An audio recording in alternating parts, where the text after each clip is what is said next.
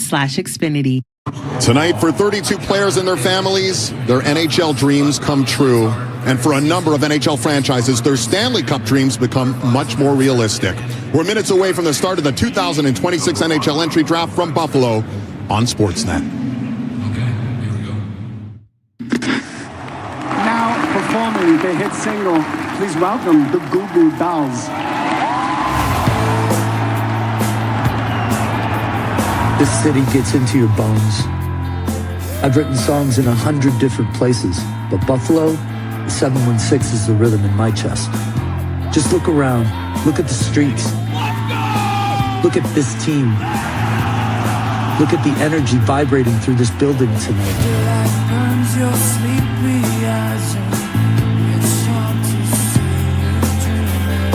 Buffalo doesn't just host an event. We give this draft a soul and a heart. This floor is where destiny gets louder, where the raw chords of a kid's dream turn into a stadium anthem.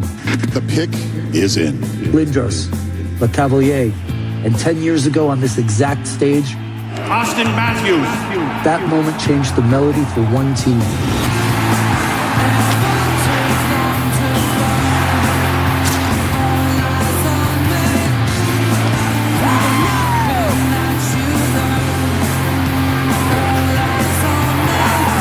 Now, a decade later, the needle drops on a brand new tune, with the entire league looking to find that magic in Buffalo again, and maybe a #1 hit of their own. McKenna, Stenberg, Reed, Verhoff. Tomorrow's headliners are riding right into the Queen City. As a musician, I know what it's like waiting in the dark for your moment in the spotlight. And as a guy who loves this city, we live for the dreamers as well as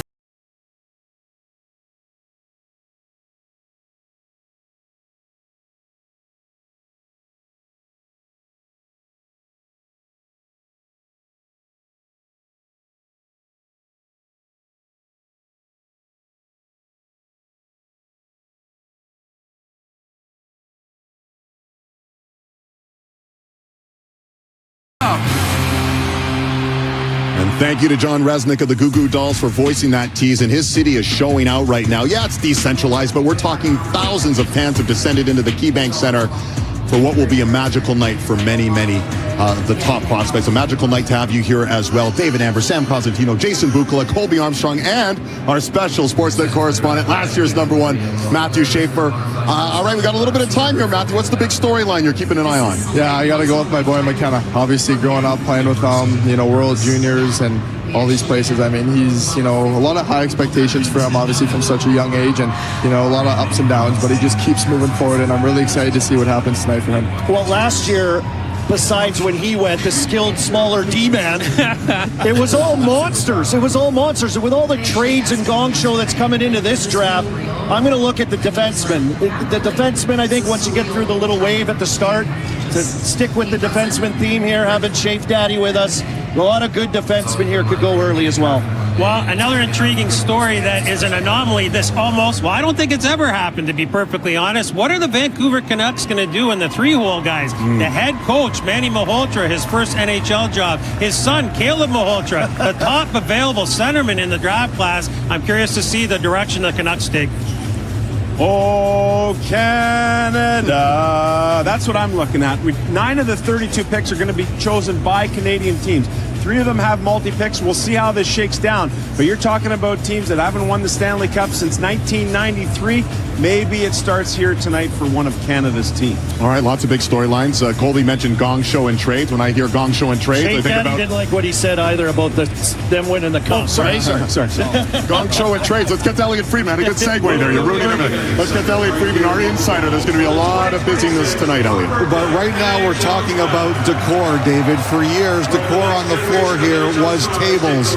Now it's couches. With a decentralized draft, what they've done is they've got couches for all the top prospects. Here's the McKenna family with their friends, their agent Pat Brisson, as they wait and see if he is the #1 pick. The other prospects are out here too. They'll go up onto the stage after they're selected. You remember the famous podium. This is Gary Bettman's podium. He will announce the picks from here. After the players are selected, they'll go to the other couches, Ailish Forfar is here doing the interviews with all the players. And then Kyle Bukauskas also roaming around the side. He will be talking to some of the family members. Steve Nash, for example, is here with the Malhotra family tonight. What an honor to see your son drafted and to talk to Kyle Bukauskas. Dave? Oh, it's going to be a lot of fun. And we're just moments away from Commissioner Bettman and the Maple Leafs on the clock. Gentlemen, how are we going to view this draft big picture here? We're talking about it being sort of Gavin McKenna's night potentially, but aside from that, you've been saying this is a very good, strong draft at the top of the draft. It sure is, and I'm going to look at it a little bit like 2008, where Stamkos went off the board first, and then we saw a run of defensemen, and it moved from there. Drew Doughty onto Bogosian, Pietrangelo, Luke Shen ends up going to Toronto at number 5. I think we're going to see that run of defensemen early here in this draft, so I'm going to liken it to 2008. Is this place electric or what? Well, we got you guys feeling it here? This is awesome. I'm feeling 2013 vibes for me, guys. That's the year that we drafted Alexander Barkov in the 2-hole, but this kid named McKinnon went number 1. 2 great choices, 2 future Stanley Cup champions. I don't think there's a top choice here that's a runaway. I think you got 2 guys that are going to be horses for their future clubs. And we are in Buffalo, and they do have a big pick that they traded for. There's been tons of questions like, are they going to keep this pick? We're hearing like Hellebuck, I'm coming in the rink. I got ushers in the arena here tonight going, what are we going to do? What are we going to do with our pick? So exciting to have it here in Buffalo with the season they had, and they have an early pick, and there's all these trade rumors happening tonight. And yes, the host team Buffalo will be on the clock at this point. They haven't made a deal. They're on the clock at number 4, but it's going to be the Toronto Maple Leafs for the 3rd time in franchise history. Selecting first overall, 1985 Wendell Clark, 2016 right here in Buffalo with Austin Matthews, and we're about to find out 2026 who the Leafs take first overall to the Commissioner, Gary Bettman.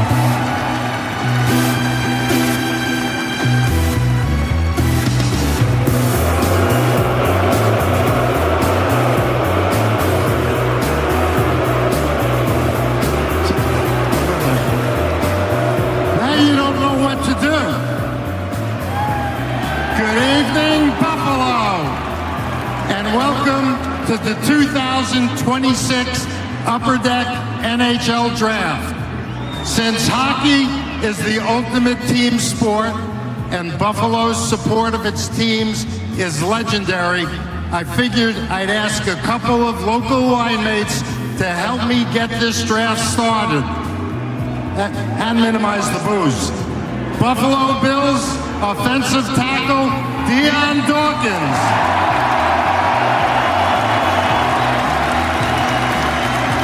And Buffalo Sabres forward, Josh Stone.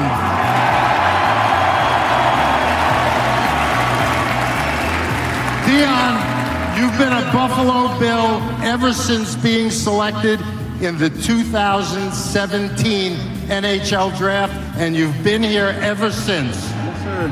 Yes, sir, man. Look, when you're a Bill or a Sabre, you don't just play your home games here, you become a part of the community. These fans adopt you, a neighbor, a brother, a son, sister. This becomes a huge family here in Buffalo. And they support you no matter what, and no matter what the weather conditions are as well. Sometimes you get rain, sometimes you get sleet, sometimes you get snow. Buffalo football fans show that every week, and the Buffalo hockey fans showed it at the first Winter Classic. Josh, you were acquired a year ago yesterday. What a difference a year makes for the Sabres. It's been a pretty good year. Yeah, as Dion said, there's nothing that compares to playing in front of these fans, running into these people at the grocery store, wherever you are, restaurants. They're always there to say hi. It's an honor to represent them every day. It was a thrill this year to get back to playoff hockey and show the NHL what a great city we are and how tremendous our fans are. And I think I can speak for all of Buffalo when I say we're honored and really excited to host our 4th draft here in Buffalo. Thank you to the Sabres organization, particularly owners Terry and Kim Pagula, and the city of Buffalo for being such welcoming hosts this week. Congratulations to all of the prospects in attendance tonight and all around the hockey world who will hear their names called this weekend. And to the parents, family members, coaches, and friends who made it possible for you to pursue your hockey dreams, congratulations. So as we all know, Buffalo is a beautiful place. We've been seeing all night. There's a lot of make-believe fans out here. We know you guys have the first overall pick. We get it, we understand. But as we also know, there is a lot of Buffalo fans in here too. Exactly, right? And as me and my dog know, and my new dog, us Buffalo fans do this and we do it well and we do it together. Hey! Hey! Let's go, Buffalo! Let's go, Buffalo! And I get the pleasure of saying this. Where else would you guys rather be than right here?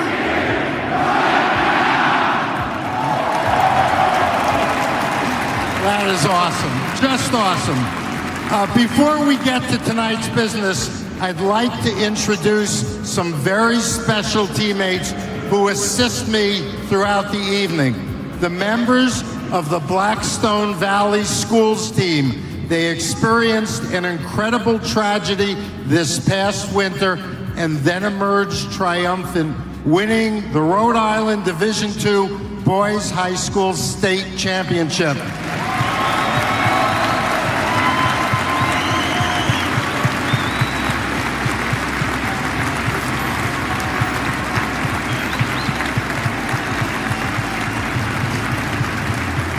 Led by their captain, Colin Dorgan, they will present NHL club sweaters to each first-round selection who takes the stage tonight.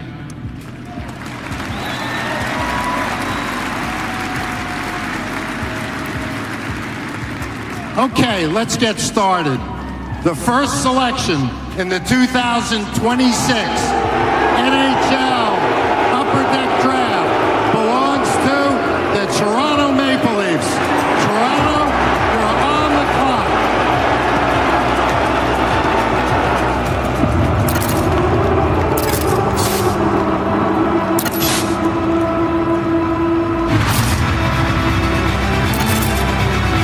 Leafs and 246 and counting. And I know Leafs fans feel hard done by in the sense it's been a long time since they've had team success, but they did get a stroke of luck at the draft lottery. They had an 8.5% chance of winning the draft lottery. They moved up from 5th to 1st.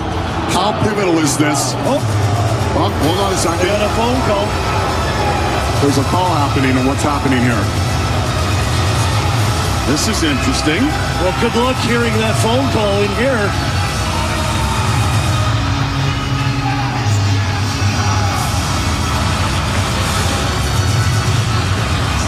So Gavin McKenna apparently taking a call. I wonder who that's from. I don't know. The tears in the eyes are starting to gather there, so.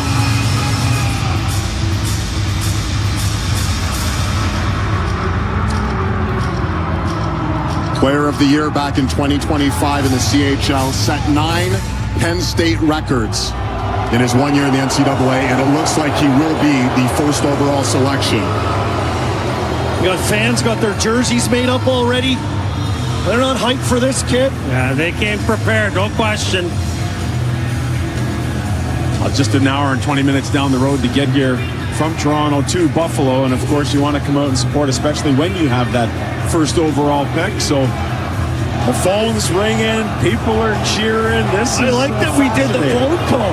I like the phone call. I don't know who it was. Listen to this building. This group of Leafs fans were getting oiled up outside in the pregame too before I saw. They're really happy about this, and it's a unique opportunity. He looks pretty shell-shocked and happy at the same time. What is that, Armin? Yeah, I would say so. Just before that little confident nod with it. I got this. And you know what? I talked to him. If you joined us in the pregame show, I had a feature with him there, talking to him about the pressure of being number one and going to Toronto, and he wants it. He wants to be that guy. He wants that opportunity. He wants to challenge himself all the time. Perfect spot. And that's a pivotal part of the equation here for the Maple Leafs, bringing someone who wants there to be the pressure on them. Here's the commissioner once again, Gary Beck.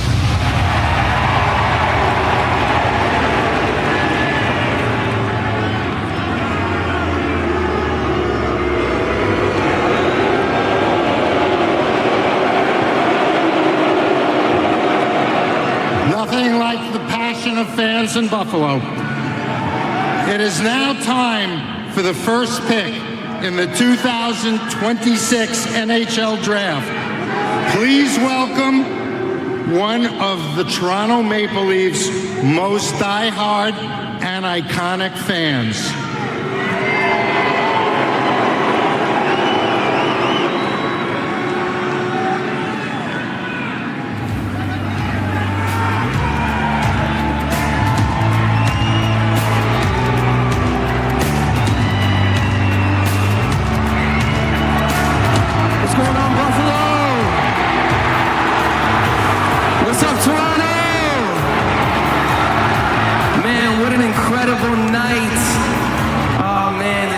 In me is ecstatic right now. I've been a Leafs fan since I was just a little boy, and these nights are so special. I'm so grateful to be here.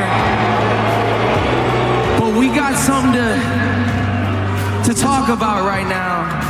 And if you follow me, what's going on, guys? How are you?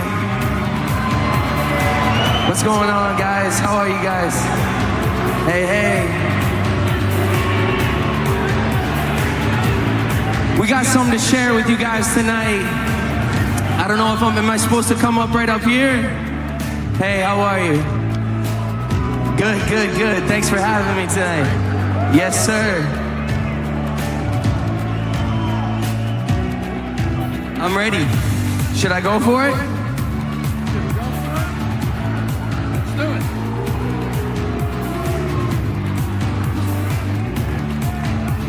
Mr. McKenna, we would like to draft you to the Toronto Maple Leafs.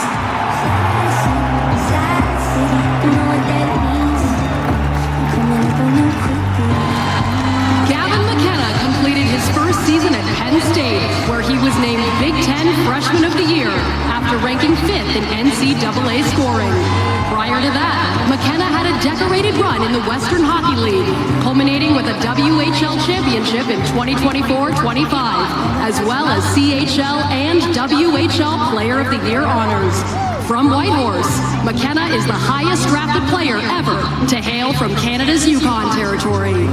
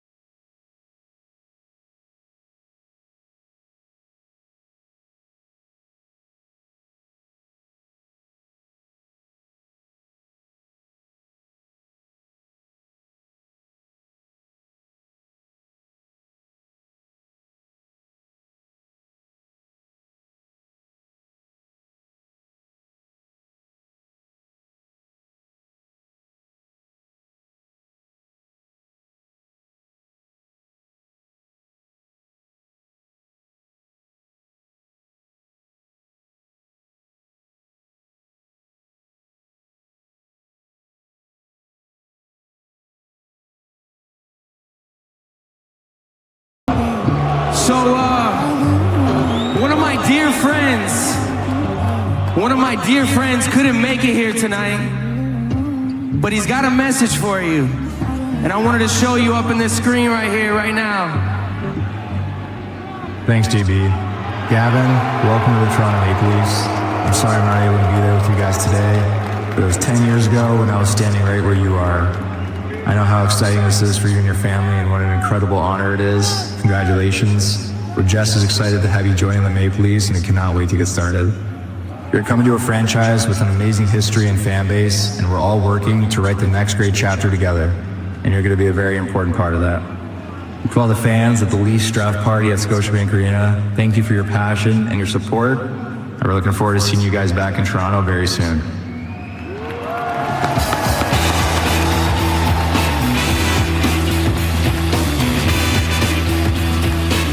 With the top pick of the first round, the Toronto Maple Leafs select Gavin McKenna.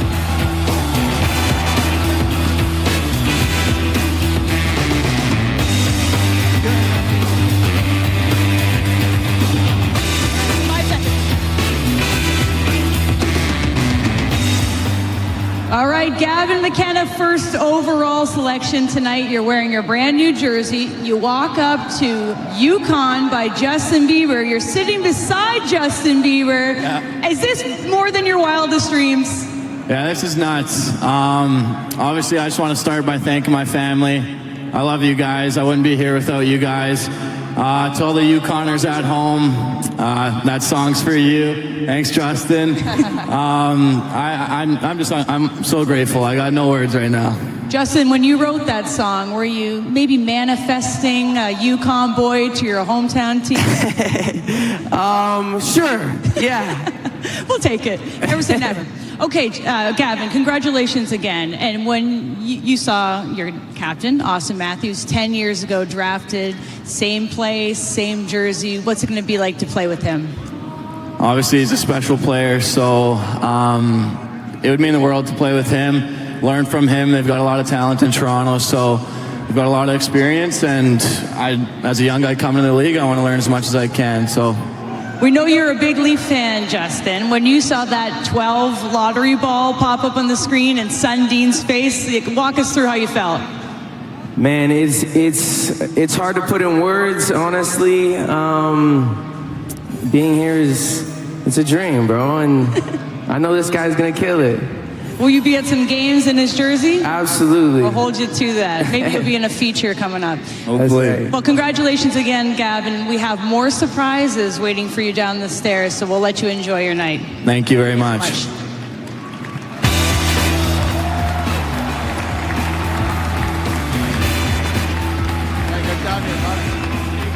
Hey, how we doing? Hey, I got a little interview for you right now. Okay. Justin, how you doing, brother? Good to see you. Okay. Mr. McKenna, as Justin was saying, how you feeling right now? Unbelievable. Obviously, worked my whole life towards this, so for it to finally be here, it's been a special moment. Yeah, I mean, honestly, this is a little bit different profession for me right now. We're usually playing together. We're usually ripping it up together and stuff. But, who are some people that you'd like to thank, just from, you growing up to, maybe your friends in Yukon to your family? Who are some people that really helped you get to this point? Well, thank you for doing such an unbelievable job.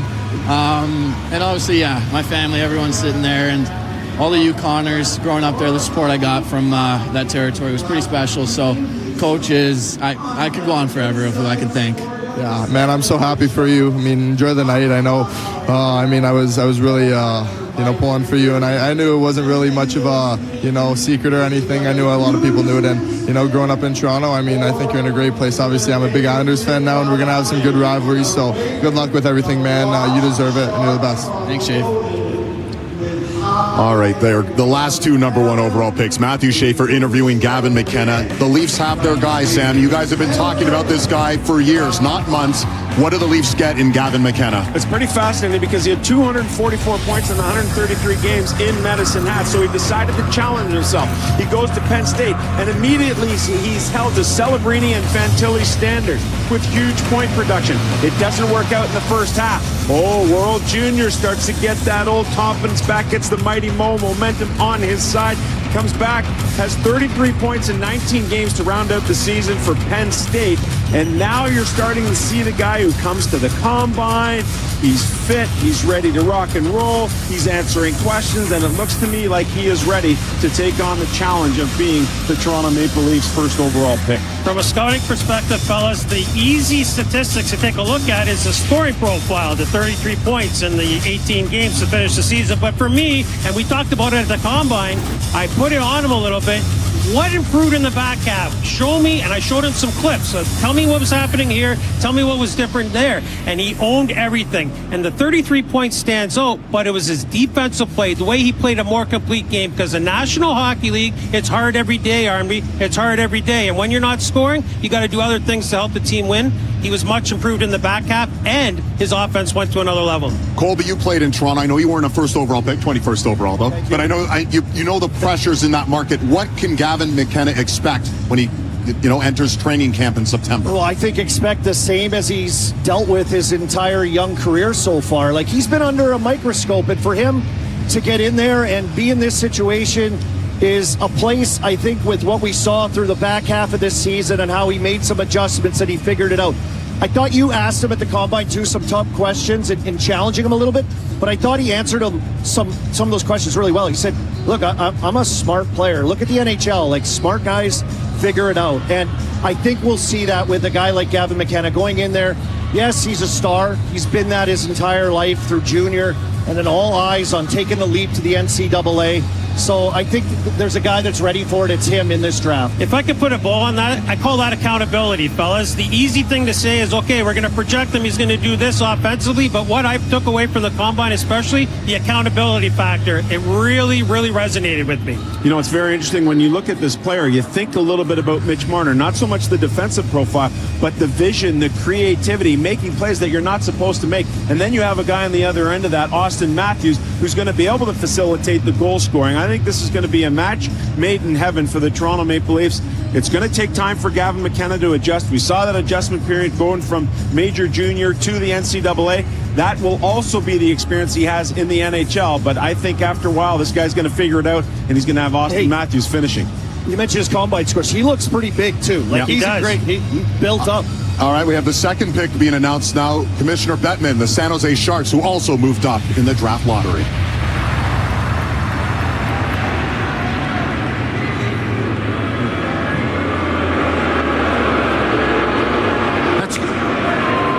I love the enthusiasm.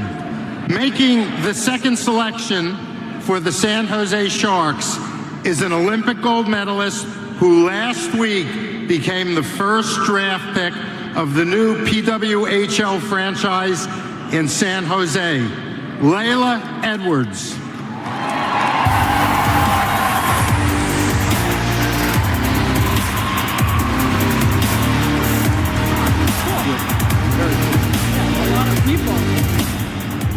All right.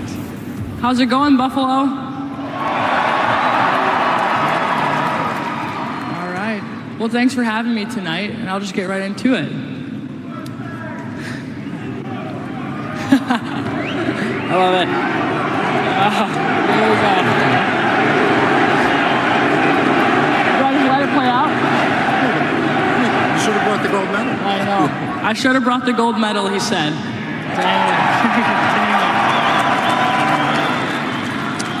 Well, with the second overall selection in the 2026 NHL Draft, the San Jose Sharks are proud to select from the Frölunda Swedish League, Ivar Stenberg.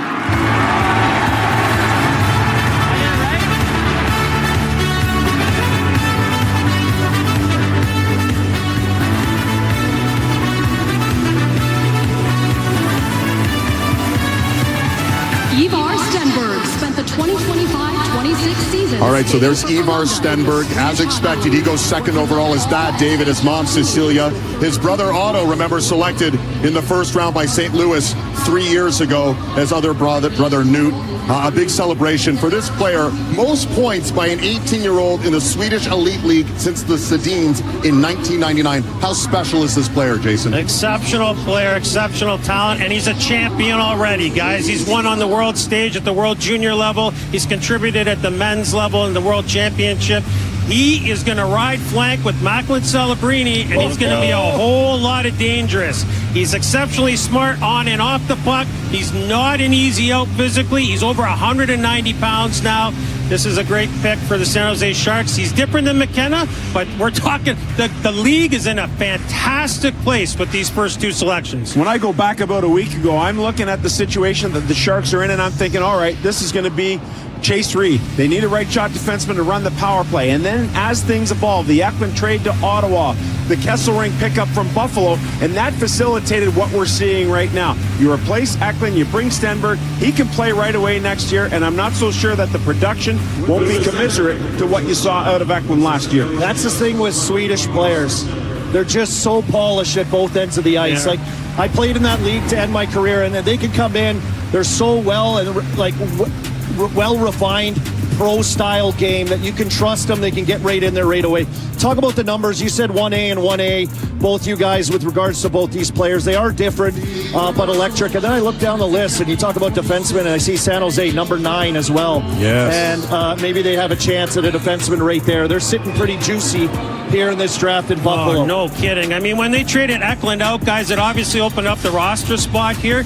You can't draft for need at number 2, right, Sammy? They can't just go to the defenseman there. You got to take the very best player available in the world after Gavin McKenna, and that's Ivor Stenberg. And he joins an elite group. Look at that list. My goodness. I mean, Hall of Famers and exceptional all-stars right there. And he joins that list as the second overall. Vancouver Canucks are on the clock. We'll get to their pick in just a matter of moments. But first, Ivar Stenberg with our A-Lish 4 farm. A-Lish. Well, congratulations. You just saw that list of elite Swedes drafted in the first round. What does it feel like to be joining that list? Super cool. I'm so thankful for my family and everything. So, yeah, super excited and thankful. And you look good in the San Jose colors. Thank you. Feels good to put the jersey on? Yeah, it was sick. One word. What's the player that San Jose is getting in you? A computer. Computer. Yeah. It's not going to be fun to play against. I don't hope so. We see. And your brother probably won't be happy to play against you, right? No, I think that's going to be fun. It would be fun. Yeah. We have a video of you learning to skate way back when, and now look at you at your NHL journey. Is it crazy to reflect on that? So crazy. I don't know. It's hard to find words. Yeah, this is so crazy. You got all night to find words. Congratulations. Appreciate your time. Thank you so much. Thanks so much. Congrats, brother. All right, what an amazing pick there in the sense of Stenberg joining Misa and Celebrini in that group. But of interest to us, the Vancouver Canucks on the clock, about a minute till we'll have the commissioner come forward. And this is where the draft gets interesting. You guys had said, all the draft experts had said, McKenna, Stenberg, it might be Stenberg, McKenna, regardless. It would be those 2 first overall. We know that. And now, just throw it in the air. What's going to happen now, Sam? Yeah, exactly right. I mean, the talk has been, and we have talked about it a lot, Caleb Malhotra is going to be that guy. But when Dad got hired, that suddenly threw a wrinkle into the mix. Do you want a kid in the room with your dad coaching? And it's all of this debate happening about whether that's the right pick. Books, I love your take on this. Tell me.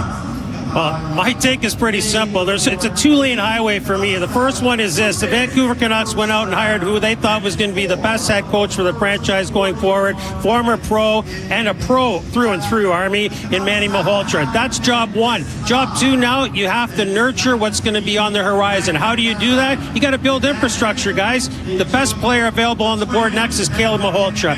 There's 2 different things here at work. There's one, the coaching side of it, and with all due respect, NHL coaches, they don't last as long as the players do with that one organization. You have to build infrastructure. You have the best player available still on the draft board. For me, this is Caleb Malhotra. I'm foaming at the mouth, but this is the way it's got to go in my estimation. Caleb looked like he was in pain there. He's like, what's happening? What's going to happen here? His dad went 7th in this arena years ago in his draft year. It'd be pretty cool to have one up on your dad. We'll see if it happens. Well, there's certainly plenty of good options, though. Yeah, there's all these great defensemen, too. There's many, many good storylines. Well, let's get to it. The Vancouver Canucks pick is in, and here is the commissioner, Mr. Bettman. Making the selection for the Vancouver Canucks is an acclaimed actress known for her fan-favorite performance as Robin on the hit series How I Met Your Mother. Please welcome Vancouver native and Canucks fan, Kobe Smulders. Hey, Canucks fans. I am so thrilled to be here. Today is an exciting step forward for our favorite team, my favorite team. With the overall 3rd pick for the 2026 pick is Caleb Malhotra. Let's go. Go Canucks, go.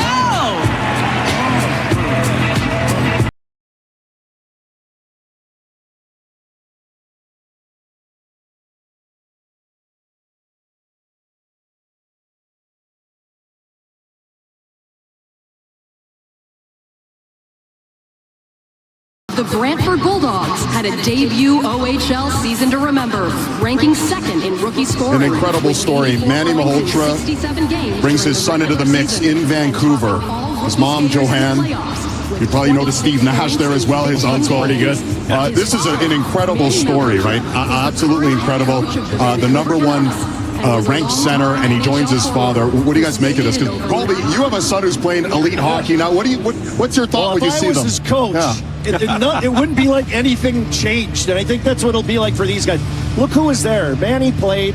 He coaches. His kid plays. There's a comfort level with that, with a father-son that played. You know the dad, but you know the coach. The game's black and white, right? You played good, you did the skill good, or you didn't.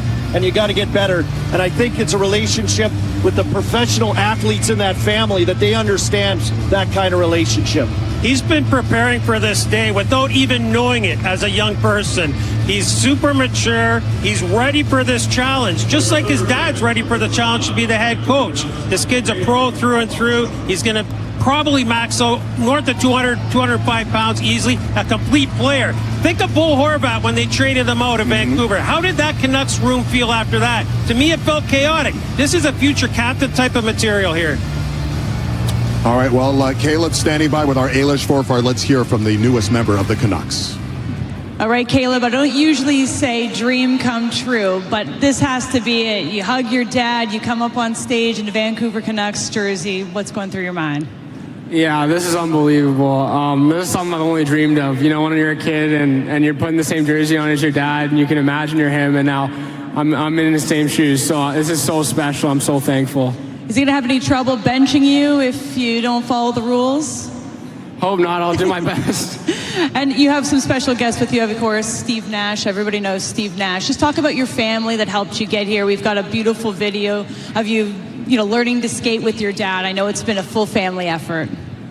Yeah, I'm so thankful for them. I wouldn't be here without each and every one of them. They're the reason I'm here, and they pushed me every step of the way, told me how to be great, told me what I need to do, and they let me work. So I'm so grateful, and they're the reason I'm here.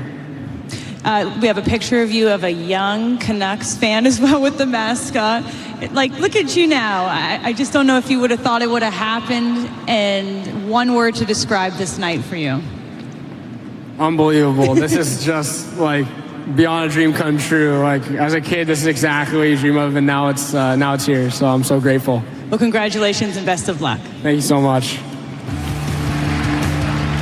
And what a season he put together. And look at the names he joins. OHL rookies in a single playoffs. He was incredible, guys, right? 26 points in 15 playoff games, 13 goals. And maybe that really cemented his spot at third overall. This was the final of a number of touch points. If I go back to his time in the BCHL in the playoffs, he puts up 17 points in 12 games. Then he has to go to Brantford. Brantford's got all kinds of first rounders. They're all at camp, so this guy says, I'm going to sneak in and take somebody's spot. He maintains a spot in the top 6 for Brantford all season long.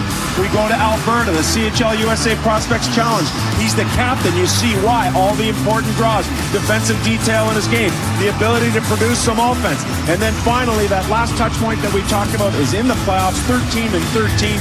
Brantford ends up losing out in the Eastern Conference semi, but Malhotra cements himself from a guy who at the start of the year wasn't even really in the first round radar, and here he is, the 3rd overall pick. Some athletes at a young age, they wait for opportunity to present itself, and then they kind of bounce. Other guys create their own opportunities to thrive, and that's Caleb Malhotra. That Brantford lineup was locked and loaded with a ton of great prospects. He took the bull by the horns and elevated his game. Incredible athleticism in that family, including his uncle Steve Nash standing by with our Kyle Bukauskas.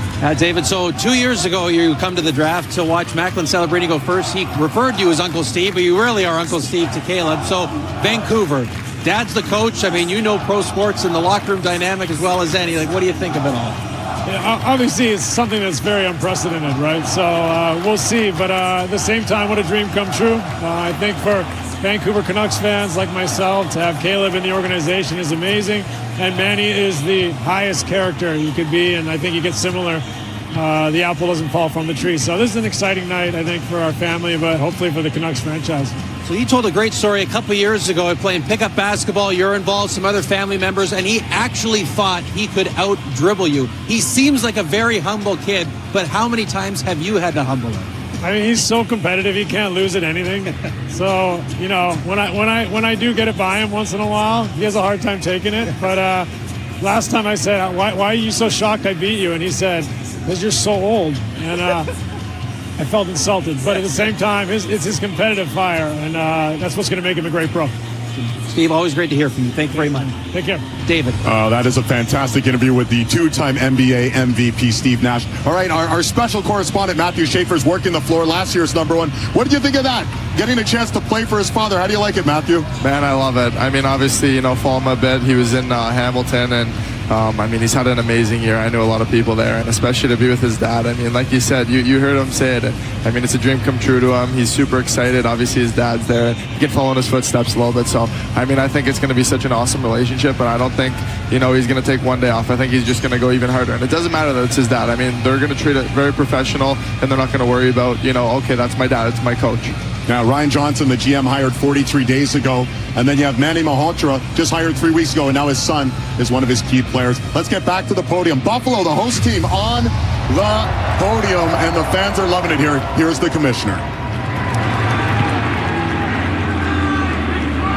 Making the selection for the Buffalo Sabres, please welcome back Dion Dawkins and Josh Stone.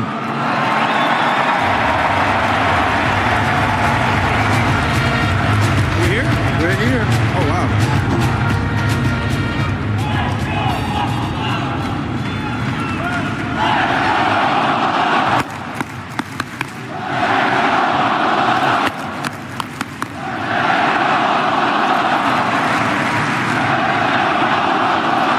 Hey, Buffalo, I think it's only right? We have a lot of unfinished business, but I get the honor to announce and bring to the stage Thurman Thomas.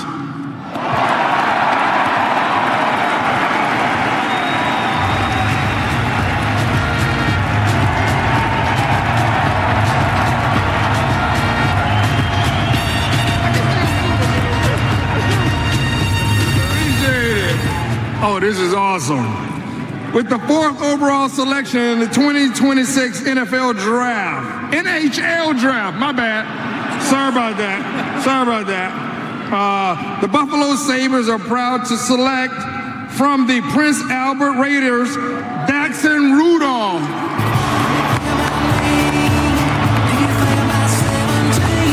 They are celebrating in Lacombe, Alberta. Mom Renee and Dad Nathan, and this is a huge moment for them as Daxon Rudolph, a big man at 6'2", 205, goes 4th overall. Remember, this was a pick that they obtained from Chicago, what was a very interesting trade earlier this week, Sam. They made 2 trades. They moved out a couple of defensemen, Kesselring first and then Bowen Byram after that, so you knew picking 4th, they were going to have the option at any one of the top D in this draft class. It expected to go 1, 2, 3 the way it did, and now you were looking at 5 good defensemen, 3 of them right shot guys. The right shot guy is always going to get the preference.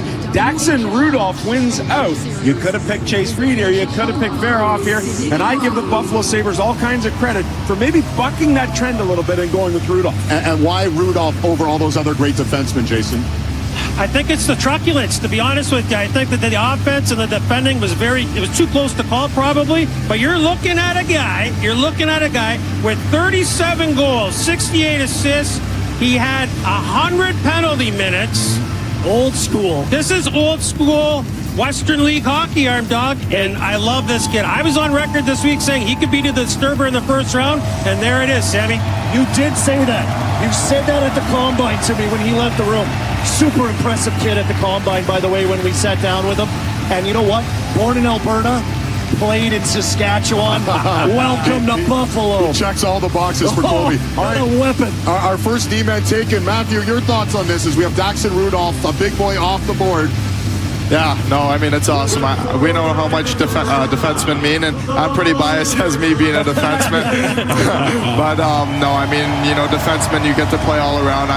From what I see, he's an all-around player. I wish I got to play with him. I never got to play with him, but the draft class for defensemen is, so high, and I think he's going to be so good in Buffalo. So it's a great pickup for Buffalo, and I think he's going to do amazing things. All right, perfect, Matthew. He's standing by with Kalish.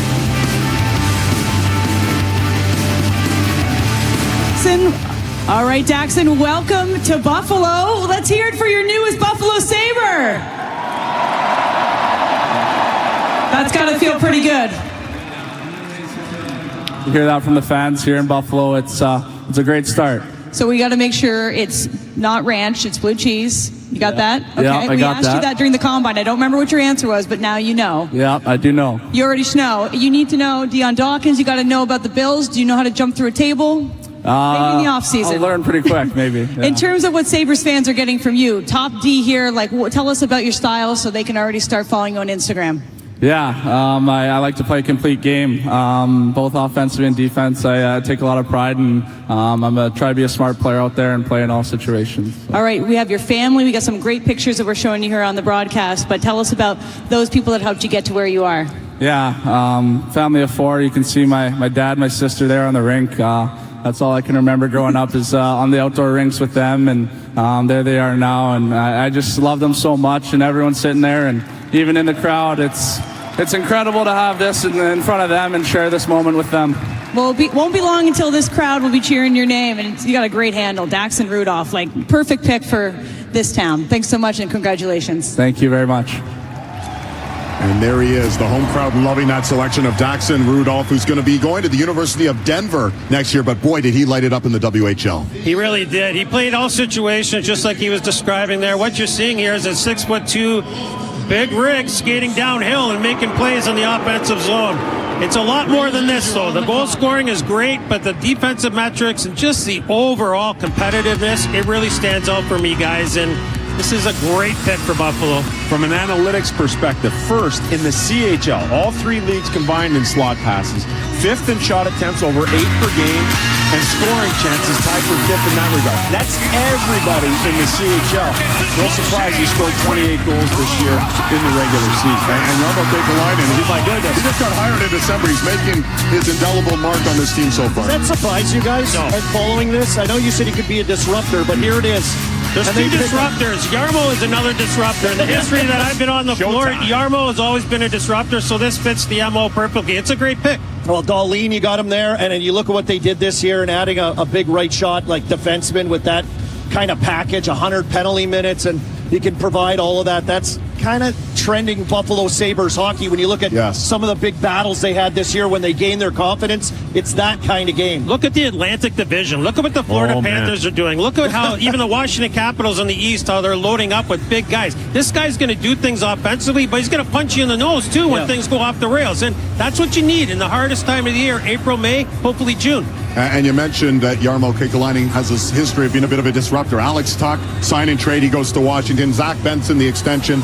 They traded for Olin Zellweger earlier today as well. So lots of movement with Buffalo, and they're not done yet. They have the number 20 pick coming up as well. But number 4 off the board, Daxon Rudolph, first member of the WHL. Last year we had 9 members of both the WHL and the OHL selected in the first round. And that means the New York Rangers are on the clock in about $1:20. You can see the clock there behind us. The Rangers also a very interesting team here because it was such a disappointing season for them. Buffalo was on the rise, and on the descent, we saw the Rangers. They're looking to change that with this 5th overall pick. I'm surprised with all the action that we've seen this week. The Rangers have been abnormally silent. They haven't really. There's been some Trocheck rumors. We've heard some stuff. Nothing really cooking. So now they'll get an opportunity to make their mark here with their pick. We're looking through that run of defensemen. You're also looking at Viggo Bjork. Is he a guy who's going to be a disruptor here?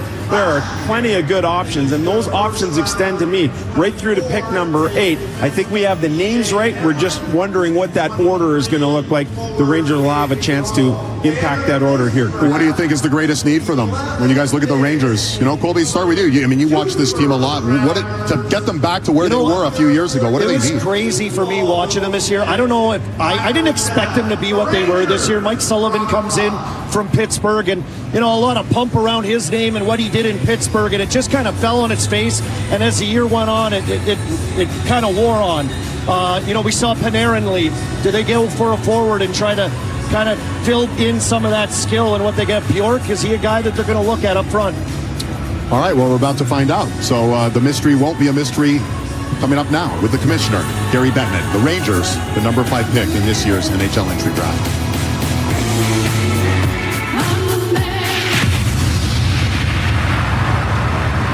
With the 5th overall selection in the 2026 NHL Draft, the New York Rangers select from Jokerit and Munchen of the Finnish and German leagues, Albert Smits.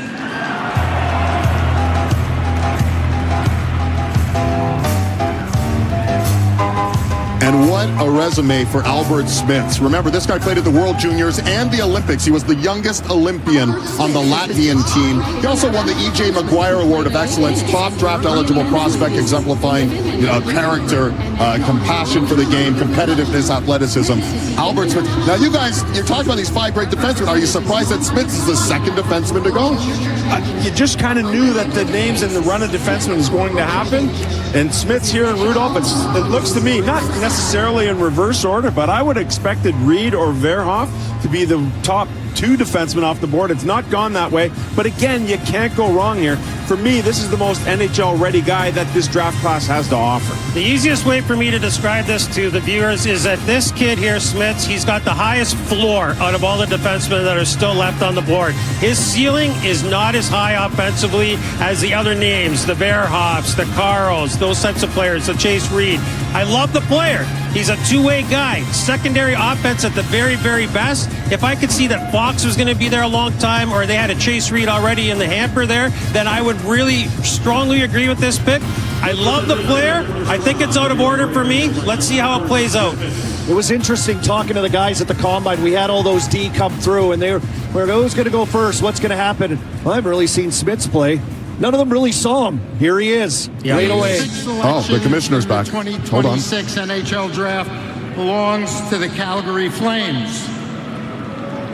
Section 301. Do you have something for us?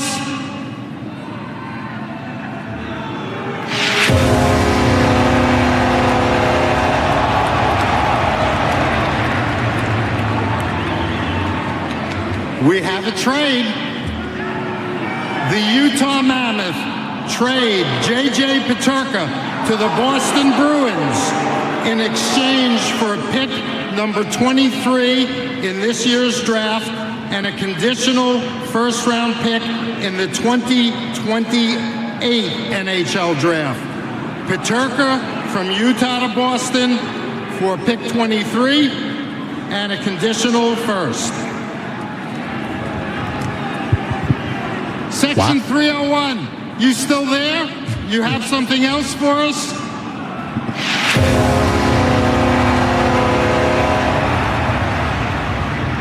Thank you, 301. The Vegas Golden Knights trade Pavel Dorofeyev to the New York Rangers in exchange for picks number 26 and 92 in this year's draft and a conditional first-round pick in the 2028 NHL Draft. Dorofeyev to the Rangers from Vegas for 26 and 92 this year and a conditional first round next year. Wow, Elliot's head's going to explode here. Pavel Dorofeyev, very talented player. He had all those power play goals during the Stanley Cup playoffs.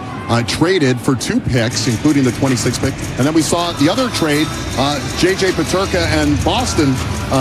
Peterka going to Boston, the 23rd overall pick, going over to Utah. What do you make of what we're seeing here? We'll get back, obviously, to the selections, but we expected a little bit of craziness, and it's coming our way. I don't know if Bill Armstrong's done yet. You look at the pick at 19 and 23, what could you package to potentially move up here? I think that is a definite move up sort of strategy that they're employing here.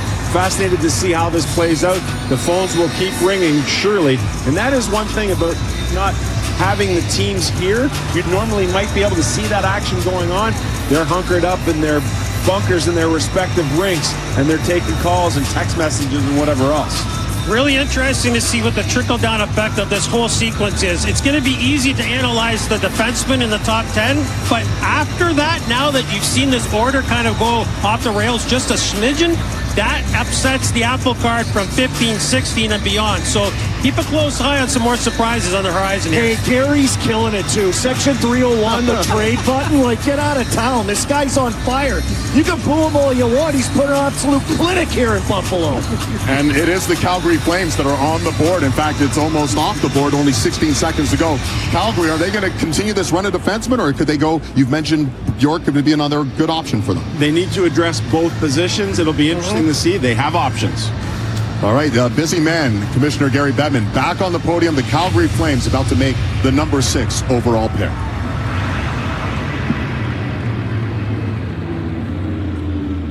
Next up for the Calgary Flames, co-captain of their 1989 Stanley Cup Championship team and a member of the Hockey Hall of Fame, please welcome Lanny McDonald.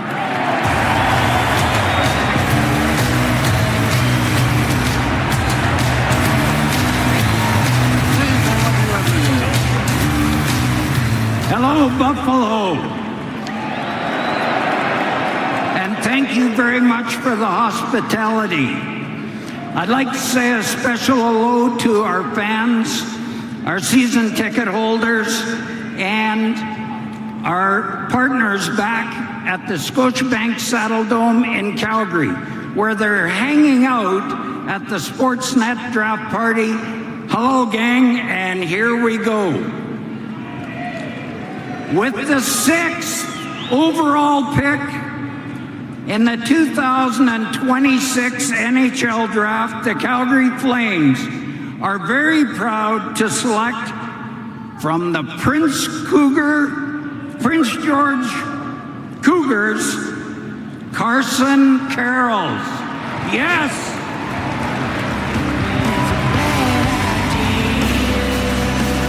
Unbelievable moment for Carson Karels.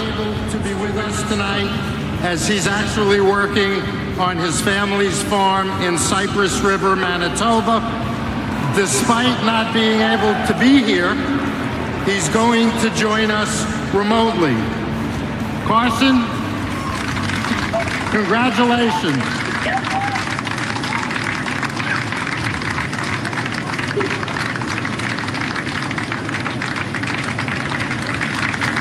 What a moment. Ryan and Stacy Karels, the cattle farmers, over 1,000 animals on the farm, and just like Brady Martin a year ago, decided to stay at home. And what a pickup for the Calgary Flames. Cypress Rivers, Manitoba. Hey, he won't have to get a new dress. He won't have to change his closet either. Heading over to Calgary. He's made for this. He's built for this. Hey, have the Calgary Flames done a nice bit of work this week on the back end? So you bring in Simon Nemec. You've got Zane Parekh in the hopper there. You got Kevin Ball in the big rig. Now you add Carson Karels to the mix here, Sammy. Two-way defenseman. He's got offense. He's got growl. He's an outstanding skater. It takes about a half a second to realize how much a transitional defenseman means to winning organizations in the NHL. This guy fits the bill. He looks to me like a future letter wearer, and he's a guy here that I think is a sheriff out there. You feel really safe when he's on the ice. And he'll be down in North Dakota playing down in North Dakota next year. He's committed to go there. All right, Matthew Schaefer, our special Sportsnet correspondent. A run of D-men here. But what do you think about this? All these D-men. Maybe you've set the table here with your success in your rookie year. Another one of my fellow D-mens. I love it. Love to see it. No, I mean, it's awesome. Obviously, you see his hockey talent, and, from me, another fellow defenseman, I mean, Calgary, I think, has a great person coming their way. I mean, obviously, he's a two-way defenseman. He plays mean, and I think what I love the most about him is I knew Gray Martin pretty well, and for him to be on the farm, there's no days off there, and they always have the farmer's strength, so there's no doubt about it. He's, working around the farm, and, those are even big workouts, too, so, I mean, I think he's going to be an awesome player and even better person. Well, there's some amazing talent joining you in the NHL in the years to come.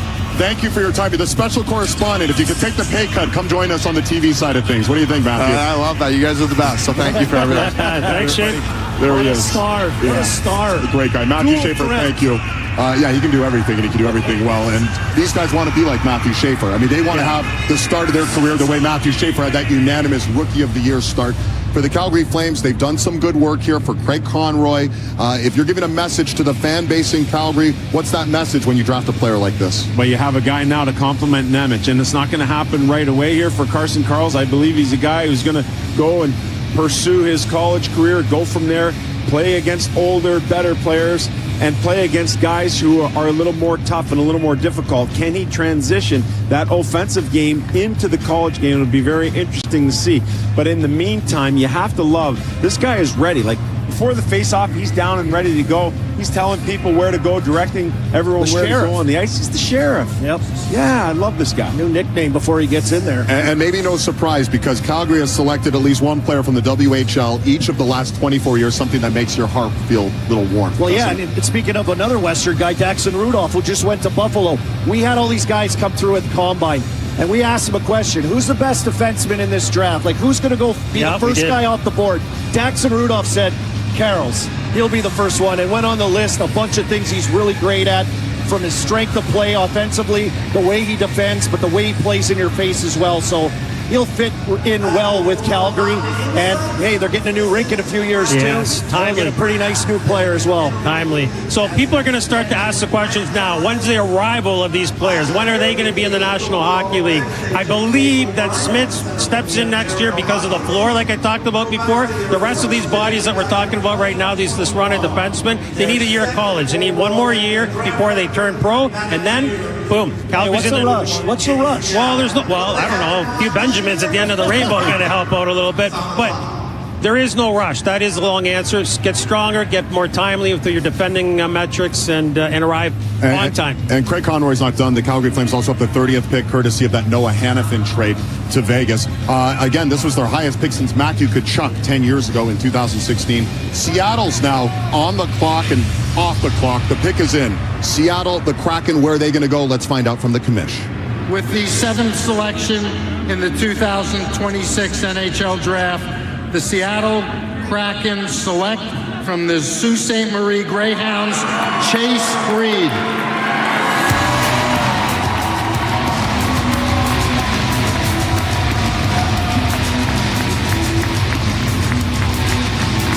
Chase Reed, his dad RJ, his mom Megan, and his brother Blake celebrating. Some tears, some hugs, and some smiles. And it's Go Blue. This is a fourth generation. I'm sorry, it's not Go Blue. Actually, Michigan State commit, I should say. The opposite of Go Blue. Yeah, there you go. Chase Reed, right-handed D-man out of the OHL. What do they get in? Because you guys had said earlier in the week that he could be the fourth defenseman off the board. Instead, he's the fourth straight defenseman off the board. Well, this is the first time that Seattle has gone defenseman with any of their first-round picks, and they make a very good choice here. This is the guy who I had as the first defenseman off the board, partially because I love the adversity in his background. USHL Waterloo, he gets cut. He goes to Bismarck in the NAHL. He puts up great points there over 10 or 12 games. Sault Ste. Marie, Kyle Raftis comes calling and says, hey, I got a spot for you here. Andrew Gibson, he just left the World Juniors. He shows up, he goes point per game, and all of a sudden you're like, oh, wow, this guy's pretty good, playing 22, 23 minutes. And then it extends into this year. World Juniors pinch hitting for Cole Hudson in the World Junior power play. This guy's brilliant. And he's standing by with our Ailish Forfar. All right, Chase, you told me at the Combine you couldn't wait to hug your family when you got drafted. So how was the hug?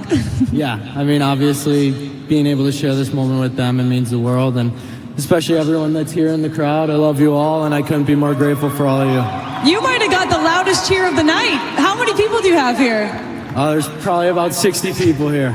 I think they're all right here. Yeah, all over I love Chase Reed's family. Yeah.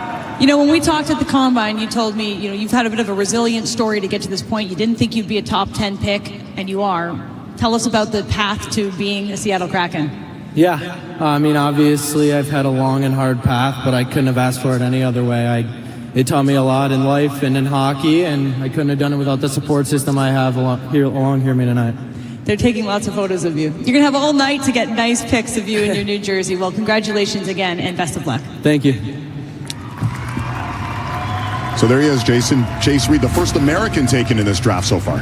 This is a fantastic story. Sammy already touched on it. What you're going to see here in the pack, guys, is an extra layer off the rush. So the breakout goes to the half wall. He joins in the middle of the ice. Deception opens up far down off the forehand side. Again, here, zone exit. How many times in the league do you see this here? That zone exit, but it goes to the flank and then something else happens, like a drop pass. Not so much there. Chase it down in the corner. make a play. Again, here we are through the neutral zone. Look at him off the puck. That's hockey sense. Give, go, look for open ice, make a play. The Seattle Kraken, besides everything that you see in that pack that is very positive offensively, they are in desperate need of a player who's had a bad day. Like bad days. I've had to persevere and work through adversity. I think that this is what makes this an even better pick for their franchise. Let's go to the floor. Kyle. Well, David, it was here in Buffalo 3 years ago that Chase Reed attended tryouts to represent the U.S. at the Five Nations tournament in Czechia. He came to that with zero expectations of making the team, more for the experience. But there you see Dad RJ on the left, who said one of his favorite memories of Chase growing up was the look on his face that weekend when he found out he had made the team, how emotional he was. It's another step in believing he could be considered among the best. More great memories in Buffalo for Reed and his family here tonight as he joins the Seattle Kraken, Dave. All right, so the Seattle Kraken, it's been a rough week. Jason Robertson didn't want to go there, but Chase Reed looked more than happy to be joining the Kraken as the number 7 pick, and that means the Winnipeg Jets at number 8 are on the board. We've seen this great run of defensemen now. What have we seen? 4 defensemen in a row. Is it going to keep going, or is something going to shake things up here for the Jets? Yeah, and again, there's great optionality here for the Winnipeg Jets. There's been a lot of talk about maybe they were going to acquire the 4 pick. Is Hellebuck, is he on the way out of town? The strict focus and the strict business right now for the Winnipeg Jets is right in front of them with this pick. And there's still so many good players available in this spot that they're going to be able to hit a home run whichever way they go. One thing I'm looking for with the Jets here, it's not going to be about size. It's what this is going to be, this pick. They need to get quicker as a team. They need to start to get faster, play faster, bring that whole organization up to another level of speed. Skill, speed, hockey IQ, and you know what else? Bleed Winnipeg Jet blue and white. Be a Winnipeg Jet and buy in. So it's curious to see where this goes. Maybe Carroll's got away from him, right? LaFarge. Could have been, yeah. I'm sure they were looking to draft. Boy, what are you going to do with D? Who's there? Verhoff, another guy out of the West that played out there. Last year with the Boumedian first-round pick, defenseman as well. So curious to see as a Winnipeg Jets alumni by way of Atlanta. Oh my gosh, really? I'm very curious who they take here. Well, David. Kevin Cheveldayoff, this is his 15th year, longest tenured general manager, next to Doug Armstrong, who's retiring this year. So the pick is in. Let's hear from the commissioner. In the 2026 NHL Draft, the Winnipeg Jets select from your garden, Vigo Bjork.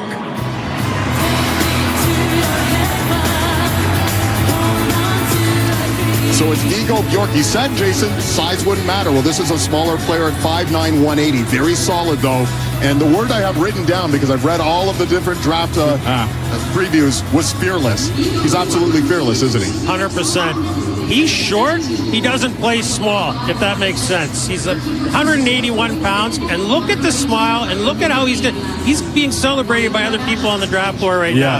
This kid can play the middle, he can play the wing, he can play the bumper on the power play, he can play the flank, he can kill penalties, he gets up ice as F1, he's going to be a disturbance to create turnovers. There's so much to like about him, and you know what I like about him even more, boys, from meeting him and really spending time with him at the Combine? That personality lights up a room. This kid, he's something special. There's something about this guy. This is an elite pick for the Winnipeg Jets. I definitely know Mark Hilliard's dancing a jig right now in their war room. Talk about that personality piece and the character piece. Like, this guy's going to walk in there and he is going to be super proud to be wearing that jersey, and he's going to do whatever it takes. The lasting impression, yes, the Combine, but previous to that, 6 points in 8 games as the youngest Swede ever to dress at the Men's Worlds. This guy is elite. He did not look out of place, not one bit, at the Men's World Championships playing on their top line. And his dad, Jesper, played pro hockey. His brother, Wilson, drafted in the 5th round by Vancouver. So it's in his blood there, clearly, and will be, as you guys said, a key to this is a guy who just goes with that competitive level, dynamic. And that was the word I think you used, Sam, that they need to get a bit more dynamic. Well, I think we saw him, too. Like, we saw in the playoffs, Stankoven, Blake. You look at those guys that won the Cup. Not the biggest guys compete. Seth Jarvis. Yeah. Jarvis. Jesper and Keena, his parents are so proud. Let's send it down to Ailish. Vigo, we're watching your family on the screen here, and they're emotional. Were you surprised? Yeah, usually don't see that emotional, but yeah, it's been a lot of fun, and I love you guys, so thanks for the help. Oh, you called him out. Now he's shy. Well, congratulations. You're the newest Winnipeg Jet. Tell us about your game style, because our scouting department loves you. They said this guy's a dog. Yeah, I mean, I try to work hard. Maybe not the biggest guy, but try to play big. Yeah, just go out there and have fun.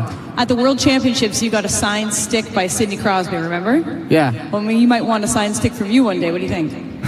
Probably not, but it was, crazy to get a stick from him. Yeah, we'll be playing against him, so that'll be pretty fun. Yeah. Well, congratulations again, and have the best night tonight with your family. Thank you so much. Thank you. So, Ailish, we had two-time Grammy winner Justin Bieber kick off the draft tonight. Viggo Bjork has family ties to musical excellence as well. His aunt is Charlotte Perrelli, a central figure in Scandinavian pop music for decades. She brought Sweden the prestigious Eurovision title back in '99. Viggo lit up when our crew asked about her at the Combine. Perrelli remains one of the faces of entertainment back in Sweden, has released 12 studio albums over her career. Bjork is one of the faces of the next wave of Swedish hockey excellence to reach the NHL. David. Oh, I love that story, Kyle. So many different background stories from these players. But you guys have been, I went to dinner with you guys last night, and you had nothing but effusive praise for Bjork. You actually said you hope he ended up in a Canadian market. I think you were hoping maybe even Calgary at 6, right? Here he is in Winnipeg. How could he change the complexion of that Jets team? Well, Boog's talked a little bit about it. It's the speed, but for me, it's the compete. It doesn't matter what size you are. He's not afraid to go to any area on the ice. This guy's a really good playmaker. He anticipates well. The hockey IQ. You see him. How many breakaways did he have? We were watching him at the World Juniors. I think he has 4 in one game. And not by cheating. No. Just by anticipating the play, being really smart. It wasn't his best game, but we're gonna forget about that. And listen, it's the Jets' highest selection since they took Patrick Laine 10 years ago right here in Buffalo. So it's been a long time since they've had a top 10 pick. They're pretty excited about this guy. So when you see a 5'9" forward grab a puck on the flank, DA, and then jump to the middle of the ice, it tells you that he's fearless. Middle lane, net drive. You're going to see him on the faceoff dot here as well. This is at the World Championships against men, fellas. Yeah, the Worlds. Off puck play, bumper, no problem. He's just versatile, Army. Yeah, and how do you not love this? I talked about Swedish players, how they have the ability to do this stuff, and you know, for a guy that's going to go in with a simplistic fan base, really like that blue collar style, doesn't that fit with his skill set and the way he plays as well? It's perfect for them, and they get a really good young player that has that hunger, compete level style that I think will bring fans in. Winnipeg, you're going to have a guy you're going to want to cheer for it. He's got a heck of a name too, boys. Just to Bjork, get out of town. Just to put a bow on this as well, at the end of the season, he had a choice to go right to the U18 World Hockey Championships with obviously the national team, but he chose to stay back and play J20 playoffs with his Djurgården team because he wanted to finish off what they started there. There was unfinished business. He reeled off 20 points in 9 games on the way to a championship at the J20. That tells you what kind of character he has. Yes, gotta love it. Yeah, and that brings us to San Jose. They're going to be back on the board, and it's a busy night for Mike Greer, and maybe we're not that surprised. Ivar Stenberg going 2nd overall, adding to Misa and Celebrini and all the great young talent, Sam Dickinson, Will Smith, etc. And remember, this was the hot potato pick, the number 9 pick. It went from Florida to Chicago, back to Florida to Ottawa, and it finally landed in that man's hands at the end of the table, San Jose. Everybody's talking about San Jose. If there's a player up for anything, it's like, oh, San Jose, you should go to San Jose. They're going to ride. Get the lottery tickets, boys. Yep. Oh, wait a sec. They won. So Stenberg at number 2, and now Keaton Veer, now the pick's coming in at number 9, and we wait to see who will be taken. Making the selection for the San Jose Sharks, please welcome back Layla Edwards.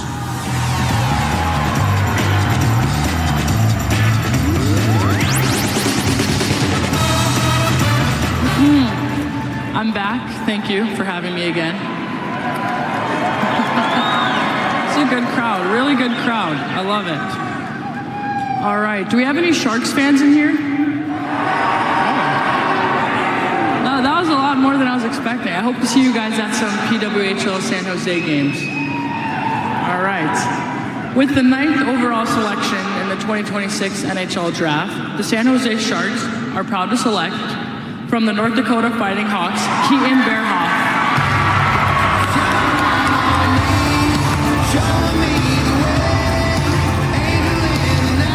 And there's Keaton Bearhoff with his mom, McEwen, his dad, Ryan.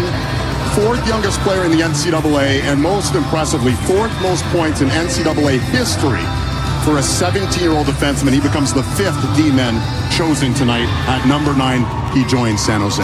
They can leave. They can leave the building right now. Like Stenberg and Verhoff. Are you kidding me? Are you kidding me? Celebrini pick him up in his jet. Put the ski mask on, Mike Greer. Because you got a couple of steals right here. When I'm talking about Keaton Verhoff, he walked into the combine and he had a chip on his shoulder.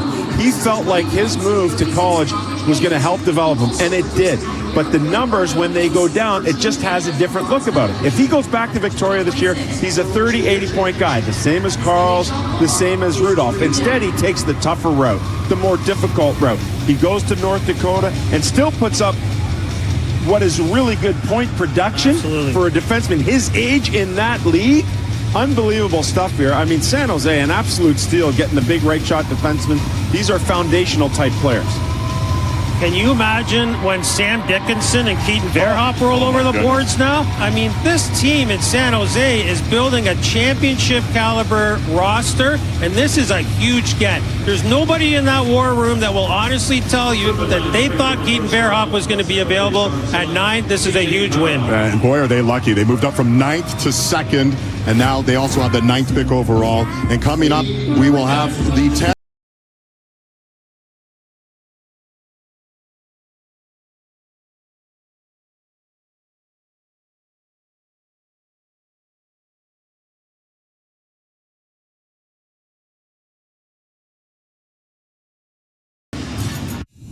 Go on and off the ice with the top prospects in this year's NHL Draft on Welcome to the NHL, presented by Body Armor. Watch now on YouTube. I used to struggle with dandruff, but now I use Head & Shoulders every wash because the active ingredient in Head & Shoulders stops flakes where they start, leaving your scalp feeling healthy and flake-free. From the #1 anti-dandruff shampoo in Canada, Head & Shoulders.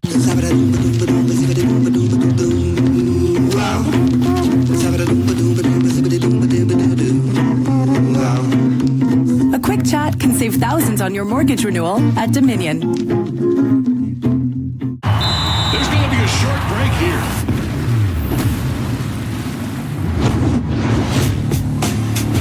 Players are having their last top-up. Dude. The Hillman's Meal Break. Up your break game. KFC's Global Dippin' Feast is here.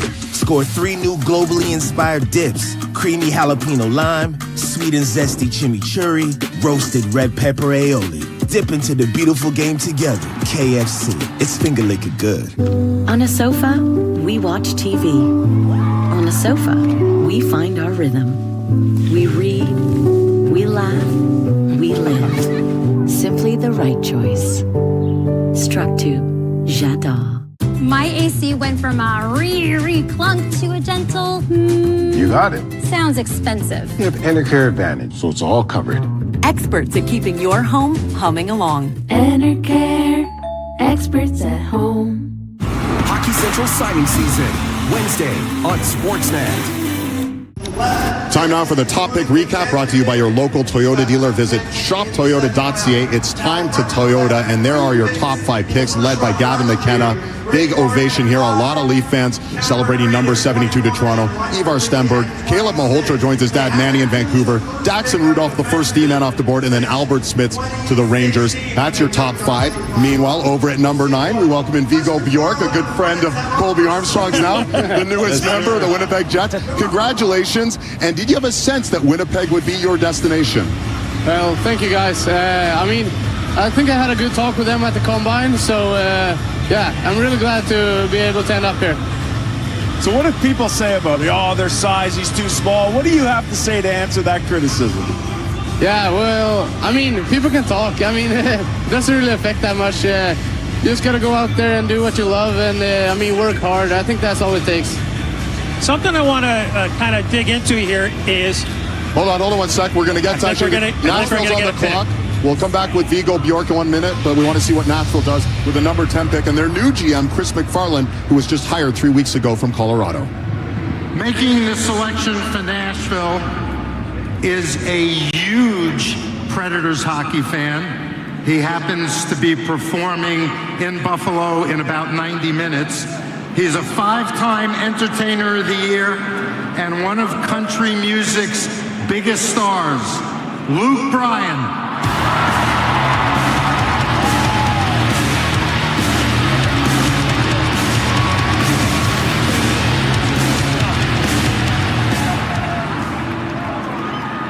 How we doing, Buffalo?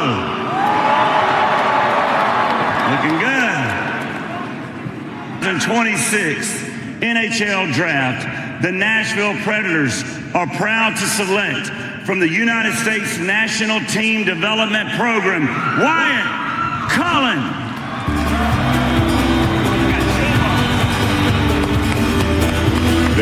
There's Wyatt Cullen. You might recognize his dad, Matt Cullen, a 3-time Stanley Cup champ, and his mom, Bridget. His 2 brothers, they're all taking in the moment as he goes 10th overall from the U.S. NTDP. Turned 18 back in September, and a lot of offensive talent there, and they get with the number 10 selection.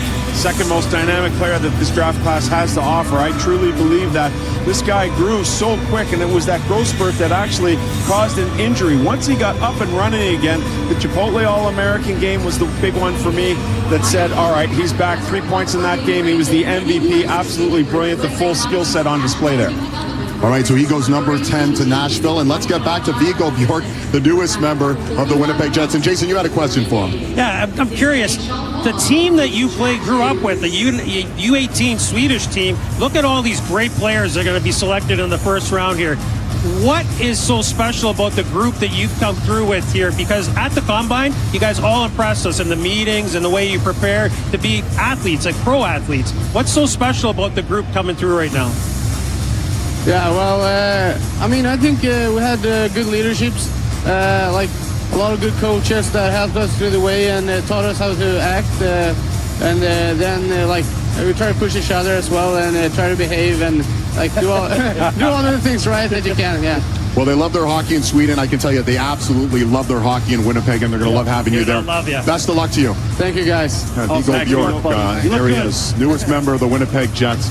As we're seeing some forwards coming off the board there. We saw Viggo Bjork go off, Keaton Veer off, Wyatt Cullen, the latest pick at number 10 to Nashville, and now St. Louis, they're going to be on the clock, and they have a number of picks. It's going to be a busy night for Doug Armstrong, who's actually turning over his tenure as the GM and handing it over to Alex Steen, and they have just a number of picks. Getting the jersey ready. You got to love it. I have to say, Colby, they've done a good job. They're bringing out Justin Bieber, Luke Bryan, members of the Buffalo Bills, including Thurman Thomas.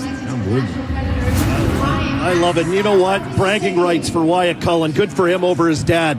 Dad, 35th overall in 96. Haha, Dad. I got you. Now he's got a challenge to meet his career that his dad had. With all due respect, the U.S. National Team Development Program this year, they weren't as electric offensively as they have been in the years gone by. And what did that mean? They needed this kid to carry the mail offensively. And boy, did he ever do a job. That's him in Slovakia at the U18 Worlds. I'll tell you, fellas, on the half wall, and when he starts dusting the pillow, he's got a little Patty Kane in him. He's got that swagger with the puck on his stick. So this kid's an elite talent. Great pick for the Nashville Predators. And they're going to love him down there for sure. And a huge growth spurt. You were talking about this yesterday. You were saying, you know, he grew, 5 inches and 40 pounds or something in the last 2 years? Oh, it's crazy. Like, he walked into the program in the 17-year-old year. He was 5'6", about $150. I mean, he could play hide and go seek with a lamppost, this guy. He was just tiny. But then the growth spurt occurs, the injury occurs.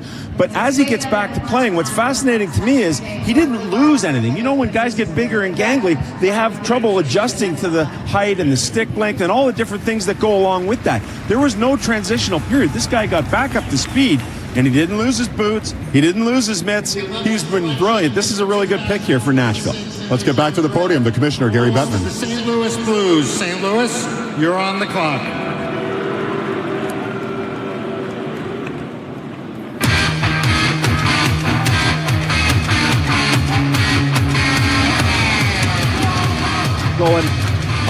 You know, I'm in Pittsburgh, right? Matt Cullen in Pittsburgh. Couple cups there, good career. This was at the end of his career. His kids grew up at the Penguins practice rink in Cranberry while he was there. Skated every day, in and around the team. Hey, Sid, how do you take your stick? You think that's any good? Look at this. This is a different life, right? And There's more of them coming up. There's more. Yeah. Stay tuned, NHL fans, in the draft for the Cullen boys. But pretty amazing to see, a life in hockey. We see the Tkachuk brothers, right, growing up in and around the locker rooms like that. Wyatt Cullen's a similar kid that had those same experiences in and around the game, in and around the NHL. He's going to the University of Minnesota. I think it's going to be 1 year and out after that. Just more strength to that frame, Sammy, as you were discussing, and he's going to be ready to go. All right, so Nashville has their only selection. St. Louis has the most selections of any club, 11, 15, 16, and 29 by virtue of trading Justin Falk, Jordan Kyrou earlier this week, and Braden Shen. So it's going to be a busy afternoon and evening for the St. Louis Brass.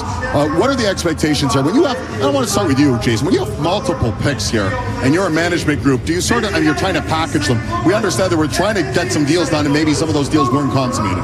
Yeah, so when you get into this situation here and you've got 4 picks, it's in the first round, but really, guys, we're talking from 11 to 32. So that condenses the size of your player pool, if you will. What does that mean? It means that right now at 11, since you weren't able to make a trade, a hockey trade, you're going to go on and draft the best available player, period. Best available player, and then you're going to reset and strategize after that with the rest of your volume. All right, so a busy day and night for the St. Louis Blues, and they're on the podium. Commissioner Bettman has the pick.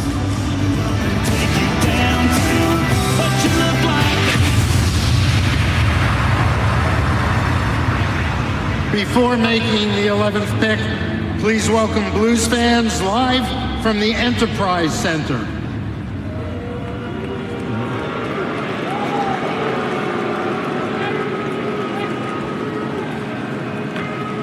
Well, at least it worked that time. With the 11th overall selection in the 2026 NHL Draft, the St. Louis Blues select from Boston University, Tynan Lawrence.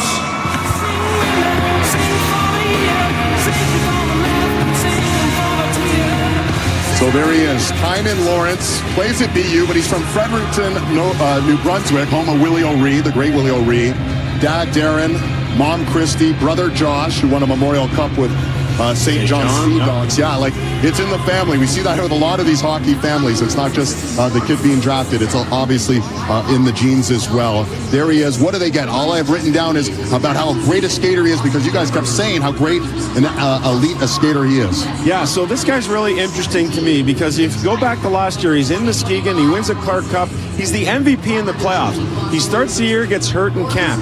He's hanging around Muskegon, he gets back in fits and spurts, but he's not up to full speed until about the end of November. And he starts getting rolling a little bit. And then I think what happened was he's looking around at Verhoff, he's looking around McKenna, and he's saying, I should be squarely in this group. You know what? I'm going to go try the college route. He goes to BU.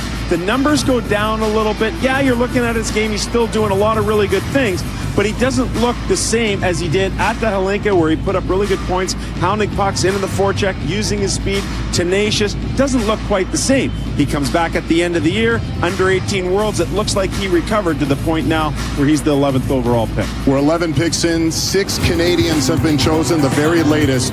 Tynan Lawrence, and yes, the NHL prospects are now NHL players. Much more coming up from Buffalo.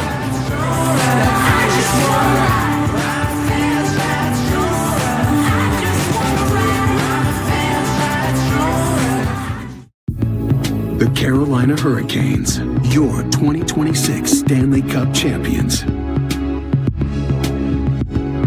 The official collection, available now at NHL Shop, a Fanatics experience. It's Dollar Drink Summer at McDonald's. Get a small fountain drink or a small iced coffee for just $1 each plus tax. All summer long. Dollar Drink Summer, only at McDonald's. The Chevrolet Bolt is back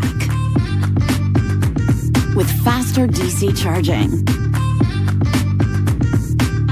and huge tech upgrades and range to keep you going. Oh yeah, the Bolt is so back. Starting from $35,123 cash purchase price for eligible customers, the Bolt LT is Canada's lowest cash purchase price for an EV that has over 400 kilometers of estimated range. My first day of Fiji and I lose my Old Spice Fiji? And it was so gentle on my skin too. Son, that's mine. Give it here. Bye-bye. Isn't it nice when things are as good as gold? You know, when your fave spot is always nice. And your usual? Perfect. Dating matches always match there. Oh, hello. And all your friends arrived right on. As for your investments, imagine if everything was as good as gold. Busy night so far for the Canadian teams and the Canadian hockey fans. It all started with Gavin McKenna, first overall to the Leafs. Caleb Malhotra, third overall. Carson Carl, sixth overall to Calgary. And then Viggo Bjork, who was just on the set with us. And that is a recap of the Canadian teams brought to you by your local Toyota dealer. Visit shoptoyota.ca. It is time to Toyota. Let's get you back on the floor. Ailish Forfar. All right, congratulations, Tynan. What's going on the East Coast? I hear the party's pretty loud from all the way over here. Yeah, I can only imagine, seeing all those group of guys back there all supporting me. So it's, I'm sure my phone's blowing up right now, but I'm super excited to get back and see them. We'll get you back to your phone in a minute. East Coast boy, you grew up a Sidney Crosby fan. We've got this really cool picture we'll show on Sportsnet of you. Oh, look how cute you were. I know you're not playing with the Penguins, but it's a dream come true nonetheless. Yeah, exactly. Yeah, those are two great pictures. My two best friends, Matt and Carson from back home, and then my brother and sister in the picture before. So they're my brother and sister are here, and then my two best buddies are back home supporting me. So it's pretty close. That's amazing. Did you know you were going to get drafted? Were you waiting anxiously? What was the feeling? A little bit anxious. A new area, but not St. Louis now. So I'm pretty excited though to get started. Congratulations and best of luck. Thank you. Thank you. Thank you so much. All right, it's the New Jersey Devils' only pick, and Sonny Mehta, hired in April. Here he is, the analytics guru that helped Florida to those back-to-back championships as an assistant GM. He has the big spot here in the big chair as they're about to make their first and only selection. Actually, they do have another selection because virtue of those trades that we heard earlier tonight. And it's number 12, and on the mic is going to be Gary Bettman with their pick.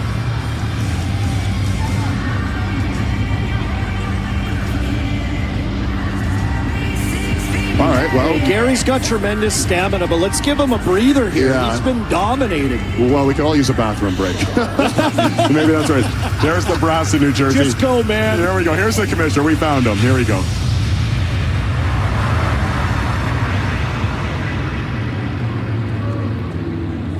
With the 12th selection in the 2026 NHL Draft, the New Jersey Devils select from Obrero in Sweden, Alexander Command.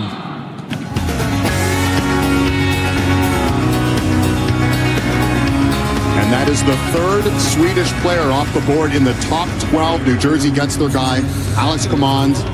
And Jason, you said you loved his combine interview. Don't get it going. He's got a little Beckett Seneca going. Did you see him when he got picked? Yeah, He's like, oh my God, yeah. Listen, what an interview this kid was at the Combine. We looked him in the eyes and, first of all, let's give a little background. He gets cut from the U18 team in Sweden last summer. Instead of putting his tail between his legs and sulking about it, he rises. He rises and he keeps rising right till the end of the year. He's the top centerman on the U18 team by the end of the year. He looked at us. This kid's ultra competitive. He's a two-way guy, secondary, better than secondary offense, but he can be used in all situations. He's a hard out physically.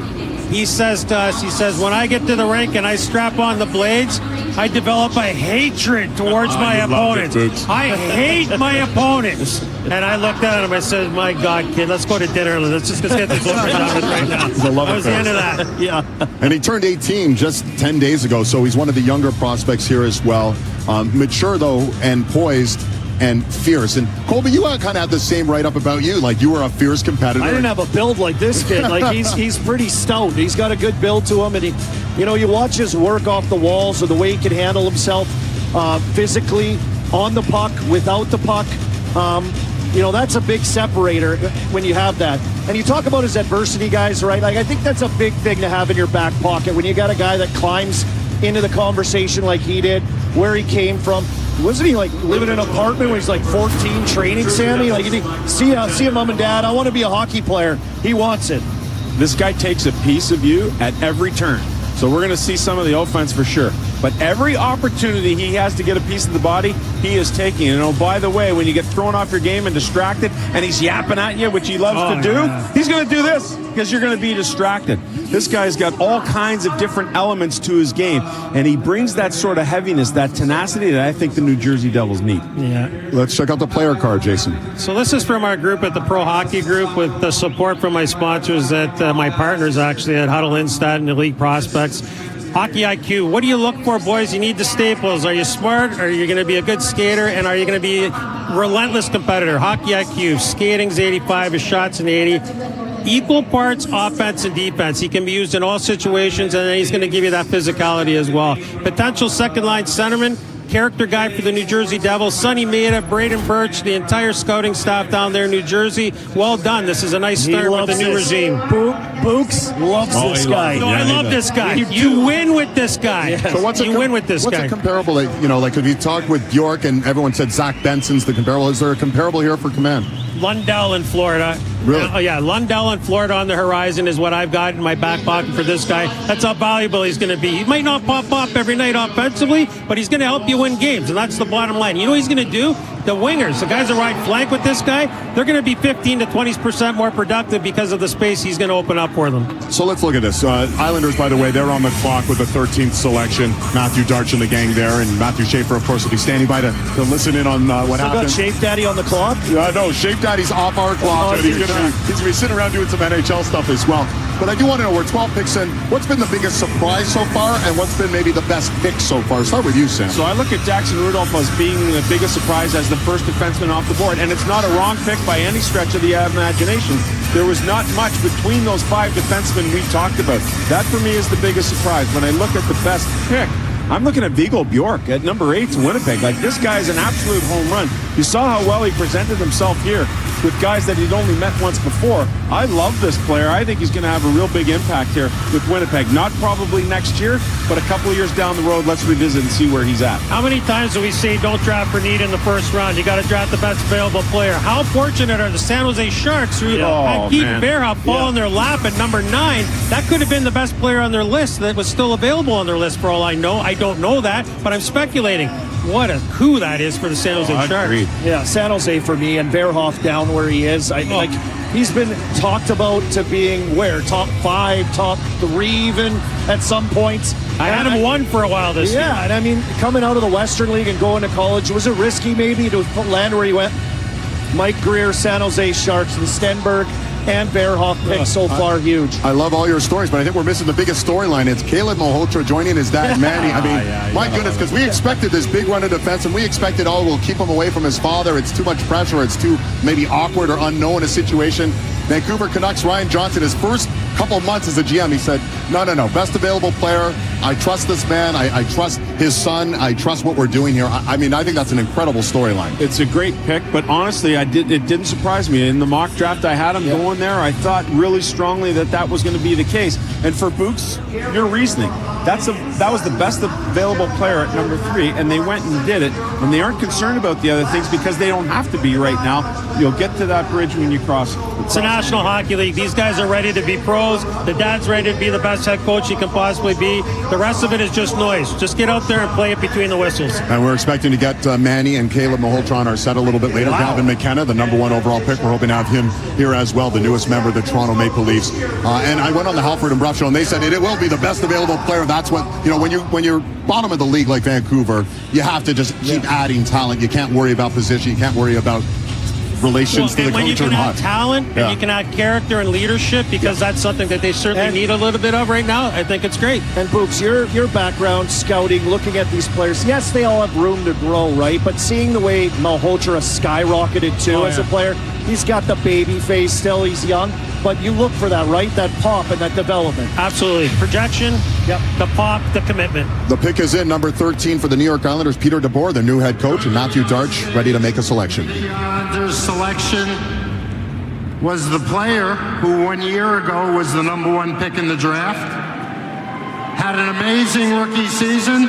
and was the recipient of the Calder, Matthew Schaefer.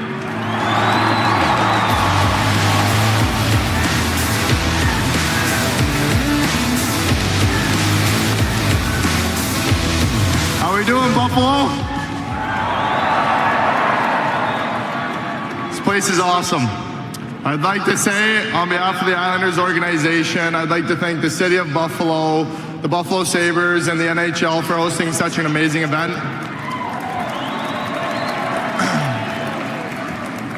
I'd like to say hello to all the Islanders fans across the world and all over. And without further ado, with the 13th overall pick in the 2026 NHL Draft, the New York Islanders are proud to select from HV 71, Malte Gustafsson.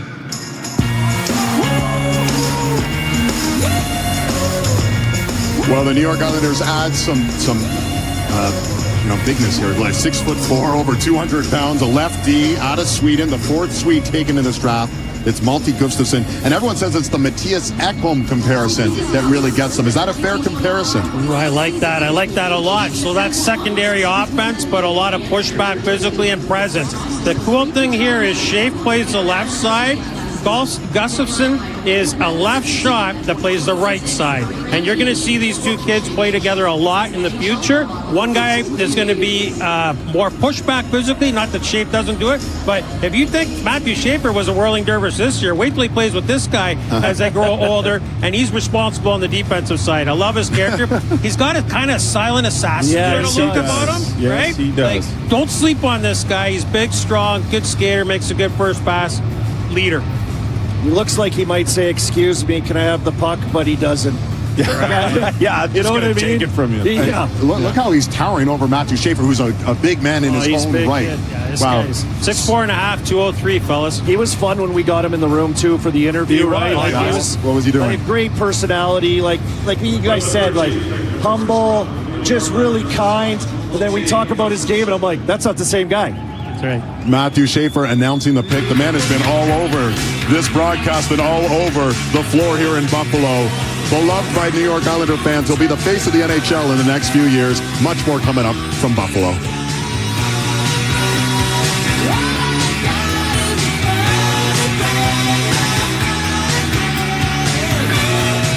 Closed captioning is brought to you in part by Rogers Xfinity. Get on Canada's most reliable internet. Learn more at rogers.com/Xfinity. Febreze. Love your plugins but wish you had more control? Introducing the new Febreze Scent Booster. Enjoy 50 days of continuous scent with a cord for flexible placement options and a boost button for extra scent. New Febreze Plug Scent Booster. So, tell me what you want, what you really, really want. Yo, I'll tell you what I want, what I really, really want. Subway's new wannabe spicy menu. From mild to wild to wicked. All freshly prepared on new ghost pepper bread. How spicy do you want to be? The game isn't over yet. But Gary just got paid with Bet365's early payout when his team went up 2 goals. Now, Gary can't stop celebrating. And honestly, we're not even sure he knows how. Or forever hold it.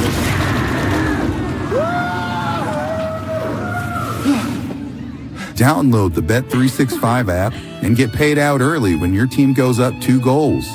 My AC went from a clunk to a gentle You got it. Sounds expensive. You have Enercare Advantage, so it's all covered. Experts at keeping your home humming along. Enercare, experts at home.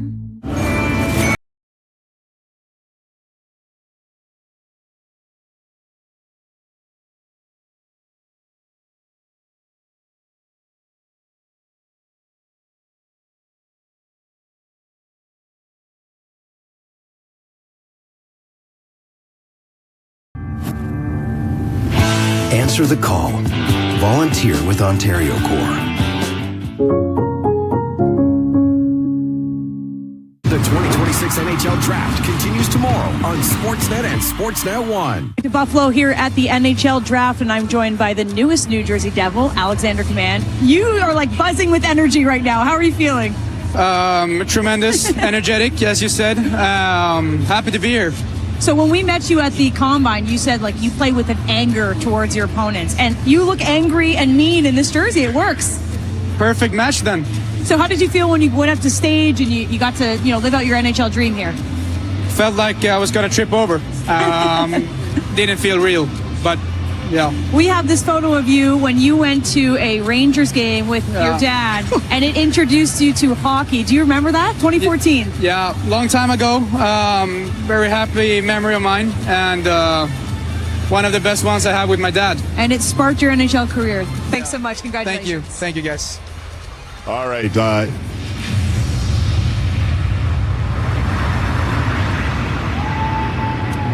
With the 14th overall selection in the 2026 NHL Draft, the Columbus Blue Jackets select from Boston College, Oscar Hemming.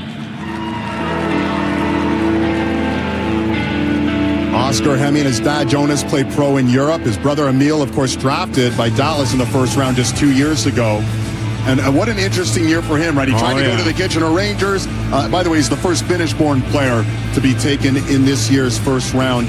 And it was just a strange year for him, right? Youngest player in the NCAA. He's huge. But it wasn't by design. He wanted to be in the OHL, couldn't get there. What happened, Sam? So a good start at Dahlonega, is using his body, elite shot, 6 points in 5 games, set to go to Kitchener. But a contract impasse with his Finnish club, Kiko, which I believe is still being litigated, blocked his path to play with the Kitchener Rangers. So he's sitting there. He's not playing any games. They say, you know what? You can't block the path to Boston College. He goes there, but it's so late in the year, it's tough for him to really find his stride. In fact, he went from August to December without playing a game. And now you're asked to go right into college as one of the youngest players and think you're going to be successful? He played well. He played the body. He used his physicality. But I don't think we saw the best of him. And that's got to be exciting for the Columbus Blue Jackets, knowing that there's still so much more ahead. You know, when I watch these big trees come up on the stage, I wonder if we're watching the NBA draft or drafting small guards here. This guy's a big rig fella, straight lines, power forward. There's lots to like. Hey, Tynan Lawrence started the year in Muskegon. We talk about how hard that was to transition to BU. How hard is it for this kid? He wasn't even playing from games. A dead start. From a dead start to hop into the college game. And he turned 18, or he turns 18, I should say, in August. He actually was the absolute youngest player in the NCAA. An unbelievable story. So they love the potential here of one of the youngest draftees in this game. What I could say about this guy is the character, okay? That's one thing I can speak to. The Kitchener Rangers, he fell in love with those guys. He was skating with them. He got to know them a little bit. And then when they go and win the Memorial Cup in Kelowna, guess who's there? He comes back from college. This guy says, I love you guys. I want to hang out with you. He's out on the ice with the team celebrating afterwards. Like, what character to go back when you thought, oh, man, this is not a great situation. He made the very most of it. Good on him. A big kid. I went and watched him play a couple times this year. You know, big and lanky, kind of floppy a little bit. He'll grow into that. I look at Dean Letourneau, right? A big guy, had a tough year in college, bounced back last year. He could be a guy like that. John Waddell, Rick Bowness got their guy, and Kyle has more. So, David, Greg Brown has spent over 18 years total on the Boston College coaching staff. Hasn't coached many 17-year-olds at the NCAA level, but bringing in Oscar Hemming halfway through last year, he actually played him with James Haggans pretty early on, and what stood out to him was even at that age, he could think at the same level as those top offensive guys, much older than him. Impressive with how quickly he got comfortable within the program, coming partway through, coming from overseas. But even for a young, quiet kid from Finland, he said, did not take long for him to start taking part in the verbal jousting that all comes with the dressing room dynamics, Dave.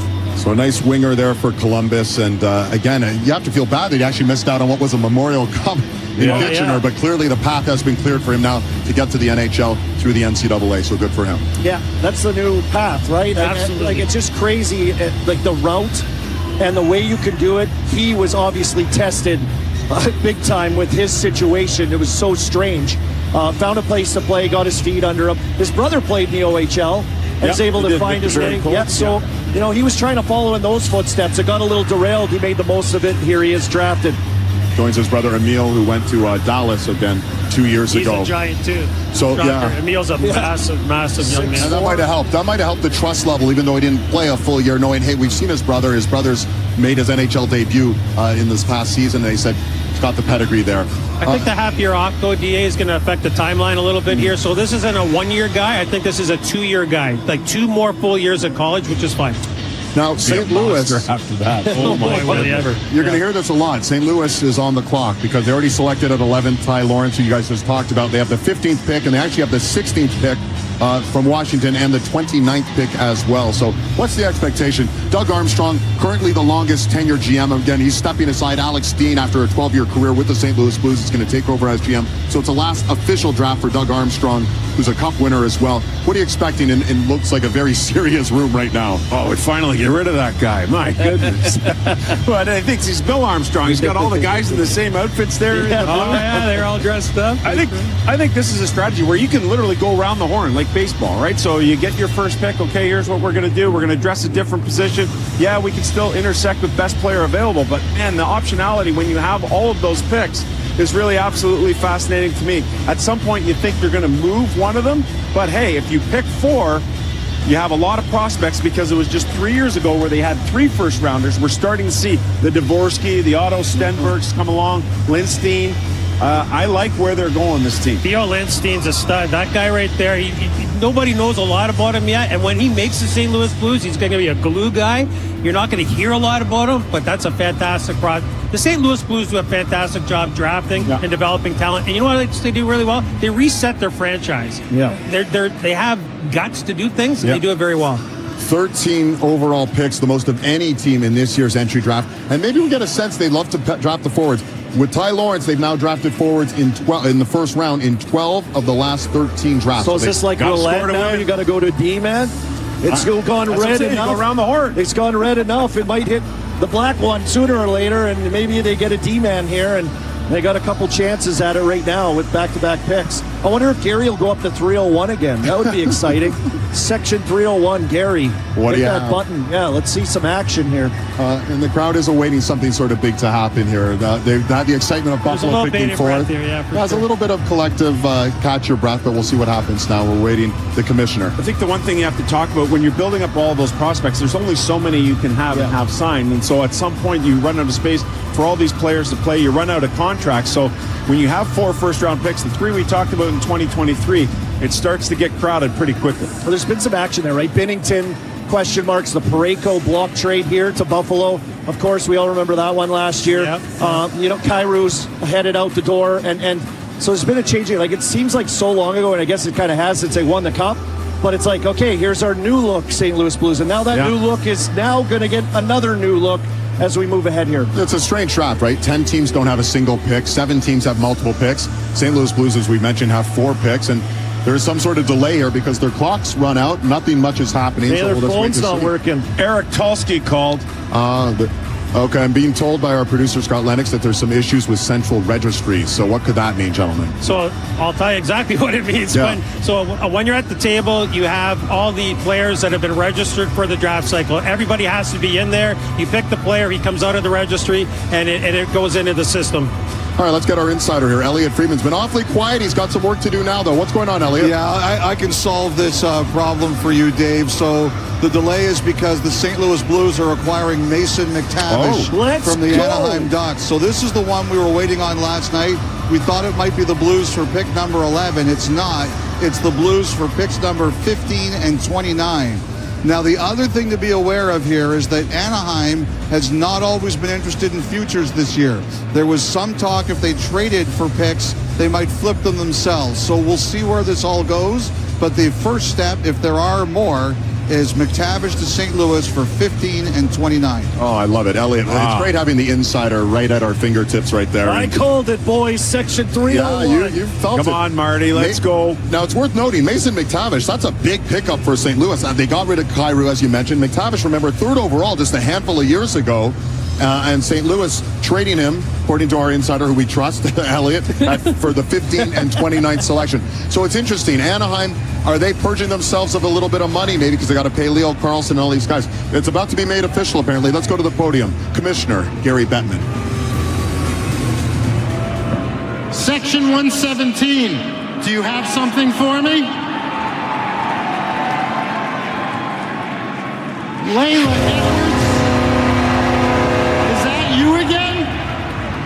We have a trade. The Anaheim Ducks trade Mason McTavish to the St. Louis Blues in exchange for picks 15 and 29 in this draft. Anaheim trades McTavish to the Blues in exchange for 15 and 29. All right, so that's the third trade. Elliott's on it as usual. Frege AI. He's all over it. Anaheim will be selecting next at 15. We're almost halfway home through the NHL entry draft. The celebrities have come out in full force here in Buffalo. Justin Bieber and the gang enjoying themselves. Much more coming up from Buffalo next.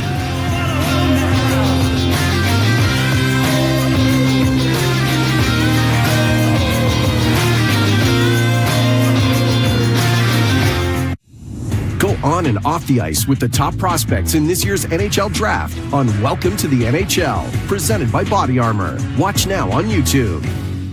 For a limited time at Little Caesars, choose from 5 medium specialty pizzas, each just $9.99. A medium specialty pizza for $9.99? Oh, that's gotta be a glitch, right? Specialties.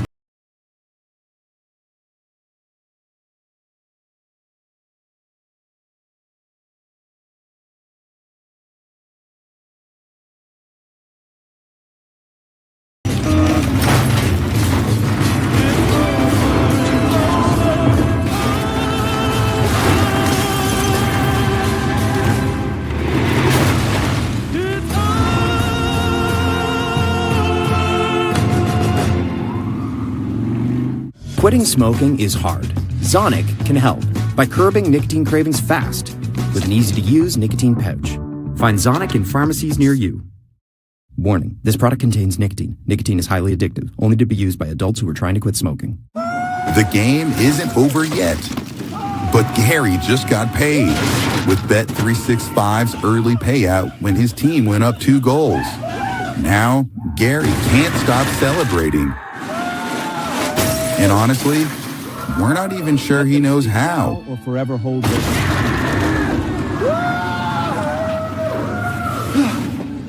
Download the Bet365 app and get paid out early when your team goes up 2 goals. Rangers, Blue Jays, tomorrow on Sportsnet.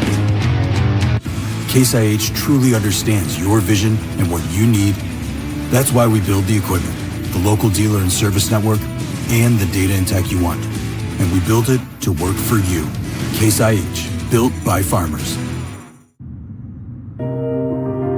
Every new Hyundai vehicle sold supports Hyundai Hope on Wheels and its mission to help end childhood cancer.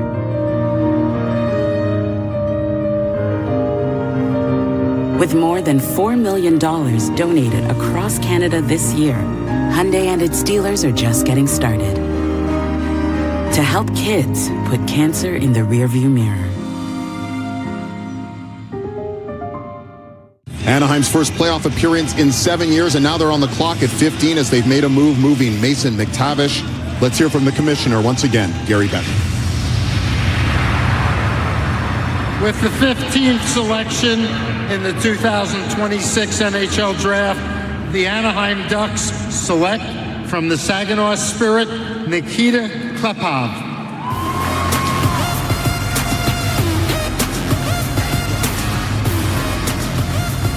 Nikita Klepov, the left winger out of Saginaw, and what a year he put together. First Russian off the board, but plays in the OHL. First rookie to lead the OHL in points since Patrick Kane. Think about that. My goodness. Klepov at 15 to Anaheim. They obviously loved what they saw. They moved Mason McTavish and they grabbed Klepov. What do they get in him? Yeah, you see his coach, Chris Lazary, really happy. But what they get in this guy is a highly skilled, dual-threat offensive player. And he comes over from the USHL last year, playing in Sioux City, 12 goals and 31 points. Think about that, guys. He goes from 12 and 31 to 37-97. He comes in, he's trying to identify what he's going to be in Chris Lazary's lineup in Saginaw. So he's playing a pretty good two-way game. He starts to gain some confidence. The points really start to roll in. But by December, he's too in love with points, and he gets away from that defensively responsible game. Lazary calls him in.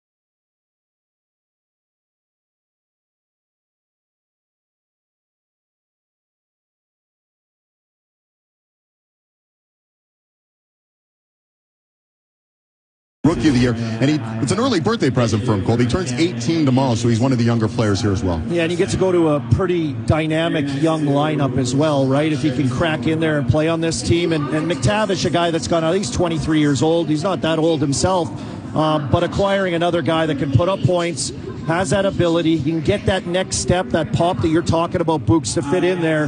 Things are looking really promising out there in California 1, right? Like we just talked about San Jose now.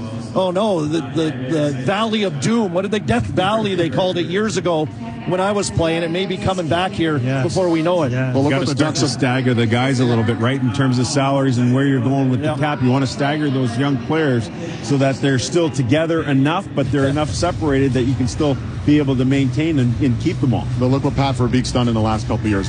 Leo Carlson, 2nd overall. Beckett Seneca, almost rookie of the year, 3rd overall. Roger McQueen, 10th overall last year. So he keeps adding these dynamic forwards. They lose Mason McTavish. It came at cost. Maybe a good start for McTavish as well. So that's a good pickup by the St. Louis Blues, who still, they're back on the clock, and they still have 2 more picks here to go. St. Louis is back on the clock at 16 after trading 15 and 29 for the trades have been insane, right? Like we got Dorofeev. We didn't even talk about Dorofeev getting traded yet. I mean, that's incredible, the season that he had. They go get McTavish here today. The last 4 days leading into this draft have been, I don't know what they've been on. Well, I've never seen anything illegal like it, in like every country in the world, but we're getting it here.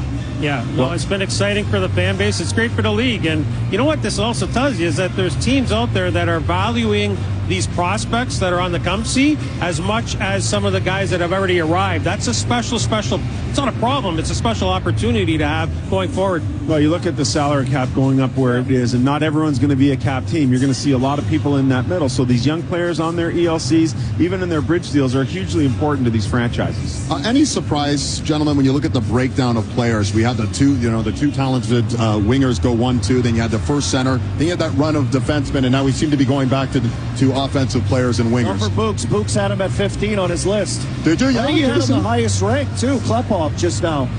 A lot of people do lists. We all do it for different reasons. And I'm going to brag about you, buddy. Okay, buddy. I appreciate it. One thing I do want to say about when we start talking about layers and layers of prospects, and you can only afford to have so many on your roster, when you get into this area of the draft, not the first 5 picks, 9, 10 picks, for example, you're also building assets. These assets, they may play for you, but they have to be as attractive to other teams in the league, because when you want to get over the hump, those players have to be very good and valuable in case they don't become an Anaheim Duck, a St. Louis Blue, whoever the team is. So you're building infrastructure. You'll deal with roster management and 50 contracts later on. All right, well, the St. Louis Blues are back on the board. Again, a second pick for them. They already took Ty Lawrence. They traded for Mason McTavish, and now here they are, pick 16. Let's hear from the commissioner. With the 16th selection in the 2026 NHL Draft, the St. Louis Blues select from the Quebec Ramparts, Maddox Dagenet.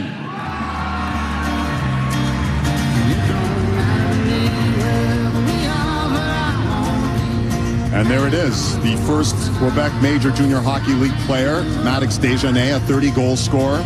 Father Pierre, he might look familiar to some hockey fans out there. He was a second-round pick by New Jersey way back in the day in 1996. Played for the Habs as well. And there he is, Maddox Dagenet. How special is this player knowing he went 16th overall? So I look at the arc. It starts as the first overall pick in the queue. So he has those expectations on a young Quebec team. I spoke to his coach, Eric Veilleux, today. At the end of the year, it didn't go quite so well. His exit meeting with Simon Gagné and Eric Veilleux said, hey, we're going to need more out of you, and you're going to have to work harder, and you're going to have to use your frame. Well, that didn't happen so much at the start of the year, but when we saw him, Books, in Alberta at the CHL USA Prospects game, man, was he a different guy. He was finishing all his checks. He was shooting the puck. He was getting under the skin of the opponent. He was using that big frame, that size, that reach. And from the rest of the year on, he became that guy on a more consistent basis. So much so to allow him to be picked here when many had him going a little bit later. A game, B game. So you're going to get that guy here that's going to at worst give you secondary offense, but at that size, he can be used in a variety of roles. He can play the wing, he can play the middle. Team Canada at the U18 Worlds at the end of the year. Physical, hard player to play against. All right, let's get back down to the floor. They got to call him the Mad Dog, right? Maddox, it's a perfect name for him. All right, let's get Maddox Dagenet with our Ailish Forfar. Ailish. All right, Maddox, congratulations on being the newest member of the St. Louis Blues. Before I introduce you to everybody, you were one of 2 prospects that said they would pick blue cheese over ranch. Remember that? Yeah. So you won't like him, even though he'll play against you. Sorry. So you'll have a warm welcome to Buffalo. Yeah, thank you very much. Yeah, I said blue cheese because there's a restaurant in Quebec that serves blue cheese, so said that. But yeah, it's an amazing feeling right now. You better stick with it. We saw some great images of your family getting emotional. You and your dad were the first ever to be drafted first in the queue, and I just saw him getting emotional over there. What's it mean to be with the family for this one? Yeah, I think just spending moments with them and all the work they put into me, and yeah, I'm so thankful, and also my cousin and the family's there, and I'm so proud of them, and they I think I'm so happy. I got no words right now. I remembered when we talked at the draft combine that you had broken the garage door a few times with your pucks, so maybe you could afford to help your parents out and get a new garage door. Yeah, I'll pay them back with that. Okay, that's a deal. Congratulations, thanks so much. Thank you very much.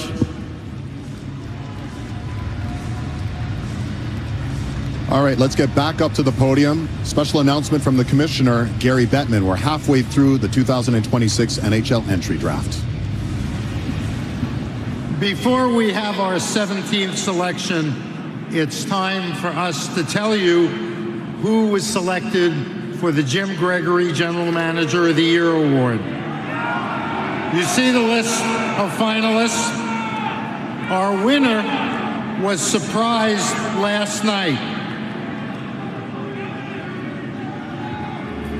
So tonight, the Minnesota Wild front office and scouts are getting together for the traditional pre-draft dinner. But little do they know that tonight we will be surprising the Wild general manager and my husband, Billy Guerin, with the Jim Gregory GM of the Year Award. He has no idea this is coming, and I would not be surprised if we saw some tears. We needed to figure out the best way to get to the restaurant undetected, so we decided to go across Lake Minnetonka and sneak in the back entrance of the restaurant.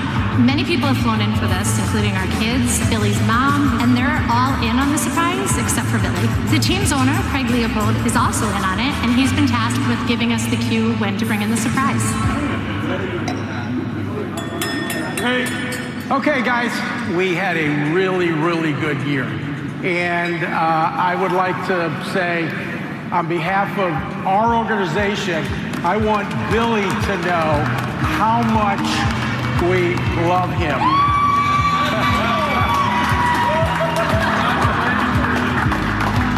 You don't achieve things like this on your own ever. It does take a village. It takes a strong family. Guys, this is my mom. And then my staff. I hope everybody knows how much I appreciate them for what they do for me. If anybody ever needs a secret kept, she could do it. But she does it all with class and grace and beauty, and I'm a really lucky guy. Congratulations to Bill Guerin on winning the Jim Gregory General Manager Year Award. What an incredible year you've had. The 17th selection in the 2026 NHL Draft belongs to the Los Angeles Kings. Los Angeles, you're on the clock.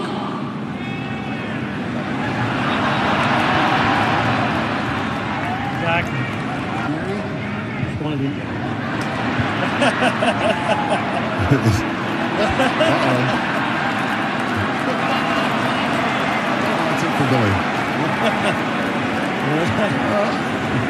All right, well, that's it for Billy Guerin, a man of few words. Congratulations on the Jim Gregory Award and the Minnesota Wild. But let's focus on the Vancouver Canucks and the newest member of the Canucks, Caleb Malhotra.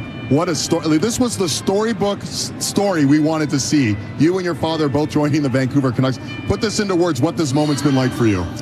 It's been awesome. This is actually what I dreamed of. So for it to happen is just unbelievable. The moment my name got called, that was the best feeling in the world. All the emotions just came out at once. I got to hug my mom and be so happy with my family. So I'm very grateful. Go on, Sam. Unbelievable stuff. So I talked about a couple of touch points with you going back to the BCHL at the end of the last year. But Jason and I were out in Alberta watching at the CHL USA Prospects Challenge, and I thought, man, You were really good there, and that cemented it for me that you deserve to go way, way up. What is it about your game that you felt grew to get you to this point? Yeah, I think a lot of it is my skating and offensive game. Just growing as a player in general in junior was a big part of my journey to get here, but I think my offensive game took another step, and playing with some great players really helped, and it really helped me take off this year. One of the things that impressed me most this year, and I'm curious to hear about what your approach was, it was a challenge to earn the ice time you earned in Brantford. Like, that team was locked and loaded. There's a lot of high-end prospects. So for me as a scout, that tells me something. There's an opportunity there, but I'm going to have to earn it. Talk to me about what your approach was this year, what your goal was in September that brought you to where you are today.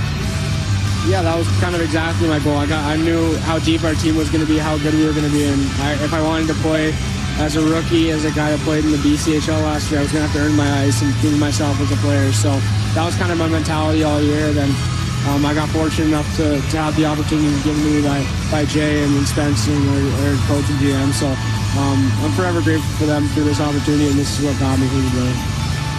You went higher than your dad, too. We talked about that at the Combine. Ha-ha, Dad.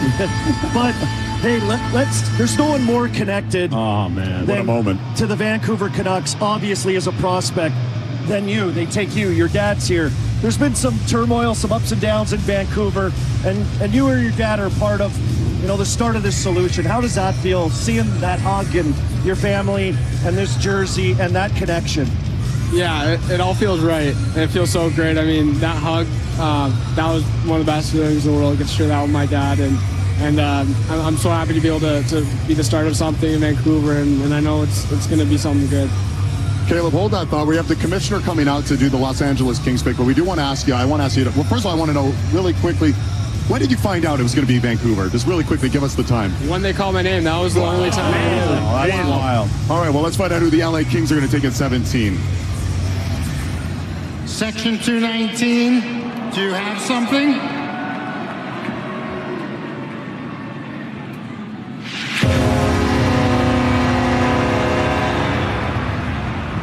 The Los Angeles Kings trade pick number 17 in this year's draft to the Utah Mammoth in exchange for picks 19 and 83 in this year's draft.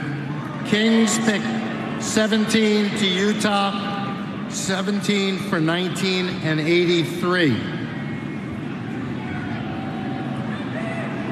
Utah, you're on the clock.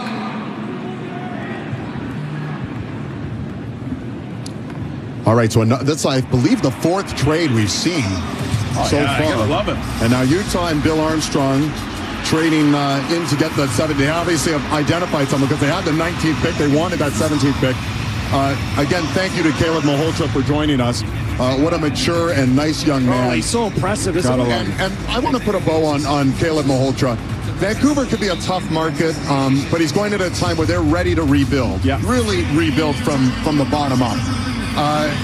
What's it going to be like for him to kind of share that burden with his dad a little bit because of, they're related, and it's going to be a different pressure for him than other players on the Canucks. What will that be like, guys? He'll live it from a distance right away. He'll go to college, and he'll work on his career, and he'll talk to Dad, and Dad will share his frustrations, but it's not something that they're going to have to worry about right away.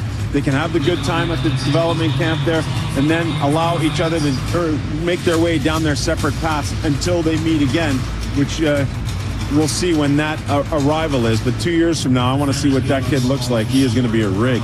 So I'm going to take a different approach here, guys. This is not a burden. This is a massive opportunity for Caleb Malhotra. And as a matter of fact, I don't know that he's not going to go to development camp, test very, very well, impress them there, and they might not have a discussion. Are you really going to go to college, or do you think we're ready to turn pro? I think that's in the mix here. I think it's in play. He's got the brain. He's got the physicality. I mean, there'll be some bumps along the road, but when you're drafted that high and you got the caliber that he has, I think that's a possibility. When you see this, like in Pittsburgh, right, we saw Kindle.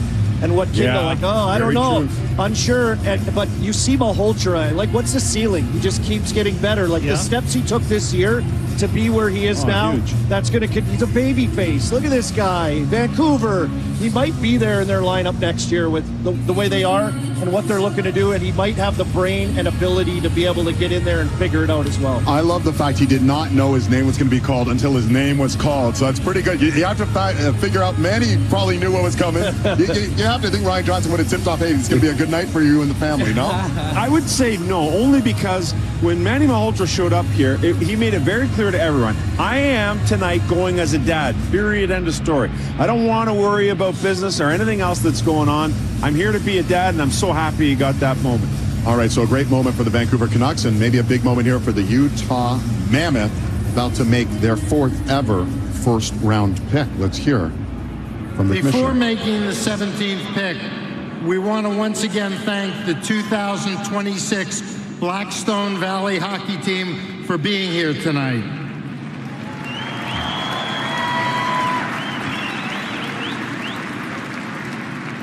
In case you haven't seen it, a month ago they were surprised with a special moment in their hometown. Roll the tape.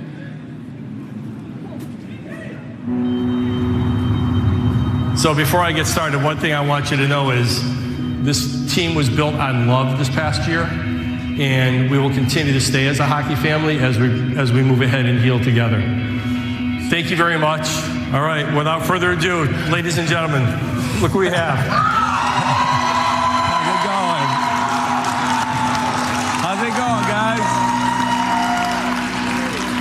How's it going? I'm honored to be here. I really am. I just want to congratulate you on your championship. It's really been amazing to see the amount of courage and resilience that you guys have shown. The way that you supported each other has not only inspired me, but the entire New England community and the entire hockey world. So again, congratulations. Honestly, we had no idea who was coming. Coach kept it a very big secret. He kind of gave us some hints, but we really knew nothing. It was unreal. There's nothing to describe that. Nobody gets that. And then when the baby went in the cup, that was just that's something that the baby's gonna talk about for the rest of her life, and she doesn't even remember it. So that's just crazy to me. The joy that we've had, kind of sharing that together as a team. I'm sure you guys can relate with your state title this year. That it's the bond that you create and the memories that you make.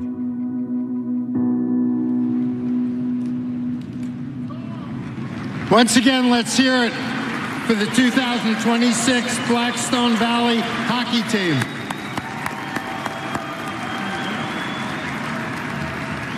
Coach Labrizzi, you're up. My name is Chris Labrizzi, and I'm the head coach of the Blackstone Valley Schools. On February 16th, our team experienced an unimaginable tragedy at our hockey rink in Pawtucket, Rhode Island. That claimed the 3 lives of our captain, Colin Dorgan's family. The pain of that day is something none of us will ever forget. And yet, through heartbreak and grief, our team persevered and went on to win the state championship.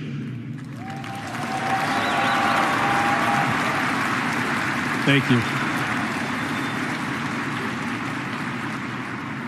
I want to express my deepest gratitude to the NHL for their unwavering support over the past 4 months.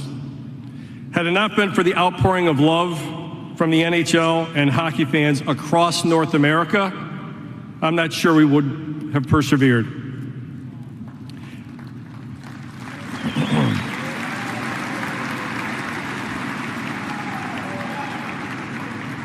Hockey is a family, and this family showed up for us in the most profound way.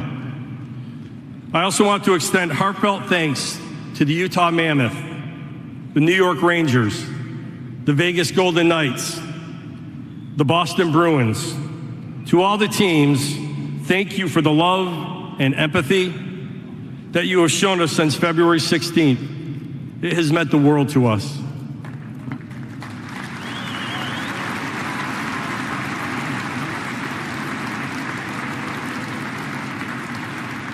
To all the players being drafted this weekend, congratulations. You are entering an incredible brotherhood. And to the people of Buffalo, thank you for your hospitality this weekend. You've been amazing.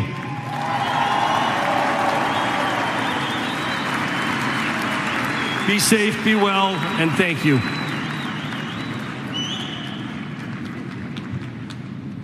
With the 17th overall selection in the 2026 NHL Draft, the Utah Mammoth are proud to select from the Windsor Spitfires, Ethan Belts.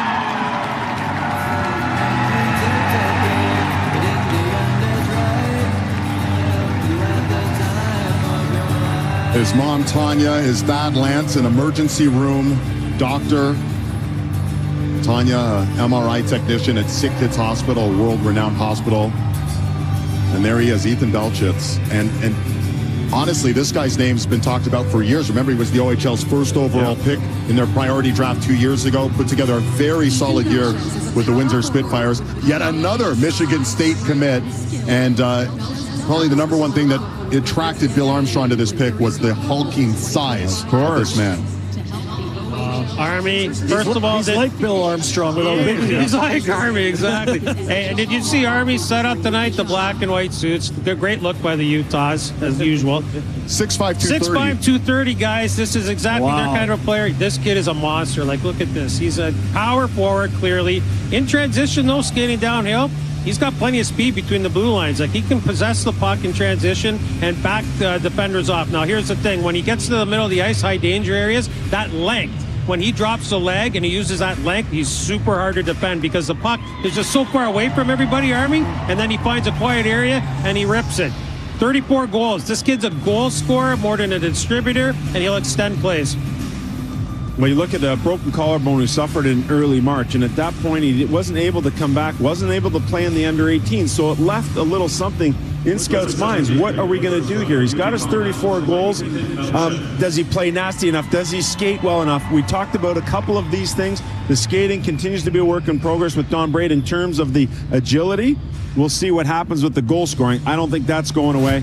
Perfect, Utah. And Utah will be back on the board. Hockey moms, this day is for you too. It takes a village to live out NHL dreams. What a night so far in Buffalo.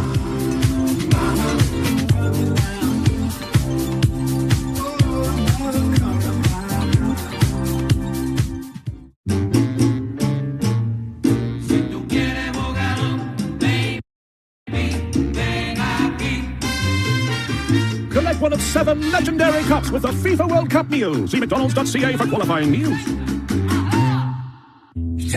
What are you doing? I'm trying to reach this dust. Why don't you just use the Swiffer duster? This cleans in all the really tight places and all the really hot ones so you don't have to jump. Looks like you got into everything.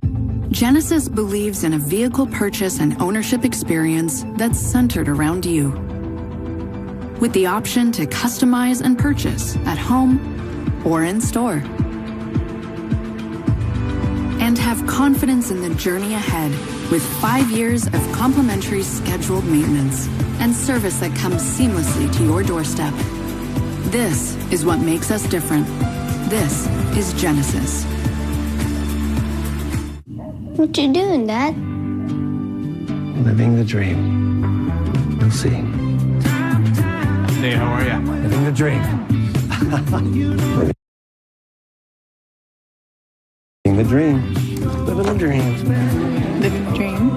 That's my life. Living the dream? Don't say it. Hey, Dad. Living the dream.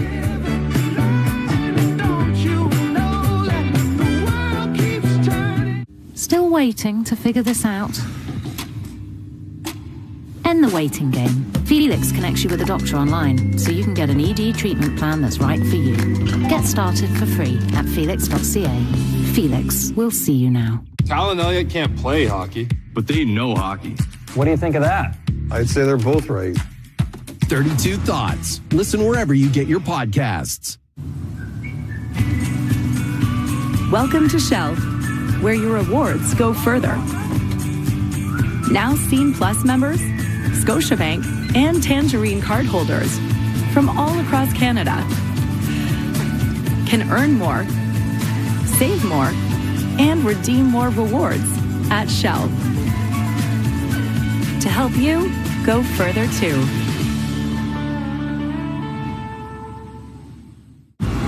Central signing season. Wednesday on Sportsnet.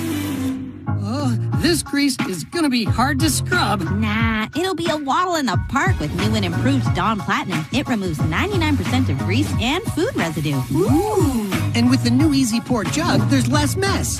New Dawn Platinum. Quitting smoking is hard. Zonic can help by curbing nicotine cravings fast with an easy-to-use nicotine pouch. Find Zonic in pharmacies near you. Warning, this product contains nicotine. Nicotine is highly addictive, only to be used by adults who are trying to quit smoking.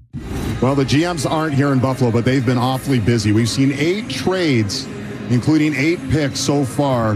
One of the busier days we've seen. In fact, 8 trades is the busiest day we've seen over the last 7 years on draft day. So not just the players on the podium, but the teams playing a little bit of musical chairs to get to the spot they want, including Utah at 17. Yeah, so one thing I want to say about Utah, I mean, obviously they have a player profile.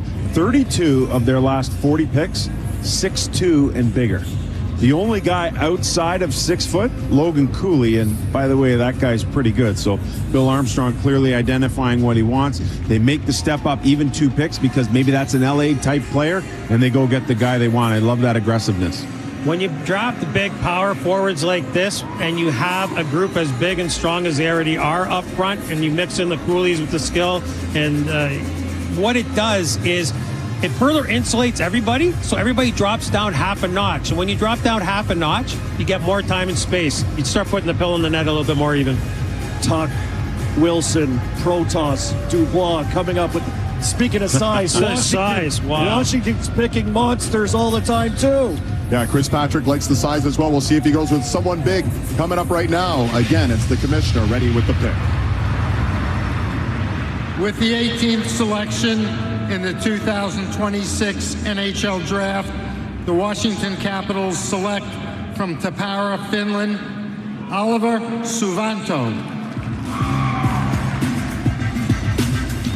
Oliver Suvanto, 18th overall. You mentioned they like size there. Well, 6'3", 209. He's not a small human. His dad, Harry, played pro hockey in Europe for 13 seasons. Wow, he looks huge. Maybe that suit's a little smaller. He just looks hulking out of it. Unbelievable. Again, the second Finn taken in the first round. Last year, we only had 1 Finn in the first round. We're now up to 2. And again, he played quite well at the World Juniors, right, Sam? Is that where he sort of really made us some hay here? Yeah, he did a lot of really good things there in terms of winning face-offs. He's a guy who uses his body and his frame to protect the puck.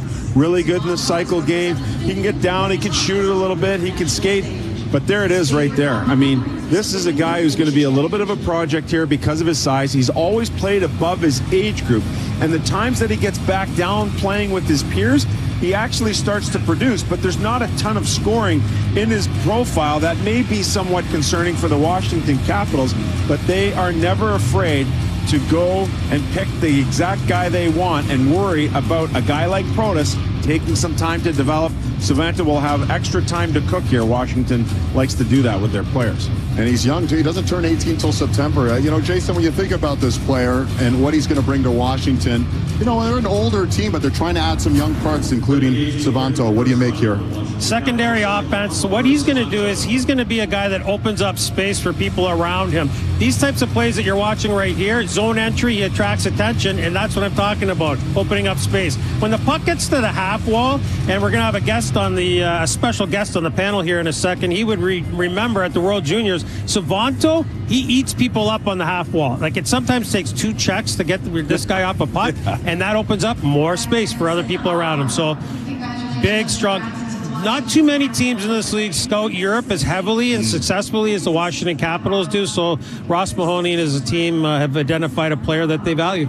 They're gonna have to blow a wall out in the dressing room to fit all those guys in there. I'll tell you, when he wears the bird cage, his head is literally leaking out of the helmet. This guy is huge. We're 18 picks in, and it all started about 2 and a bit hours ago with this gentleman on the end of the table. He gets brains leaking out of his helmet. That's how smart he is as a player. Gavin McKenna, congratulations, the newest member of the Toronto Maple Leafs. The 3rd time ever the Leafs have had a number 1 pick. It's been a whirlwind for you. Now that it's happened, now that you're wearing the Leafs hat, the Leafs sweater, what does this all mean to you? Yeah, it means the world to me. Something I've worked towards my whole life, and you know, to hug my family and see their reactions, and then go walk on the stage, put that jersey over your head. It's a pretty special moment and amazing. How about the Beebs? Did you know that was coming? How about the Beebs? Yeah, I did know. I don't know if, yeah, I knew. That's so sick. Texting you or what? No. You're already dialed. Yeah, the year was crazy, boys, right? Like, you know, you take a chance. You're the first guy to take that big leap and a big name going to NCAA out of junior. Everything you've gone through. And then you land in this place with first overall pick. 10 years ago, Austin Matthews in the same arena. Pretty wild stuff, hey? Small town kid, too. Yeah, it's been a crazy ride. I'm very grateful for every second of what I've gone through, and you know, coming from the Yukon, support I've gotten from that community is pretty special. So I got so many people I could thank, but it's just been an amazing time. I have to give you an immense amount of credit because I put it on you at the Combine a few times. We were looking at some video, you know, Michigan State, Wisconsin games. Your accountability and the way you tested at the Combine, how good did that feel? Because it was super impressive. And then your fitness testing, you clearly put in the work. I mean, more work starts now, but did you walk away from there saying to yourself, I'm pretty proud of what I just did this week?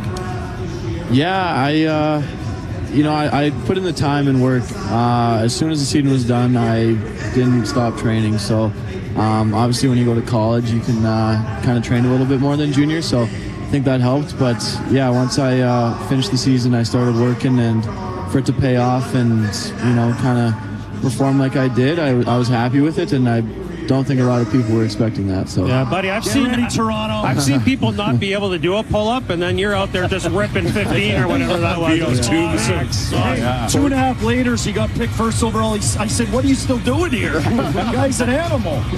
Gavin, talk about the situation you're going to be heading into in September, right? Like Austin Matthews, 10 years ago on this very stage, first overall. We remember his first game, 4 goals in 40-goal season, whatever it was. What is your expectation for what you're going to bring, hopefully right away, to the Toronto Maple Leafs? Yeah, well, I think I'm going to a team that is pushing for playoffs. So, you know, I want to bring it every single night. Obviously, playing alongside those guys who've been through it and, you know, have had experience in the league and had success. I think I want to learn as much as I can from them at a young age. I think that's really important to learn, and I think I'm going to a pretty good locker room to figure some stuff out. Sam, go ahead. Yeah, I'm just fascinated about now when you go back and you look at this entire year and the ups and downs, how difficult was it for you at times throughout the year when maybe you're seeing your name not at the top of the rankings and people are maybe criticizing your game? How difficult was it for you? Yeah, there was times where my confidence wasn't as high, but I think honestly it motivates me, and I'm a person that when I'm hungry I do put in the work. So I think that was my key to success the second half. I think, honestly, a bit of a blessing in disguise, seeing that stuff, and I think it just led to me having a better second half. So good on you. What can you say to future first overall or top 5 picks that are going to college? What can they expect? What's the biggest thing that they can expect there? A big jump. It's a different style of hockey, and yeah, they're going to obviously have ups and downs. So hope they have fun, though. Thanks so much, Gavin. Listen, congratulations. The pick is in for the LA Kings, the #1 pick, Gavin McKenna. Thank you so much for your time. Thank you. Here's the commissioner.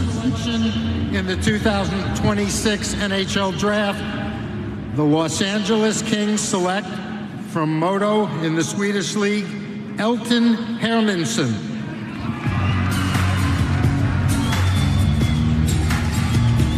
What a night it's been for Sweden. They've really been all over this draft board as Elton Hermansson, the latest Swede to be taken. His brother Simon plays pro in Sweden, or played pro in Sweden for a decade. His dad, Leonard, was a 15-year pro as well in Europe. This guy is just an absolute goal scorer. Jason will get to his card in a matter of minutes, his player card on him. But Sam, you start things out. What are they getting in Elton Hermansson in LA? You're getting a guy who had pretty good bookends to the season, but a guy who got to play with men in Sweden's second league in the Allsvenskan and still put up 11 points. It's interesting because internationally he seems to step up his game a little bit. There are some questions and marks about consistent compete, the ability to track and play a defensive style of game, but there is one thing that we are certain about. When he has the puck, he is extremely dangerous. He ended the season, guys, at the U18 World, 7 games played, 4 goals, 12 assists, 16 points, gold medal, winning Team Sweden. This kid here, coming out of the Allsvenskan, really hard league. Like the second division, Colby, when you're over the second league, it's a little bit more hectic than the SHL, but it's hard. It's like the American League hard. And it's for a young guy like this, it can gobble you up. And it didn't. He took his game to another level there. And he's got top 6 upside here. He plays his off wing. What does that mean? Right shot guy, zone exits. He's got the entire ice in front of him. He likes to have it and rip the puck. Hey, and he's going to LA with a name like Elton. Just get him the big sunglasses and the whole operation, the sequence jacket. He'll be dialed out there in Tinseltown. He's just stepping out from the crease there, identifying soft ice, and he's making a play. Again, here you are. Slot area. He's going to open up. Quick catch and release. A lot of these goals here you're seeing from between the dots. He finds that quiet ice and he makes things happen. And this is a really good, sneaky, great pick for the LA Kings. All right, we're gonna get you back to the podium. They tried to have Bill Guerin on after he won the Jim Gregory Award. Didn't work. A little audio issue. We'll see if the audio issues have been corrected, and maybe we'll have the winner of the Jim Gregory Award for GM of the Year, Bill Guerin, Minnesota Wild. Here he is. Let's see. Take 2. Here we go. He's shunning us now. You were surprised, and I was surprised. So welcome back. I thought I brought my karaoke microphone from home. No. We both were getting surprised tonight. Hey, listen, congratulations on getting the Jim Gregory GM of the Year Award. You've had a great year. Tell us your thoughts on Jim Gregory's legacy and how you feel about being the recipient of this prestigious award. Yeah, it's a big honor, Gary. It's enormous honor to stand here in front of everybody today. One, because Jim Gregory was such a loved person in the game of hockey for decades, and just proud to win an award with his name on it. And secondly,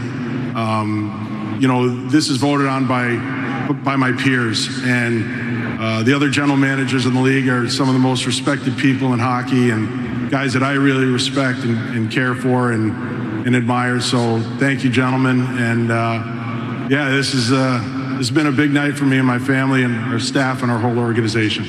Big year. How'd you feel about things in Milan? Things turned out pretty good in Milan. The gold medals are nice, and it was an amazing effort by our team and our coaching staff and everybody involved. So it was an incredible event, and it's just all great hockey. Glad we could finally talk to each other. Congratulations. This award is well deserved. All the best, my friend. Thanks, Gary. Appreciate it. And there he is, the winner of the Jim Gregory Award. And listen, what I love about Bill Guerin is he is so bold. Remember when he got to Minnesota and he waived the deals with Suter and Parise, and we were going, oh my goodness, what is this guy doing? He signs Kaprizov for $17 million a year. He is not afraid to make big moves, big splashes. We've seen a lot of GMs tonight make some big moves, some big splashes, including Jarmo Kekalainen, who's on the clock now. The home crowd's anticipating this. They went out and got Daxon Rudolph, the right D from the WHL, the first D man off the board at number 4, and now Buffalo's on the board at number 20 as well. Only have a few seconds. Any thoughts here? Couple of smallish defensemen, but probably leaning the way of the forward since they already took a D. Well, we'll find out. The crowd's ready to erupt. Let's get back to the podium.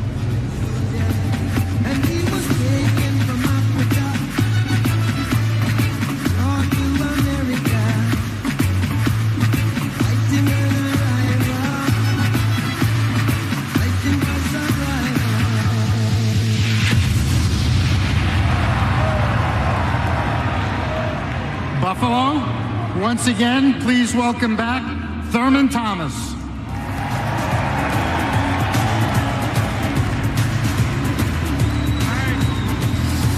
All right, here we go, baby. With the 20th overall selection in the 2026 NHL Draft, the Buffalo Sabres are proud to select from Miami University, Ilya Mrazov. All right, Thurman got it right that time, and it is Ilya Morozov.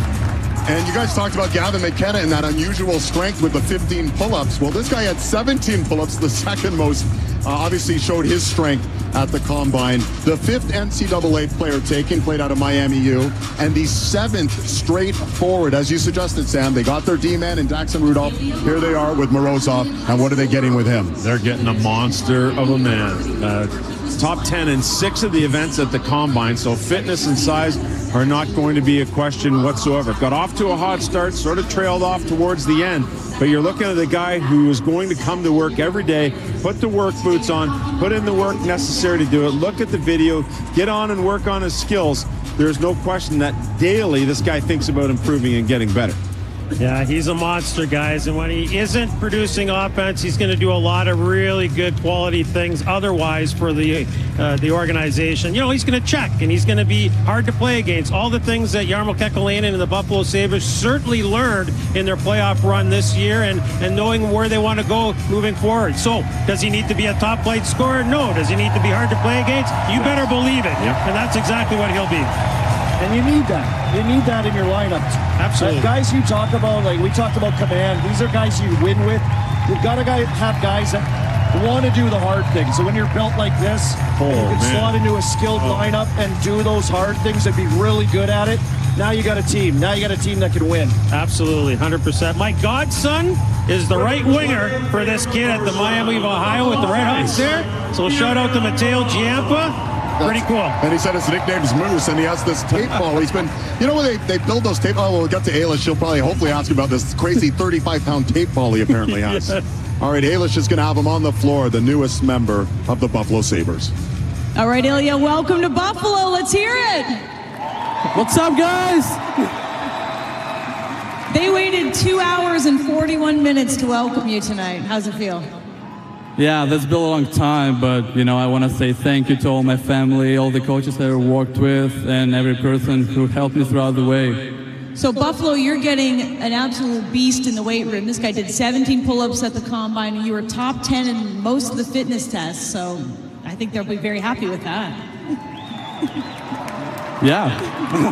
We saw a bunch of selfies that you took when you were here at the Combine. You took one with every team that interviewed you, right? You have the one with the Buffaloes. Delete the rest. What? You're going to delete the rest of the photos and keep the selfie with Buffalo. All right, I'll do that then. And one other thing that we learned about you at the Combine is you did MMA as a kid, right? Like boxing? We got some great photos of you. Tell us about that. I mean, that was a great experience. That probably gave me some mental toughness, which helped me throughout my hockey career. Yeah, I'm glad I did that. Awesome. Well, congratulations and welcome to Buffalo. Yeah, thank you so much. The home nation, let's go Buffalo. Daxon Rudolph, 4th overall. They're cheering in Lacombe, Alberta, and Ilya.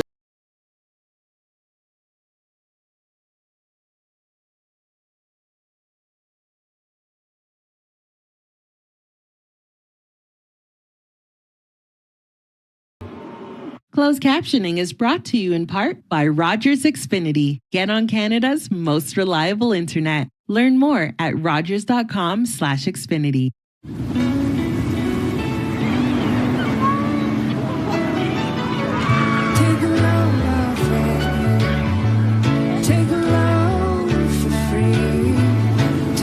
The key to a perfect family vacation? Separate rooms. Put the load right on me. Life's a trip. Make the most of it at Best Western. There's going to be a short break here.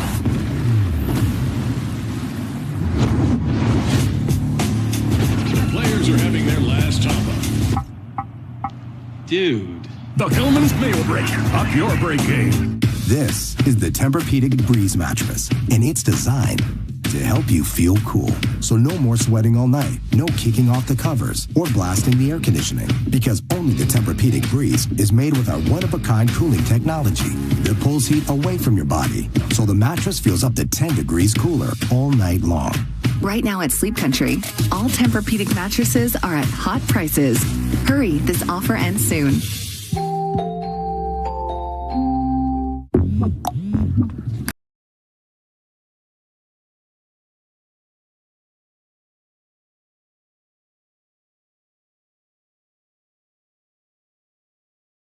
Prime Day, June 23rd through the 26th.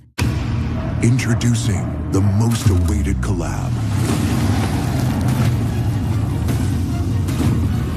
Osmos and Doritos presents the Walking Shawarma. Try it now. Stick with us and we'll show you how to live large in a small town.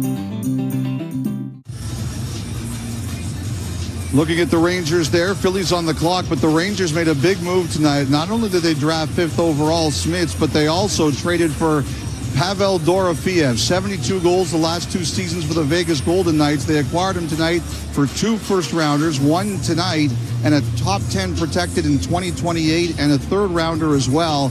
Not only did they acquire him, but Dave, they signed him. A 7-year extension at $11 million per season. The Rangers have been looking to swing big.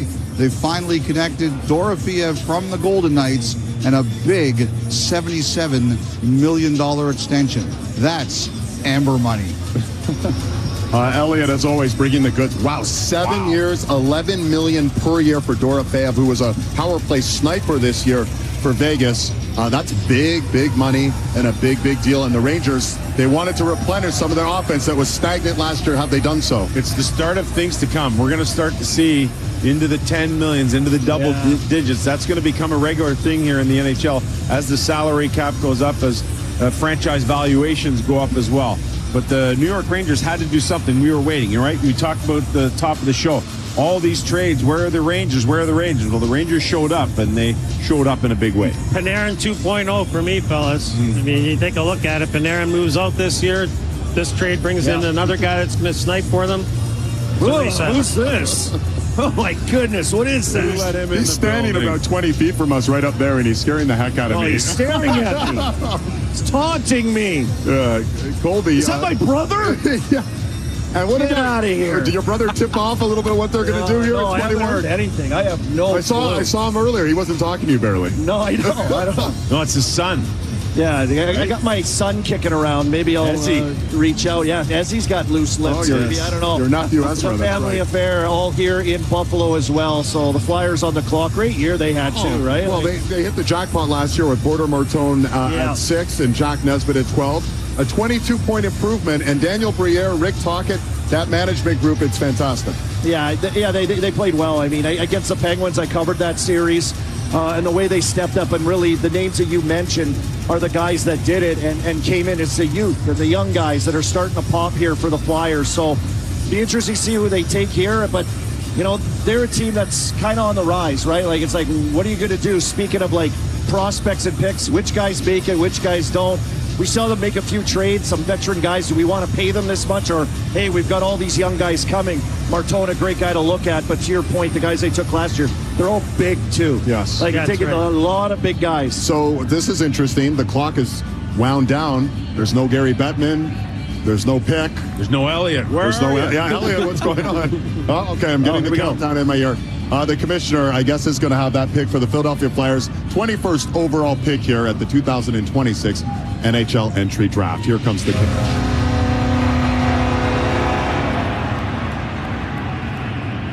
Obviously, we have a trade. The Philadelphia Flyers trade pick number 21 in this year's draft to the San Jose Sharks for picks number 27, 62, and 120, all in this year's draft. San Jose, you're on the clock. My goodness. Yeah, okay, so Jason, I want you to walk us through this. Mike Grier just traded 3 picks to move up 6 slots. That means what? First of all, on balance, it feels like an overpayment, but it's not. And I'll tell you why. Because the San Jose Sharks have had so much draft capital over Gritty's done. Gritty took it off. Done. Oh. Sorry, I got distracted there at home. But poor Gritty. We had Gritty falling down the stairs or something there. But whatever happened. Anyways, listen, it feels like an overpayment, but it's not, because when you have a target right now in mind, and look at what they've already done in the first round here, they're going to get great value out of this. They can afford it because they've drafted so much already over the last number of years. This is going to be interesting to see where this goes, boys. They got some holes on the back end they still want to fill, right? Because they're going to be a big, strong, shutdown type of a D. Time will tell. Mike Greer is really leaving a mark on what he's doing. I mean, this is his 4th draft. The success he's had, listen, Celebrini fell right into their lap, but they'll take it. Celebrini, Misa, Dickinson, Will Smith, Ivor Stenberg at number 2 tonight, in case you're just tuning in. Keaton Vieroff at number 9, and now they're going to add another big part at number 21. Oh, this is crazy. I mean, the rich get richer, and this guy just continues to wheel and deal. But he does so stealthily. So I was on the draft lottery show. They move up from 9 to 2, and I interviewed him, and it was like he was just having a coffee. I'm like, come on, man, you got to be excited about that. Yeah. If you're a San Jose Sharks fan, start to fill that building. It's going to get that way. Young, exciting hockey club on the rise. Well, it sounds like game face, Mike. They got they got a buck 20 on the clock, but apparently the commissioner Gary Bettman is ready to make the selection for the San Jose Sharks. With the 21st selection in the 2026 NHL Draft, the San Jose Sharks select from Vancouver of the WHL, Ryan Lynn. Ryan Lynn out of the WHL, 3rd defenseman taken from the Dub tonight. Dad Wiley, who's a principal, his mom Karen, who's a math teacher, his brother Teo, hugs all around. Oh, I love that. What a beautiful scene. Richmond, BC celebrating this. Ryan Lynn, and he's going to be going to the University of Denver. And remember, he was a high pick in the WHL draft a few years ago, and he certainly has lived up to the hype. Yeah, really interesting. When you look at the 5D that we talked about at the top, those guys all went. The second tier of D had Gustafson in it, had Lynn in it, and then you start to get into the Villeneuve and Tommy Bliles. Those are the 2 guys I would expect to go defensive-wise in the 1st round. But when you get to Ryan Lynn, not quite as small as those guys, and his end of the year playing at the under-18 showed a different layer to his game, a little bit more physicality. One thing we know, he skates really well. He moves pucks efficiently. This guy is a huge Vancouver Canucks fan, and now he's going to have the opportunity to play against them. Gives a lot of credit to Yogi Svikovsky, who's the assistant coach to Rick Tocchet in Philadelphia, a longtime skills coach in the Vancouver area. This guy had him on the ice 100 times a year from basically when he was a baby to get to where he is now. Pretty impressive stuff here for Ryan Lynn. 2 things that stood out for me with Ryan Lynn this year compared to his rookie year in the WHL. Last year, he deferred a lot. His legs, he's an outstanding skater. He would open up lanes, but he would defer. He'd pass the puck. This year, he was directing way more pucks on goal. His goals total went way up, 2 to 14. At the end of the year, though, what impressed me even more than the offense, it was his defensive metrics, his physicality. He's got sneaky physical, guys. All right, and he's sitting by, ready to go with our Ailish for Far Ailish. Well, Ryan, I can see behind the camera your family standing up watching you as you step on stage with your new jersey. I see you're a little emotional. What's going through your mind? Yeah, I mean, for me, this day is about them. They've done everything to help get me here, and I couldn't thank them enough. And what a dream this is. When a team trades up and they really want you, how great does it feel to put that jersey on? Yeah, just to know they traded up and really wanted me was, that feels good for sure. You told me you liked the uncertainty of the draft when we talked at the Combine. You still feel that way, or were you getting a little anxious? Yeah, I was getting a little anxious. I mean, it's a long time sitting there and a lot of nerves, but just I'm so excited right now, and it's awesome. You're joining a stacked San Jose team, a lot of young talent, a lot of draft picks. Like, it must be really exciting to feel like you're joining a core that's on the up and up. Yeah, I mean, they have a great young team with some stars, and hopefully I can be a part of that. Yeah, and they got the newest one, so congratulations. Thank you so much. Thanks so much. All right, well, listen, a huge offensive upside there for Ryan Lynn. And by the way, Kevin Biek's buddy, Michael Bublé, is shooting a documentary on Ryan Lynn, so he's going to have some great footage coming out of tonight in Buffalo. Yeah, nice. What a wonderful story is. I love the way this guy plays the game. Yeah, outstanding. You're going to see a little bit of Vancouver. You're going to see a little bit of Team Canada. The escapability, the edge work with this kid, it's phenomenal. And this is what I'm talking about at the U18s. Boom. He read the middle breakout, stepped up inside the offensive blue line, and laid a guy on his keister. Here's another one. That's against Elton Hermanson, by the way. So, listen, it comes to you at the end of the year. When you're scouting prospects, they tell you a story from beginning to end. And he told me a different story at the end of the year, and it mattered. I think that aspect for these guys, like, it's hard to find guys that are willing to do that, right? The physicality stuff, the skill stuff, the skating. elite, good. But when you can do that extra stuff, you guys always talk about A game and a B game, and a lot of those little things matter. So when you're talking about a kid that's able to do that, showing that stuff, that matters. 100%. That matters. That matters for these teams, and San Jose's having a day. And you guys have been talking about size all night. Well, Ryan Lynn, he's under 6 feet, and that's a bit of an anomaly. All the other defensemen have been over 5'11". There it is. Under 6 feet taken. And maybe this is the Lane Hudson.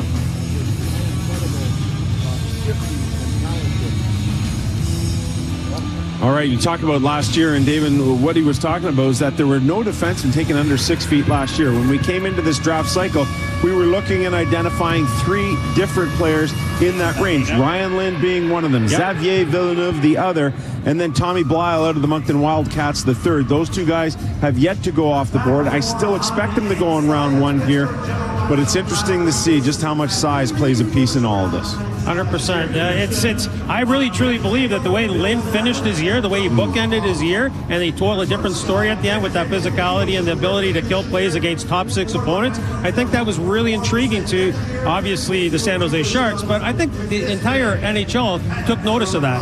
Ryan Lynn said he's waiting around a while. It's a long wait. I might need a wheelchair to get out of here at the end of the night. We got to get up and move around, boys. My legs. Oh, my goodness. Ryan Lynn went 21st. Penguins, let's go. And Colby, you went 21st, just like Ryan Lynn. All right, how about the 22nd pick? I'll be right back. Here goes Pittsburgh. 26 NHL draft. The Pittsburgh Penguins select from Medicine Hat of the WHL, Liam Ruck.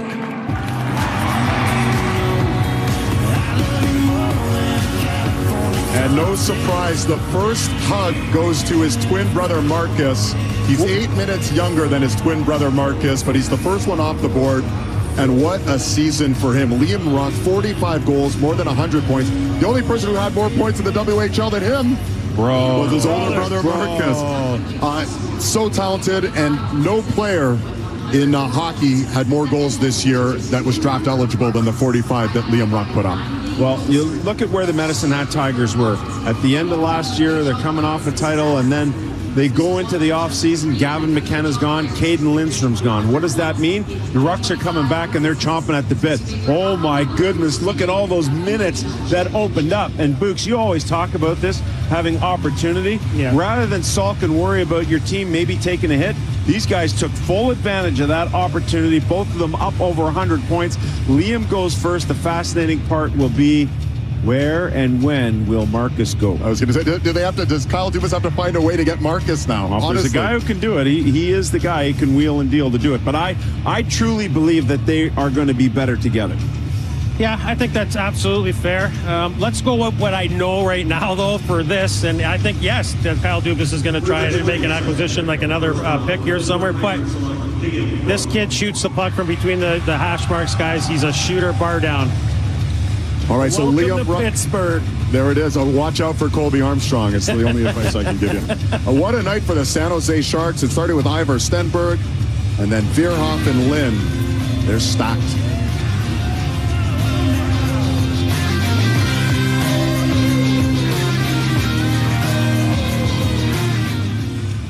New Mr. Clean Magic Erasers make impossible possible. Just wet and squeeze and effortlessly cut through 100% of dirt, grease, and grime. So this is 100% possible.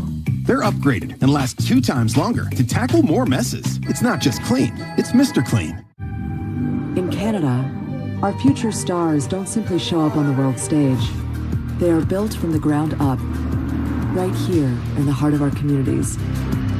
Oh, lovely football there, Isaiah Johnson! Go for hell of that! From a childhood dream to the national team. Jacob Shuffle, goal! Yes! He's done it! Canada on top of the footballing world! We are Canada, driven by Volkswagen. Did you know salsa was invented when Puerto Ricans took Cuban rhythms to New York? Brazilian Jiu-Jitsu was born when the Japanese took judo to Brazil. When North African frying traditions met Spanish dough, Spain made the churro. After Jamaicans took their sound systems to the UK, the world got punk. And this is what the world gets when 48 nations meet to play one beautiful game.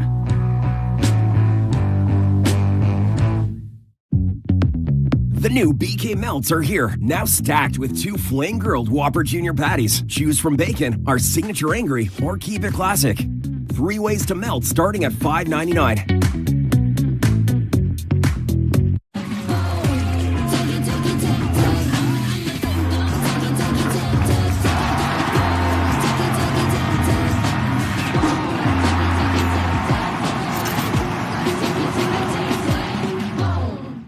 Something feels different. What, me? No, it's the new fridge-friendly Uncrustables. They now last up to 5 days in the fridge, so I can enjoy it right away. Are you sure it's not me? With City TV Plus, you get access to the best shows from Bravo, Food Network, Discovery, ID, HGTV, and more. Hall with a shot, scores! The perfect storm in the 20th anniversary of their first title. Once again, the Carolina Hurricanes are Stanley Cup champions. Welcome back. Still a busy night in Buffalo. 10 picks to go in the first round of the 2026 NHL entry draft. We've had 2 WHL players go back-to-back in Ryan Lynn and Liam Ruck. And now it's Utah who's on the clock. Utah's already taken a big behemoth in Ethan Belchitz at 17. We'll see what Bill Armstrong has up his sleeve. And then after that, we can tell you the Canucks, who got Caleb Malhotra at number 3. They're on deck, followed by the Ottawa Senators. Finally, we'll see the Ottawa Senators and Steve Stais make a move. So, big picture right now, 22 picks in. Has there been a massive surprise? Has there been something that you guys have caught your eye? San Jose Sharks, they just don't rest, right? Like, you get Stenberg, we expected that. Getting Verhoff at number 9 is an absolute steal. And then you trade up to go and get Ryan Lynn. Like, what a piece of business for Mike Greer and the San Jose Sharks. You have to love what's coming down the pipe for them, and they should be perfectly staggered, but at some point, Big Mac's going to need to get paid, and everyone else is going to have to work around him with that internal cap, if you will. Yeah, that's fair.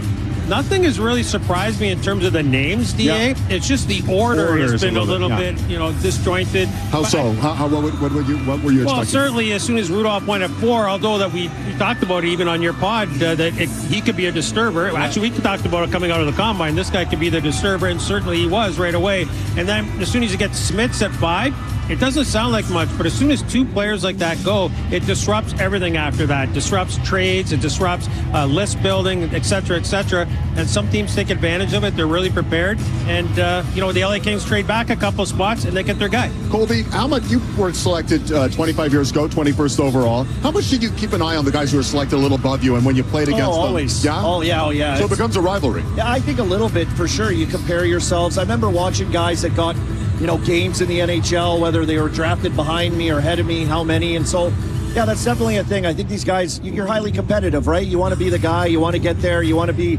a contributor, live up to where you were picked. I think it's important for these guys. All right, so intertwined for the rest of their careers, these players taken today. Well, there we go, another trade. This has been a massive day for the GMs. Let's hear from the commission. We have a trade. The Utah Mammoth trade pick number 23 in this year's draft to the Detroit Red Wings in exchange for Sebastian Cossa. 23 from Utah to the Red Wings for Sebastian Cossa. Detroit, you're on the clock. Interesting. All right, well, we were hoping to hear Dylan Larkin's name. Maybe you're not going to get him for a 23 pick.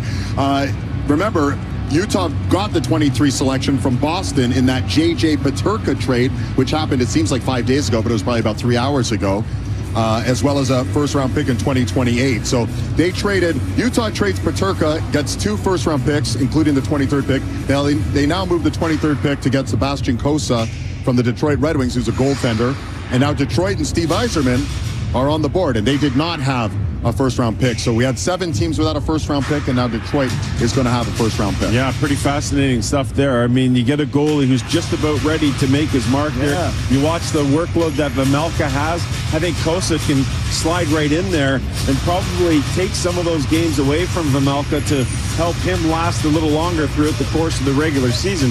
He's one of the most played goalies in the league and has been for the last couple of years. How important is this pick, Jason, when you look at Steve Yzerman? They have not made the playoffs in the last 9 years. They have this beautiful new arena. in Little Caesars Arena has not seen a playoff game. It's not the first pick, it's the 23rd pick, but still, how important is it? Highly valuable. They're giving up a prospect that they developed in their system, a goaltender they thought was going to be a number one. They still get a first-round pick in return, which tells you something. The kid is on the cusp, right? Yeah. Otherwise, you don't get a first-round pick for him. So it's immensely important. The Red Wings want to swing for something big here, and they want to be a playoff team like yesterday. So I expect them, Chris Draper's locked and loaded with something here. Well, it's interesting when you sit there and you don't have a first-round pick. So you're sitting there and you're wondering, okay. And then as your list starts to go down, you're like, all right, this guy that we really like, he's here. We better get on the horn and start to make something happen. So clearly they've identified a player in this spot that they feel is still available, that they think is super valuable, that they didn't think were going to be there, and they go ahead and they make this deal. So interesting stuff here for sure. And they trust their Swedish scouts, that's for sure, because each of the last 6 years, either their first or second pick has been a Swede. You feel they might lean that way again. That's what happens, right? Your brother's a scout in Philadelphia. They get certain trust levels with certain scouts, and they kind of run in that direction, it seems. Oh, yeah, you build to an identity, right? And we've heard about the Yzer plan for quite a while here. And to your point, there's some frustration, I think, probably internally as well. We see the Dylan Larkin stuff coming out of late. I'm surprised Costa's gone. As you said, a guy fully developed inside, lots of pump. He's supposed to be a part of the solution. And so here we go. Big pick for them.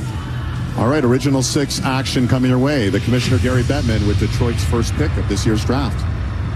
With the 23rd selection in the 2026 NHL Draft, the Detroit Red Wings select from Kamloops of the WHL, J.P. Hurlburt. The big hug for Dad Jeff, from Mom Sarah, and J.P. Hurlburt out of Kamloops. Third straight WHL player taken.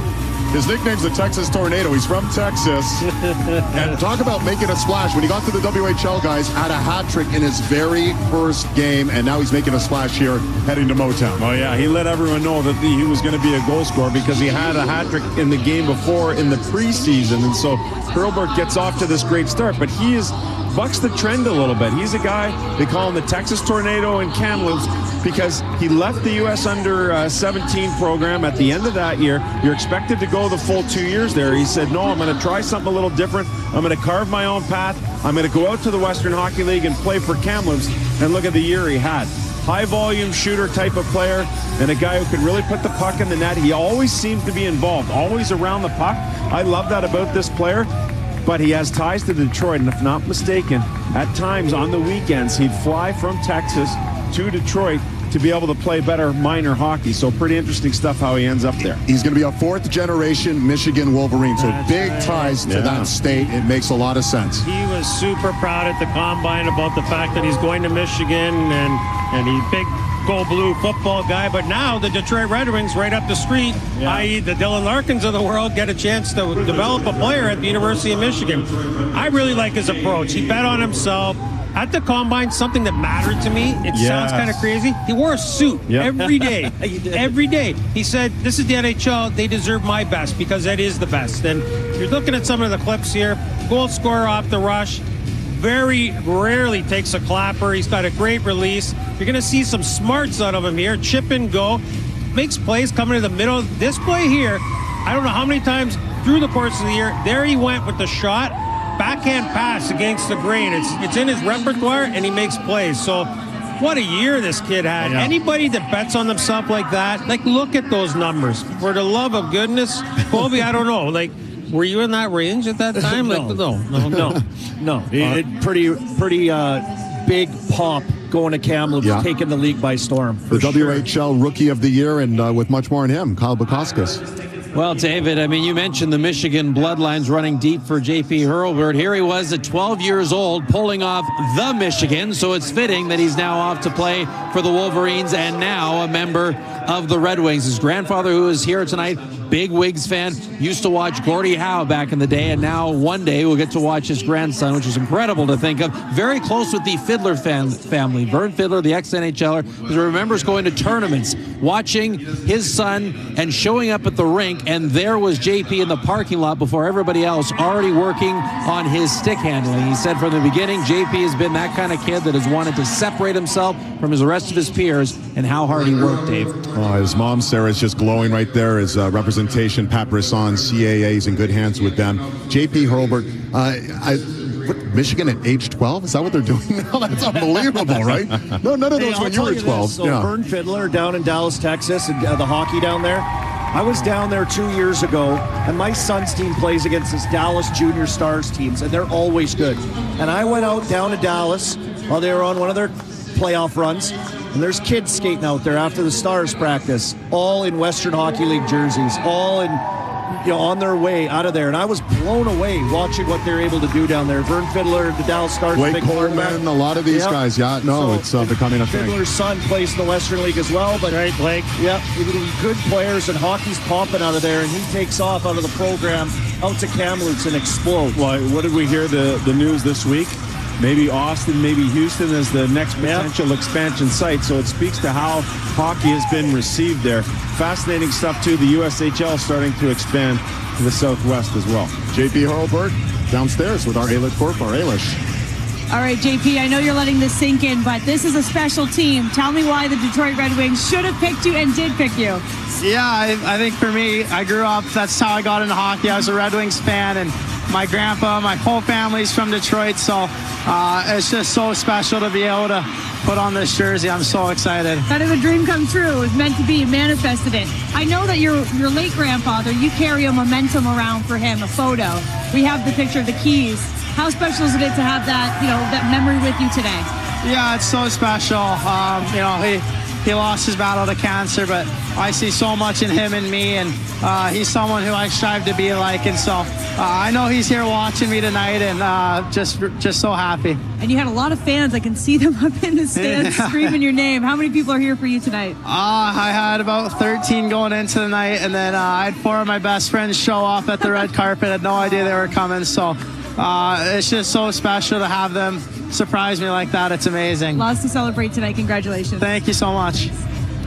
All right, Ailes. I love the local ties, right? This is a guy who wants to play for the Red Wings. He bleeds blue academically, but he's going to bleed red in the NHL with the Detroit Red Wings. Vancouver's on the clock, guys, and I think they made the biggest splash here because it's the best story, at least from our standpoint, and that's Caleb Malhotra, Manny Malhotra, united now as members of the Vancouver Canucks. They're back on the board. They're at 24th. Listen, they finished last in the NHL by 14 points, so there's a lot of areas to be picked on here. The commissioner's going to be coming out in a matter of moments. Any feels at all? Yeah, lots of options here. Again, you have the 2 smaller D, lots of forwards still available as well. All right, well, here it is, the pick with the commissioner.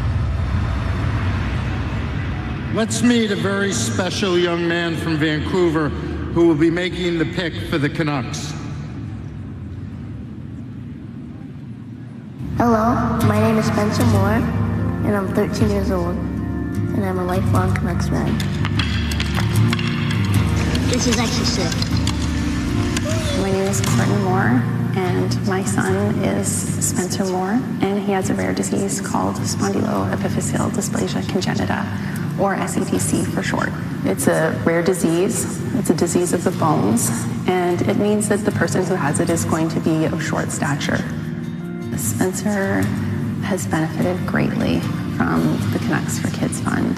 So when Spencer comes out of surgery, often his first stop is to go to the Canucks family room, and it's a fandom like no other. He loves the Canucks. It's his passion. They're his favorite team. It's a great motivator to go to a game right after surgery. I love how much happiness the Canucks bring him. Spencer, you're awesome. Please make the pick for your Vancouver Canucks. Hi, everyone. My name is Spencer Moore, and as a proud Canucks fan, this is a dream come true. Thank you to the Vancouver Canucks and the Canucks for Kids Fund for this incredible opportunity. With the 24th overall pick in the 2026 NHL Draft, the Vancouver Canucks are proud to select from the Peterborough Pete's Adam Novotny. That was awesome. Way to go. Spencer, that's a beautiful job for a beautiful moment for Adam Novotny. That was actually great to watch. And this is a nice pickup for Vancouver as well. First Czechia player taken. We saw him at the World Juniors. We've got a good showcase of what he brings to the table. If you're Ryan Johnson and Manny Malhotra and that executive team, what are you hoping to get from an Adam Novotny at pick 24? Well, this is an organization that's struggled with its culture over the last couple of years. Let's just be honest about that. It's starting to change. Malhotra, all kinds of character. And this guy, he is loaded with it. He comes to the rink with a smile on his face every day.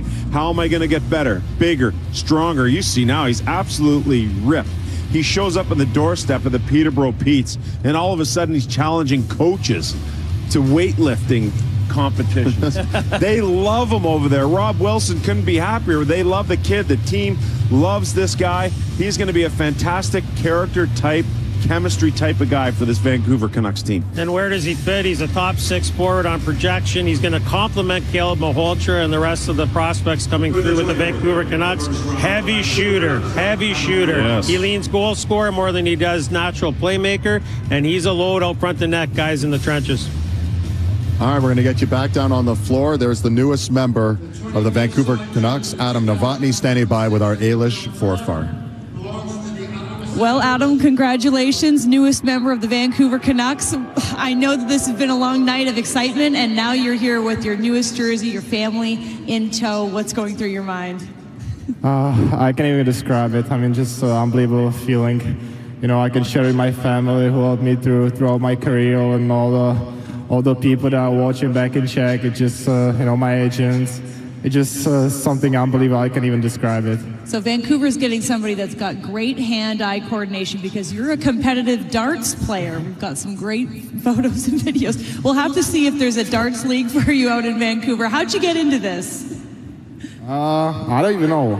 One time I just turned on the TV and there was like a darts tournament, and I started to like it, and then I tried it once, and then I tried it for the second time, and all of a sudden I just stick with it, and I think it's a great way to relax your mind a little bit. So yeah, it's fun. You're better at hockey than you are at darts, but they're pretty close. You're doing well on both. We really appreciate your time. Best of luck and congratulations. Thank you.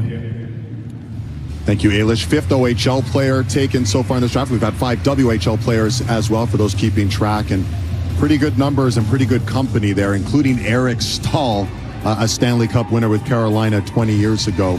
So great numbers there and a great future the Canucks are hoping for Adam Novotny.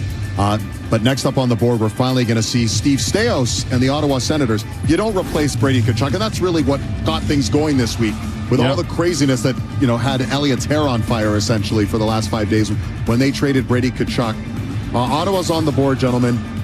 You don't replace him. What are you expecting Steve Staios and his management group to do here? I'm fascinated by what's going to go on here. You talked about Spence. He just signs that extension. There's still plenty of good pieces that are there with the Ottawa Senators. So now you're talking about how are we going to rebuild things without Tkachuk? What's the room going to look like? Character type of guy, like a Novotny type of player. That would be something I'd be looking at. In terms of the on ice, of course, you have to replace a number of things there. The physicality, the goal scoring, the net front presence. There's a lot to be done there when it comes to trying to replace Brady Tkachuk, but maybe you do it by committee, and as a result of that, the sum of the parts becomes a little bit better than what the individual parts were. Yeah, it's a pickle for your organization when something like that happens. You lose your captain, a star player on your team that does things that other people just don't do, right? And so, is this going to be the guy that replaces that? I don't know, and I think that committee play for them is massive. When you look through their lineup, a lot of good players there, still a lot of good youth, a lot of speed, and some of those players also, they have skill and stuff, but they play with tenacity, and you got to look for that right through your lineup. Players that do extra stuff, I think that's what you get when you get down in this area as well. That little extra part to their game that could be difference makers, that can move around in lineups a little bit. So, it's very difficult not to get caught up in the narrative, what happened this week and the moving parts, but Steve Staios is already doing a fabulous job of trying to address it. He's made the deal with San Jose. You can only control what you can control, and on the pro side, you made a pro deal. Now you're on the amateur side. What's the job of the amateur staff? The amateur staff here is going to try and hit a home run on a pick that's going to provide that infrastructure, in some sort of capacity, and there's holes there to fill. So do you need a goal scorer? Do you need a transitional D? Do you need a shutdown D? There's lots of options. Character analysis, fill a void, nurture him, player development, see where it goes. And their last 4 times they've selected first, when they've had their first pick, the last 4 years they've selected D-men. Maybe that trend will continue. But again, they have a lot of different holes they could fill. It was a very exciting year in Ottawa, by the way. That's a really good up-and-coming team. Even without Brady Tkachuk, they have Sanderson, so much Stützle, like there's good players. And there. remember what they did. Remember what they did in 2020. Stützle at 3, Sanderson at 5, Ridley Gregg at 18. Like they turned that whole franchise around. They look to do something like that this year as well. Here's the commissioner, Gary Bettman. With the 25th selection in the 2026 NHL Draft, the Ottawa Senators select from Leksand, Sweden, Jonas Lagerberg OAD. Jonas is not here tonight, so with the 26th selection in the 2026 NHL Draft, that belongs to the Vegas Golden Knights. Vegas, you're up. So Jonas Lagerberg-Hohen. Well, here's what I can say. Steve Staios appreciates skill. Like, he wants skill, and he wants skill right throughout the course of the lineup. So now you're at the part in the draft where are you identifying the super high-end skill that you want here? No, it doesn't seem like with what's chalk, what the prognosticators are saying, top 50 list, whatever else. This guy played 9 games this year. He had 9 goals. He had an ACL injury. He's out. So you're taking a bit of a risk here based on the fact that you haven't had a full season of viewings on him. Based on what you did see in October when everyone was going to see him, that's when he got hurt. You would have had some inventory maybe from the year previous and from what he did previous to getting hurt. But in terms of the high-end skill, this guy possesses it. He's a big guy. He can really shoot the puck. He's had goal scoring at just about every level. Fascinating pick, however, for me. He's the best. Arguably, so 27 goals, 3 assists the year before. This guy's a pure shooter. He's a big body. He's over 6'2". He's going to grow more into that frame. The thing with him that's going to have to improve, first 3 steps out of the gate. He's going to have to just get a little bit more separation, but he's got the length and he knows how to rip it. Here's the other thing. This is scouting at its finest. Yep. So Don Boyd has went out and found a guy. He's identified him. He's said to Steve Staios, we really value this guy, and he's going to put the puck in the back of the net for our organization going forward. And at the end of the year here, guys, he tested. He was 100% healthy, the whole 9 yards. They got the medical on him. They feel good about it. Let's see where it goes. Goal scorer, skill. Only played, 9 games, 9 goals, you said? I kind of love that.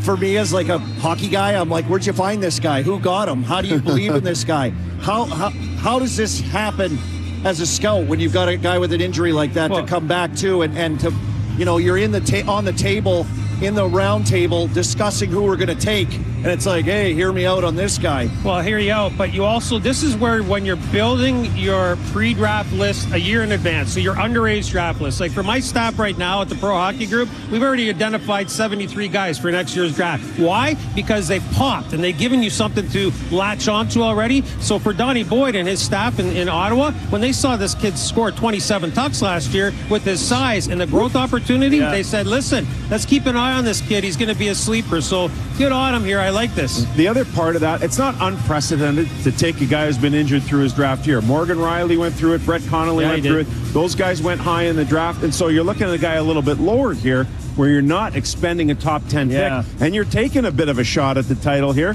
I like the pick. I like the guts to go and make that pick. But again, it's not unprecedented for someone to be hurt for most of their draft year. And Belchitz was taken earlier, and I think he was hurt March 3rd. Yeah, we've seen this before. Schaefer. So this could be a... Yeah, Schaefer. And maybe there's lower stakes it being the 25th pick than being the 15th pick, right? Is that fair to say, Jason? No, it's not. Maybe higher stakes. And I'm not trying to be disrespectful, so I'm sorry that came out aggressively if it did. But no, absolutely not. For me, the stakes are high right to the last pick of the 7th round. I don't care. I've only got so much draft capital depending on the cycle of my team. So if it's the 15th, the 23rd, the 1st, I don't care what it is. All of these have value. We picked Mackenzie Weegar with the 4th last pick of the draft. You can't be asleep at the wheel at any time. You can't run out of names on your list. It's all valuable. You know what? It's not valuable when you trade out all your picks trying to get good and get over the hump, and you come to a draft with 2 or 3 picks, and then you're struggling. Well, let me put it this way then. is it more of a leap of faith at 15 to go off the board with someone, not off the board, but That's someone fair. only played, than it is at 25, where they say there's a risk involved, but the upside is so great? The names alone in this draft class, when you're looking at it at 25 compared to the names that we saw go, let's say around 15, DA, like Klepov. There's no way I would have drafted Lagerberg Hohen over Klepov in the 15 hole. So Ottawa has their pick. Again, they'll be picking pick 32 as well. The Evgeny Dadonov botched trade from a few years ago that was rescinded. Speaking of trades, another trade alert. Here's the commissioner. We have a trade.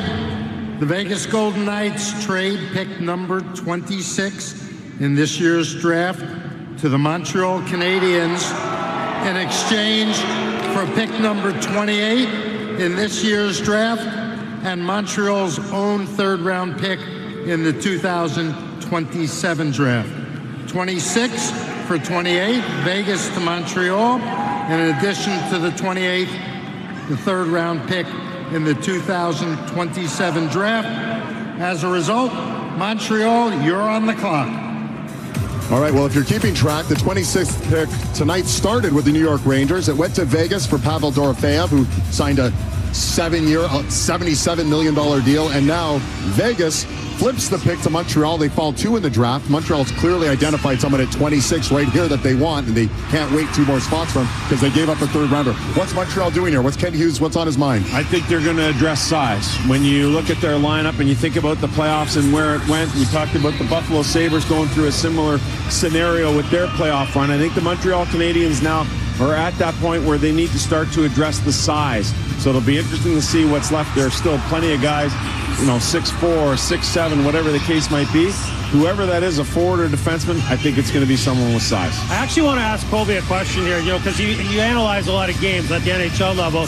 It's a copycat league, eh? When teams start winning Stanley Cups, generally it's a copycat league. I don't think the Carolina Hurricanes are the most physically, they got some big guys, but they're not. Now you look at the Eastern Conference, Army, and all these teams are adding big, strong players through the draft or trade. Like, are we getting into that now where it's going to be like the West used to be? Yeah, I think so. I think so. Florida Panthers changed that, right? In this kind of chunk of the era of hockey. There's no question, and we could look no further than last year's draft even. There's just tons of massive monsters going there.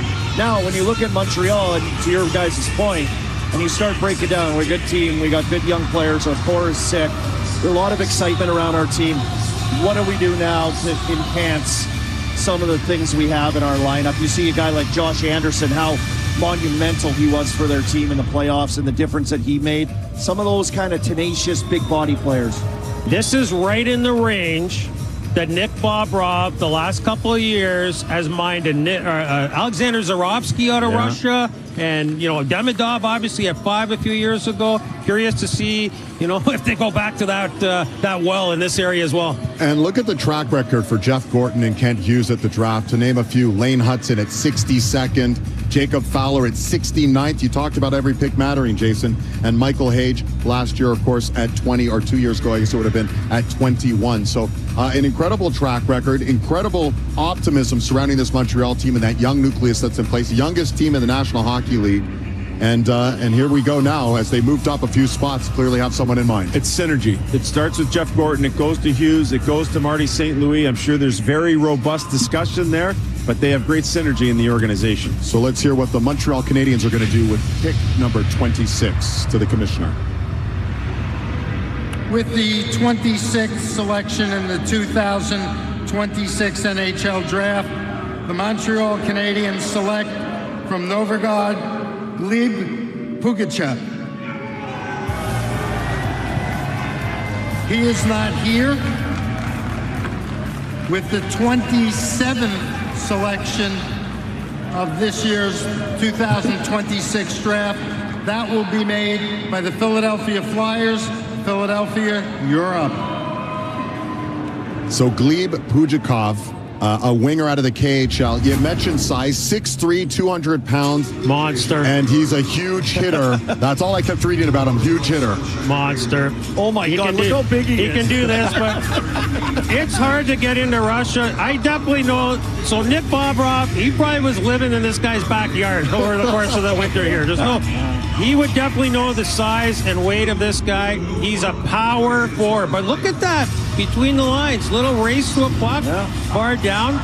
This guy swallows people physically. I saw a couple of Montreal Canadian fans up top there. Their hands between their knees. Don't worry about it. You're going to love them. All right, so there it is, 26th overall to the Montreal Canadiens. It's been a picture-perfect night for the young prospects who found their NHL homes. 6 more picks left to go at the 2026 NHL entry draft.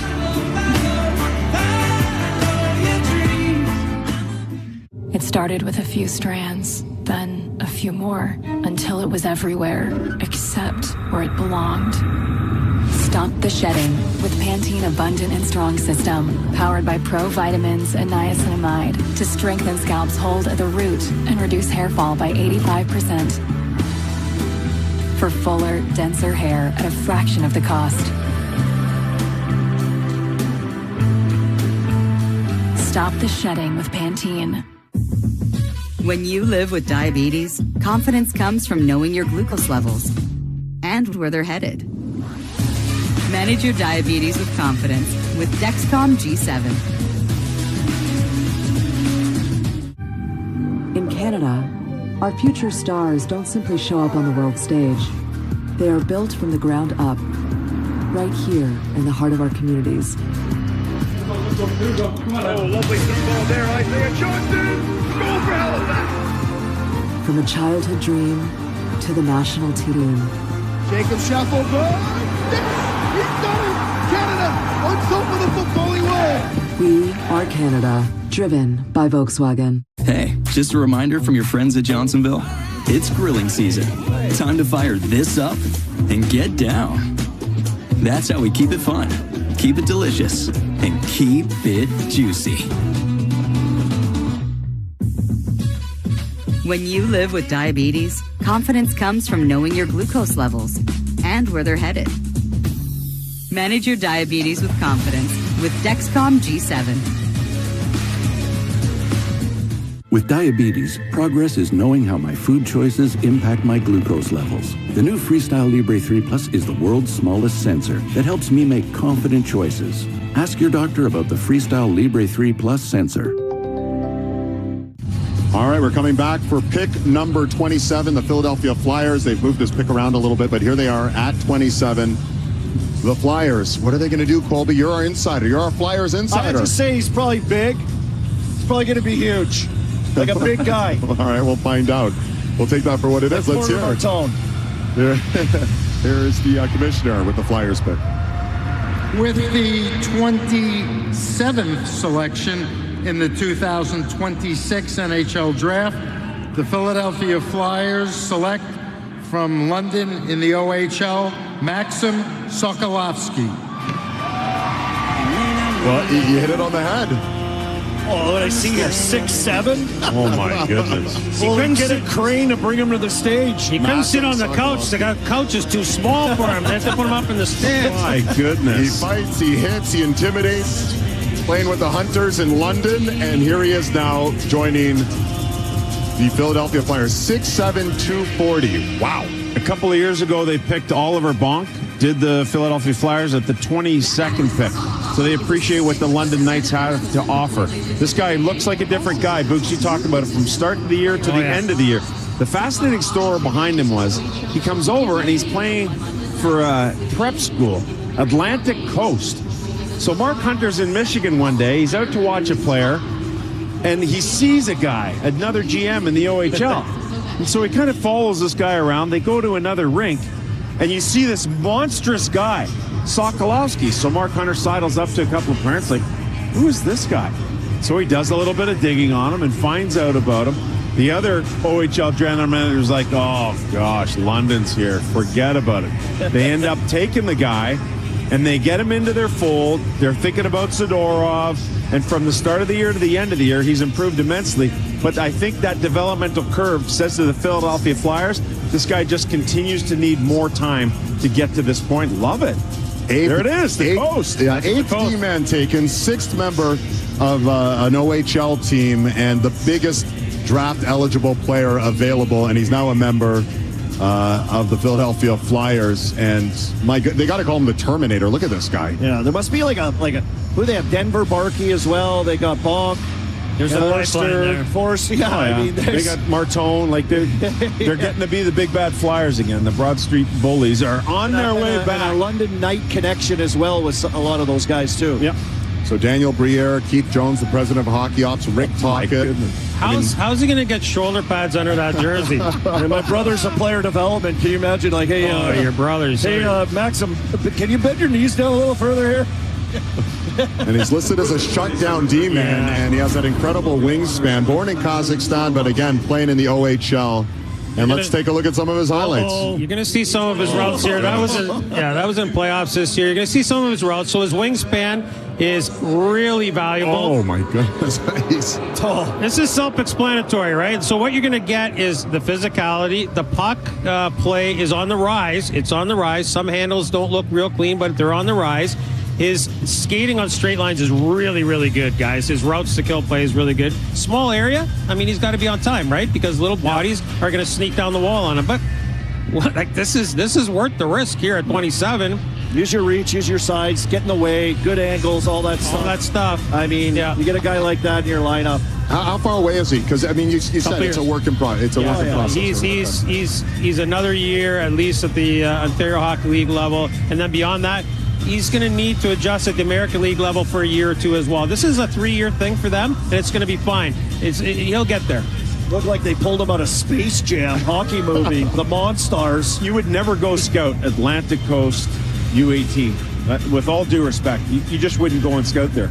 So Mark Hunter literally tripped across this guy, and it turns out to be a first-round pick. Tough to miss him. Goodness. The land parents thought they were getting 2 kids to look after last year. He walked in the door, he just ate for 2. That's all that happened right there. Now, we had forwards go with the top 3 picks, right? McKenna, Stenberg, and then Malhotra. Are we going to remember this draft for that at the top? Are you going to remember it a little bit for this run of defensemen? I believe that's 8 or 9 defensemen now, and they're going to be some big-name defensemen 10 years from now. We're going Norris guy, whatever. Yeah, well, look at the 2008 draft. What happened to all those guys? Was Pietrangelo, was Bogo, all those guys are Stanley Cup winners. So I don't know if we're going to see that from this run of defensemen, but if those teams are going to get there, these guys are going to play a huge part in it. I can tell you that. One thing that I'm already taking a lot of notice of, guys, starting with my guy Alexander Command at 12, look at the truculence that is being drafted from picks 12 to 27. Yeah. I'm just looking at the board. Sorry, I'm off camera, but Command, Hemming, big body, DNA, Belchez at 6'5", Suvanto, a huge body. Like, you start going through all this. Pugachev, Sokolovsky, the league is getting big and hard. Yeah. That's right. These guys have skill. These guys can now skate. Like that new era of player, it's caught up to the big guys, and we've seen that kind of transfer itself into the NHL game. So we have Vegas, Anaheim, Calgary, Carolina, and then Ottawa, again, getting back that rescinded pick from before on the Dadonov deal. So we're down to this, the last 5. Are there some names you guys are surprised have not been chosen so far, and you're kind of going, wow, what's going on? How is this guy dropping? We talked about the smaller defenseman. Tommy Blyle is a guy for me in Moncton who had an outstanding year. In terms of point production, a really good skater, some Lane Hudson type qualities. Now, obviously not quite Lane Hudson, not many people are. There's only one of him, to be exact. But then I'm looking at a guy like Xavier Villeneuve with the skating skills, the puck skills that he has. But again, these are sub-6 foot guys. We're just not seeing a lot of that. And we just talked about the size, the truculence, all those sorts of things. You have to be a real special player to play at that next level and be an under 6 foot guy. We'll see. But those are 2 names that stick out to me. So Vegas is on the board, and the commissioner is ready to deliver the pick. The Vegas Golden Knights at pick 28. Oh, here we go again. They don't want a pick. No one wants this pick. It's been moved. A lot of trades tonight.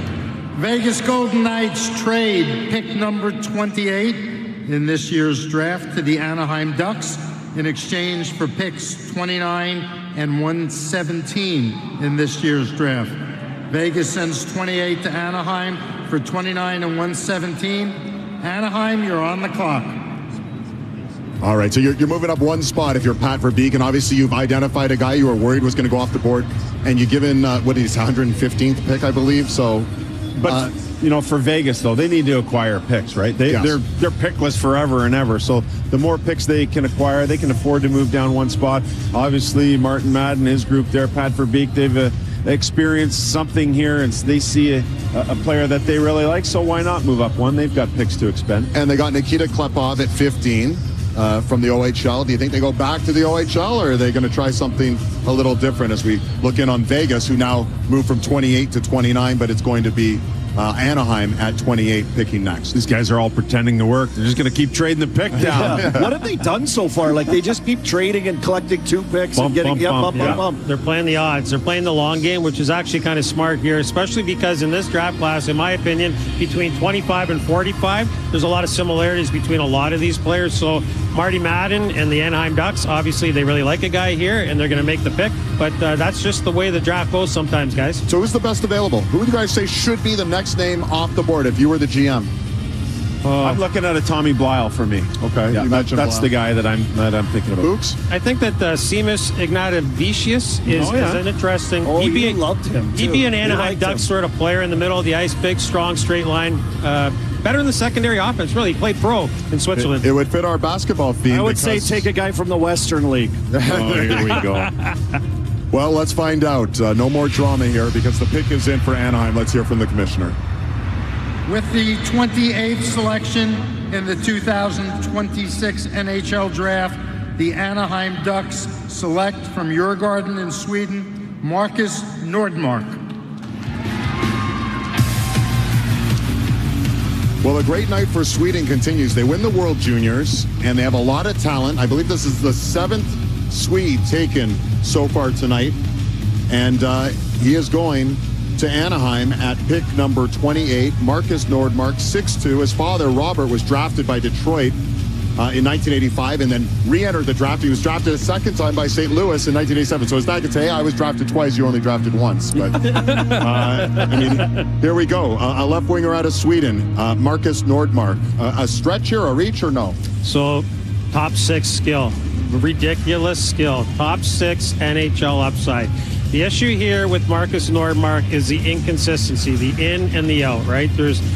And even when we interviewed him at the Combine, he was still a little bit unsure of where he needs to go. So, I think the Anaheim Ducks are banking on the fact that their player development crew can get their teeth into him, and they're going to teach him the right way, the Anaheim Duck way, and the way they're going. And I'll tell you something else. Joel Quenneville's there, and I was with Q for a short period of time in Florida. When he gets his eyes on him, he's going to let him play free, if you understand what I mean. He's going to let him play to his strength. Important, for sure. You see him off the rush here, guys. You're going to see a lot of skill here. He's got separation in open ice.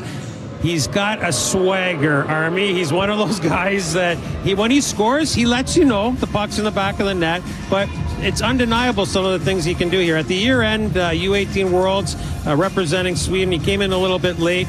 6 games played, 3 goals, 1 assist. 28 penalty minutes. How did he get that? A little bit of mouthing off and some different things going on. So he's a challenge to get. You got to coach him up. That's it. And you got to remember, this is a historic night for Sweden. What a night! This is the first time ever since 1979 that we've had more than 6 Swedes taken in the first round.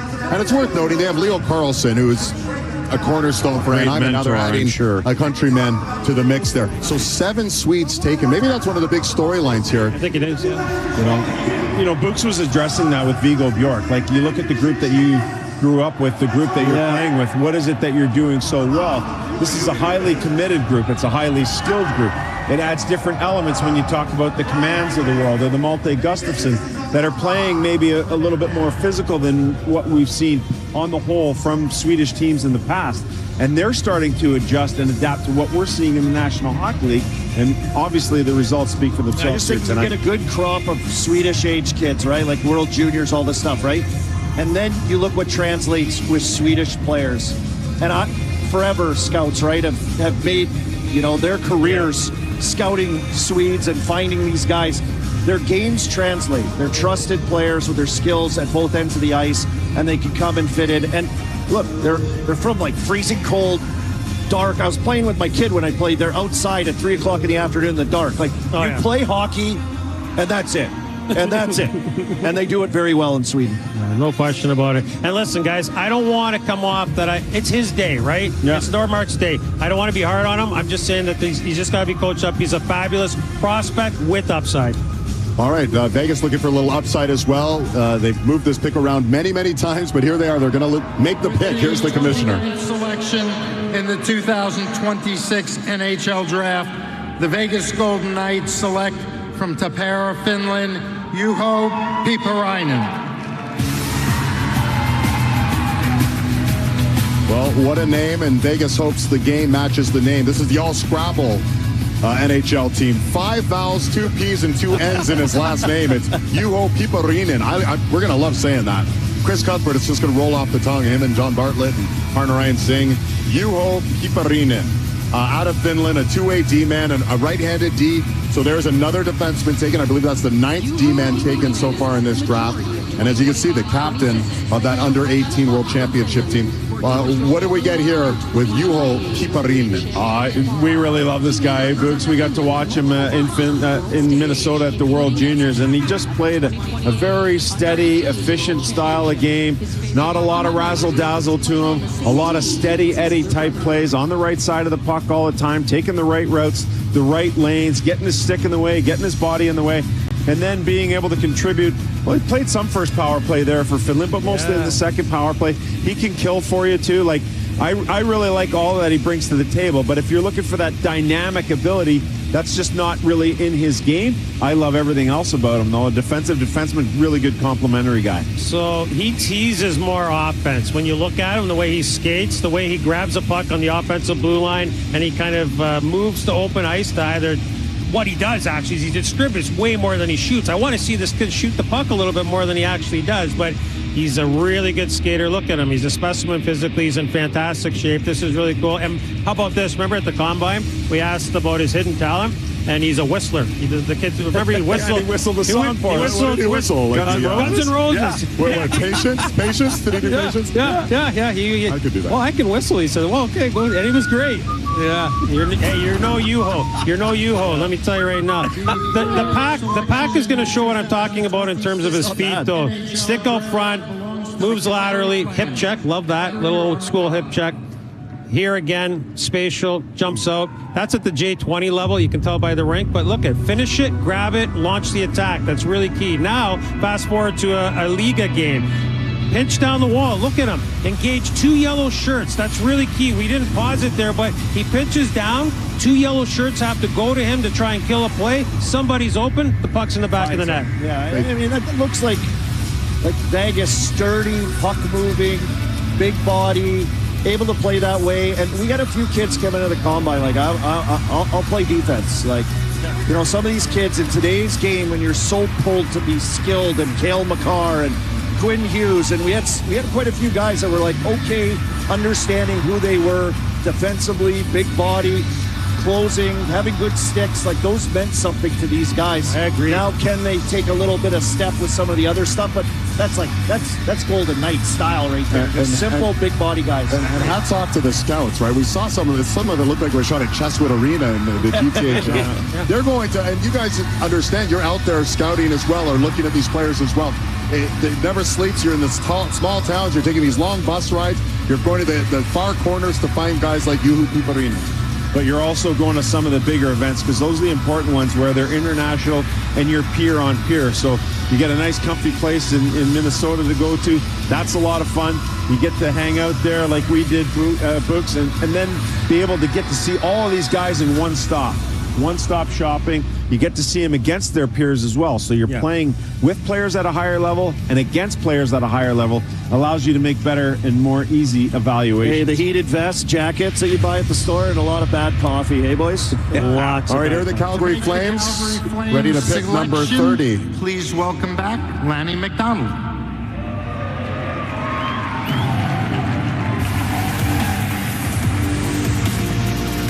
Thank you. Hey, I just want to say Buffalo has been the most unbelievable host. I want to say congratulations to all of you. To our friends back in Calgary, they are having one heck of a party. If you just check it out at the Scotiabank Saddle Dome, it's the Sportsnet Draft Party. And how about the talent that is here in this room and has already been displayed on the screen? Congratulations to all players in the 2026 draft. And with the 30th overall selection in the 2026 NHL draft, the Calgary Flames are proud to select from Youngstown in the USHL, Jack Hextall. Lanny McDonald, the legend, announcing Jack Hextall. There's his dad, Corey, who's actually cousins with Ron Hextall, and his mom, Jennifer. Another Michigan State commit. We've seen a handful of them. I feel like their whole team is being announced. Yeah, it's today. Unbelievable. They better win the championship next year. They're bringing a lot of talent in. Now, he turned 18 back in March. He's from Illinois. He's making his way to Calgary. And if you're just tuning in, Carson Karls was taken way back many hours ago with the 6th overall pick to Calgary. So they got their D-man, and now they have a talented center to go along with Karls. Yeah, this guy's a worker bee. Played with Ryan Ward, the Youngstown Phantoms this year at a point per game. Got off to a really good start in the year, winning gold at the Halenka. Had 3 points in the gold medal game and helped the U.S. to win that tournament. And now gets into the fold with the Youngstown Phantoms, puts up that point per game like we're talking about. He's always around the puck. I got a chance to watch him at the All-American game, which is the USHL's best against the U.S. Under-18. And he was always around the puck, always digging for pucks. He gets after it on the forecheck. I like this guy. I like the motor that he brings. Yeah, he's at his best when he's playing exactly. Look at that. He's rocking the Youngstown Phantom tie. Good for you. Nice. He's representing. I love his energy. I think that off the rush, he's way more of a threat than he even presents on. I think there's another level is what I'm trying to say. Yes, he's got 20 tucks, but I think he's even got more to give there. He's got great character, fellas. He's got great character. I believe he can play up and down the lineup, Army. And at this point in the in this round here, and especially with what Calgary's trying to build, that character, that infrastructure with them. I keep going back to that. I know these, I kind of use the same terms over and over again, but it's just super important. Youngstown loves this guy. Yeah, and that's important. You're right. You would know because you were there. I popped in there, had a chat with some of them, their strength coaches, everybody in there around the rink, just 45 minutes down the road from Pittsburgh, but they raved about this kid. From last year's season into this year's season, the improvement, his work ethic, his leadership around the room, like he was the jewel of their team, the way they talked about everything that he does day to day. And so they're getting one of those hard-nosed style, in there every day, getting it done, leader guys that I think guys you can build around, or guys are attracted to, and that's what Calgary's getting here with this guy as well. And you mentioned culture. It's a copycat league, and no team had better culture than the Carolina Hurricanes. So maybe they're trying to really ingrain that from a young age, draft and train the players. And Ailish Forfar standing by with the latest member of the Calgary Flames, Jack Hextall. Okay. All right, Jack, congratulations, newest member of the Calgary Flames. They had quite the watch party waiting for you, so say hello to Calgary. Hey, Calgary. Not in this room, but back home, they're cheering very loud. I can hear them from here. So you were at the 2017 Chicago draft as a fan, and now you're drafted almost 10 years later. Tell us about that journey. Yeah, I mean, it's just a dream come true. Obviously, you're just a huge hockey fan growing up, and seeing those guys get drafted, it's awesome. And you hugged like 25 people on your way down. You're a popular guy. Who's here for you tonight? My family, they're up there in 105. Just want to say thank you guys, love you guys. My grandparents also, thank you guys, love you guys. And then a couple former teammates that I dabbed up on the way down. So. And for the Calgary Flames fans that are getting to know you for the first time, they're a very competitive team. What do they have in you tonight?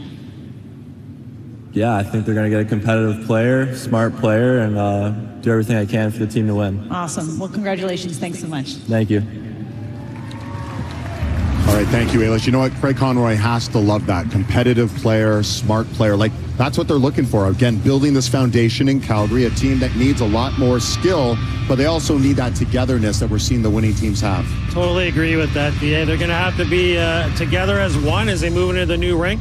What are you seeing here? Again, this is an athlete that's taking the puck to the hard areas, and that's what you need to do in the National Hockey League. This isn't taking it from the flank, Army, and ripping one from the hash marks. You don't score like that in the NHL. You got to do what you got to do, and let's get to the hard areas.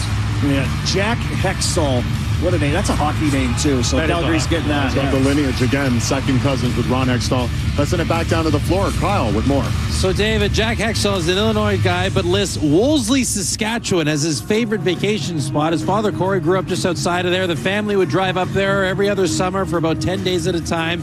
That there is the farm that Corey's uncle Roy owns, and Jack really loved spending time at. He told his dad he wants to buy a farm of his own one day. Well, plenty of farmland still to be had around the outskirts of the Stampede City. Dave.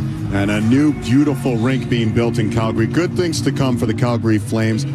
Listen, they have a lot of work to do. Finished dead last in the NHL in goals for. Finished 29th in the standings. But adding these little pieces here, right? And we haven't mentioned Zane Parekh, right? And Carson Karls and Zane Parekh, like, you now have this foundation on the blue line, which we're seeing championship teams. Start with you, Colby. Championship teams have that foundation on the blue line. Yeah, and they're in a different spot, right? Like they are where they are.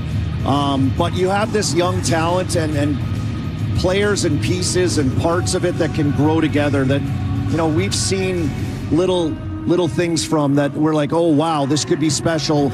Let's see how it comes together. And they're adding to that with extra guys that do this. And you know, they've got some guys kind of in their mid-20s, early to mid-20s as well, that there's more room there for them to be more to this team as they grow together also. So they're in a different stage, I would say, Yeah, but that's they're fair. at that starting point where there's some expectations can start to get there when they get that new rink.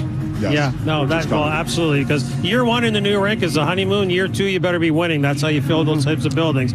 What you saw there off the rush, though, DA, some of those goals that he was scoring, what do we always talk about when we were in studio last year? Geez, the Calgary Flames, they work so hard as a team. They work as one. They can't put the puck in the back of the net, right? So you want some of these prospects with their work ethic, their compete, their skating ability, and obviously their puck touch to produce offense. Well, good on the organization for being patient and allow Craig Conroy to accrue assets and then to use them and expend them and take this slow build. I mean, of course, you talk about year two in the new building, and I believe that's highly important, but you have to do it methodically. You just can't rush to say, hey, let's get into the playoffs and be that 16 team and continue to pick in the mushy middle. It just doesn't work out that way. And so they're showing a very patient approach here. It's still going to take some time, but it is going to time out in the new building. I have faith in this management group. Well, and then there were two picks left in the first round of the 2026 NHL entry draft. Next up, it is the champs, the Carolina Hurricanes. Again, whenever this has happened, when the team is off the clock and nothing's happening, I wonder if there's been some movement. We will see. We're waiting. The commissioner looks like he's stepping to the podium right now. Let's hear from him. And there it is, on cue. You knew it. I believe this is the 9th trade tonight. The Carolina Hurricanes trade pick number 31 in this year's draft to the Nashville Predators in exchange for picks 42 and 57 in this year's draft. Carolina sends 31 to Nashville for 42 and 57. Nashville, you're on the clock. All right, so Carolina, they're still in celebration mode, and they thought they were on the clock, and they were about to make the pick. And check out Jordan Martinook with the 31st overall pick. Unreal shirt, too, by the way. The stall, Constall. Oh, the head shake. Sorry, bro. How long's he been sitting there, hey? He's on his front porch. He's got the ring. See the doorbell there? You are no longer on the What a clock, beauty. Jordan Martinook, who is a beauty. You kind of saw this coming, all right? Eric Tulsky, he likes to get his picks. Coming into this draft, they had no second-round picks. That would have been the first time since 2007. And they've got some pretty good players, like that Sebastian Aho guy. He was a second-round pick. So they have an idea that they want to get more tickets in the lottery. Yep. They trade out of the first round. They bump back. Now they're into the second with one additional pick. And you figure, like you say, Books, there's that bucket of guys between 25 and 40. Well, you could still probably get that guy Come back when tomorrow, you bump boys. down. We'll see you tomorrow. See you tomorrow, boys. That's Seth's buddies. Seth Jarvis has more buddies. He has more buddies than anyone I know. Yes. All right, so Carolina, the defending champs, they're moving into the second round, moving out of the first round. And Nashville and Chris McFarland, again, this was maybe one of those kind of quiet stories. Pretty successful, right? GM of a Stanley Cup winning team in Colorado. He goes to Nashville. They've taken Wyatt Cullen already in this draft. and now they have another pick coming up. Can I just interrupt real quick, guys? If you see the logo on the desk there, DW, that stands for Dave Westby, who was a lifelong scout for the Nashville Predators, a good friend of mine, a great friend for everybody in that room down there in Nashville. He passed away from cancer recently, and he's dearly missed. All right, thanks for sharing that. That is a really classy act. It's a family there in Nashville. It's always been a great organization for that. And here's the commissioner with the pick. 31st overall selection in the 2026 NHL Draft, the Nashville Predators select from Moncton of the Quebec Maritime Junior Hockey League, Thomas Blyle. Tommy Blyle III, I guess I could say, because his dad's a Thomas and his grandfather also is a Thomas from New York State. And I've written down Lane Hudson Light because every time I watched the highlight of his, he reminded me of Lane Hudson, a right D-man. His mom Amanda, his dad Tom, as I mentioned. And he led the queue in points by a D-man. And that's a pretty good pickup with the second last pick of the first round. You were singing his praises about, I don't know, felt like 20 minutes ago. His feet are electric, and the numbers he put up this year, not only being named the Defenseman of the Year in the Quebec Maritimes Junior Hockey League, but the Rookie of the Year as well. The last time that happened, you have to go back to Dmitry Kulikov playing with Drummondville in 2009. So he's done something that hasn't been done in the league in 20 years.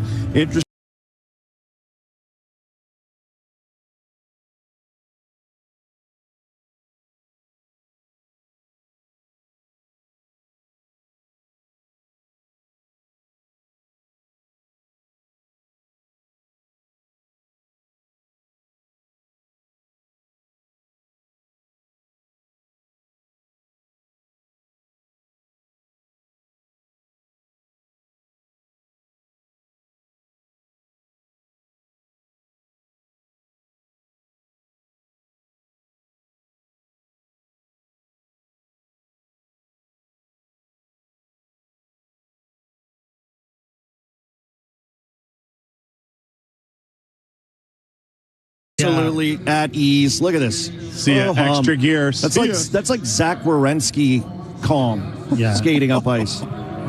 No, he's got an incredible stride, and they run a pro-like program. Look at the escapability there. Oh boy. Man. Listen, a lot went wrong defensively there, but you still got to make a play, right? And that's what he does. This guy's a playmaker, play driver, power play quarterback.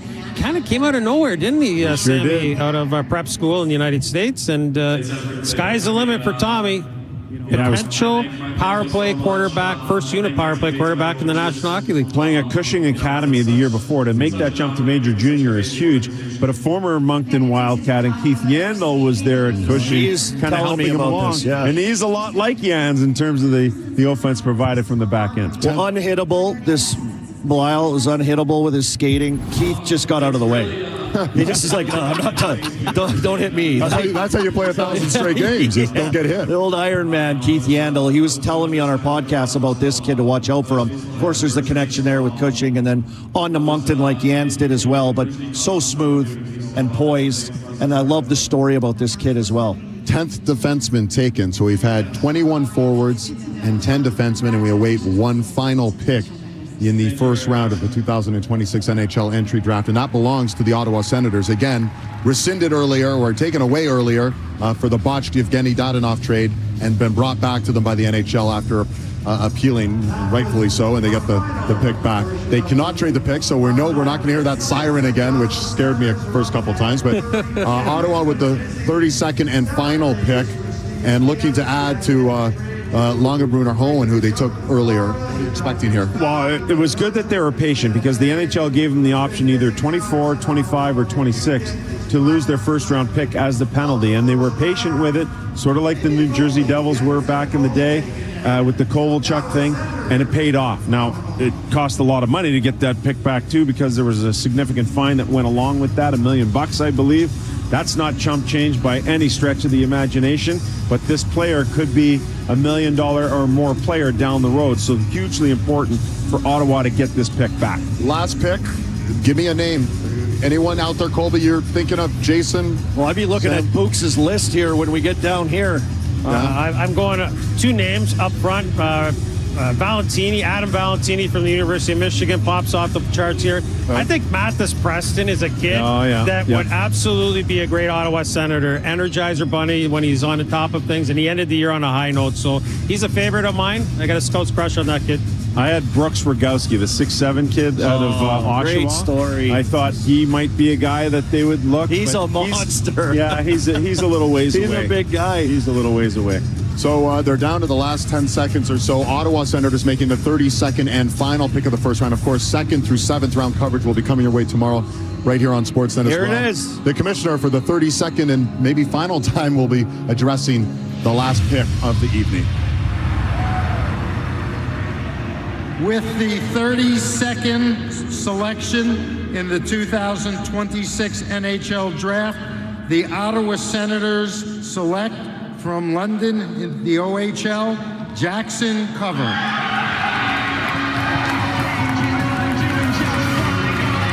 Now, this is one of the most unexpected and remarkable stories of this NHL draft. Jackson Cover only started playing hockey, ice hockey, at age 13. Think about that. Age 13 is when he picked up a pair of skates.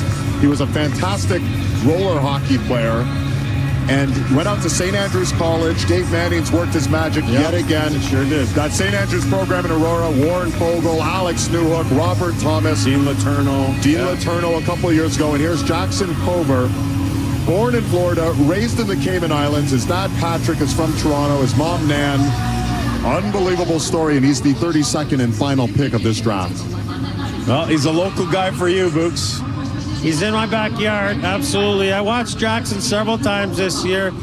This kid, so he's an inline hockey player, and you could tell that he was an inline guy growing up before he obviously dedicated himself to ice hockey. He handles the puck. He's really creative. He's got a flair for the offense.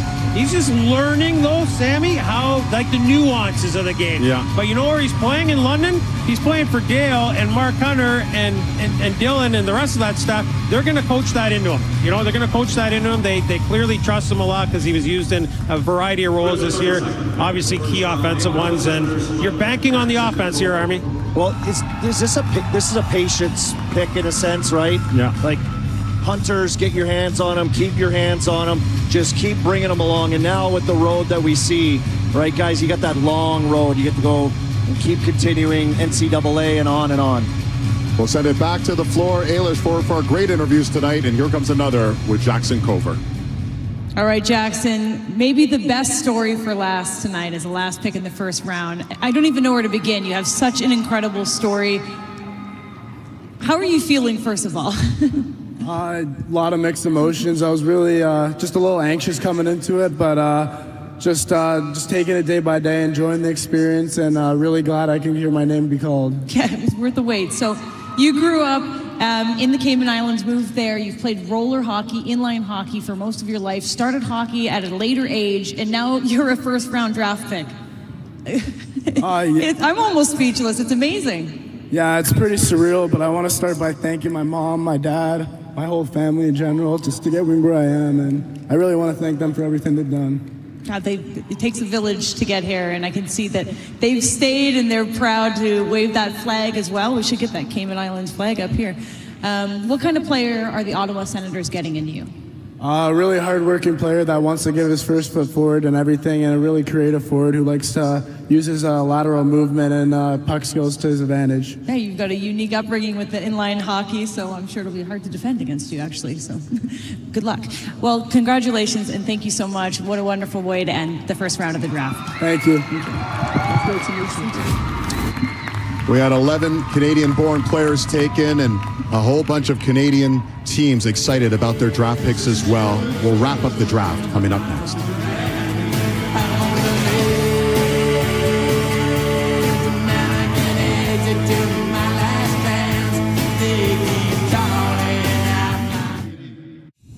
Go on and off the ice with the top prospects in this year's NHL Draft on Welcome to the NHL, presented by Body Armor. Watch now on YouTube.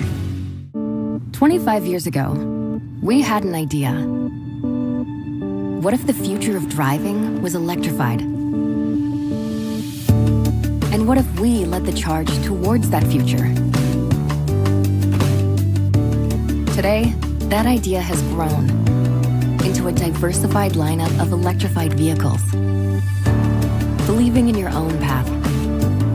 It matters to you. It matters to us. Chef Lena is taking the Tide Boosted test. I am? Yeah. Oh, yeah, I need it. I washed it with this stuff, and it still smells. Oof. Stinks. No, I'm good. I'm running out of ideas. Try Tide. It's boosted with double the cleaning ingredients for a one-wash clean the other stuff can't match. Test passed. It's clean. Yeah, it smells great. No, really smell it. It smells amazing. It's cleaner, whiter, brighter, and fresher. If it's got to be clean, it's got to be Tide. Boosted! Few are willing to do what must be done, but not for themselves. No, for others. They are the real ones, and they drink a real good light beer. Slim and Clear 2.0. Real ones know.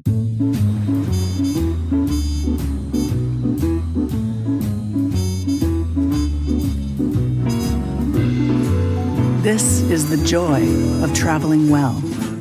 Oceania Cruises.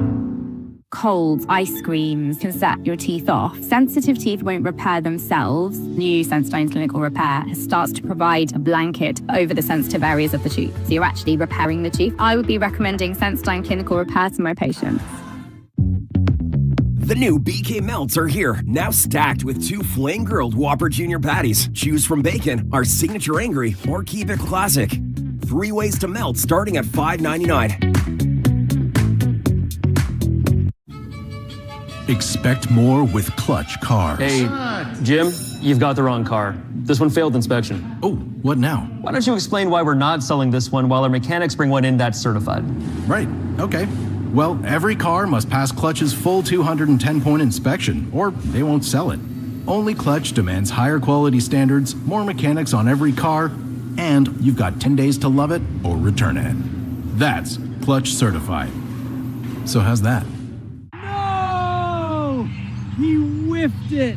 A player Mike bet on just missed an open net tap-in and got subbed off. I could have scored that in beans. Mike doesn't know it yet, but thanks to Bet365's sub-on play-on, The net was wide open. his prop bet rolls over to the fresh leg sub coming on. So if the sub scores, Mike still wins. False alarm, people. My bet's still good. If your player gets subbed, your bet plays on.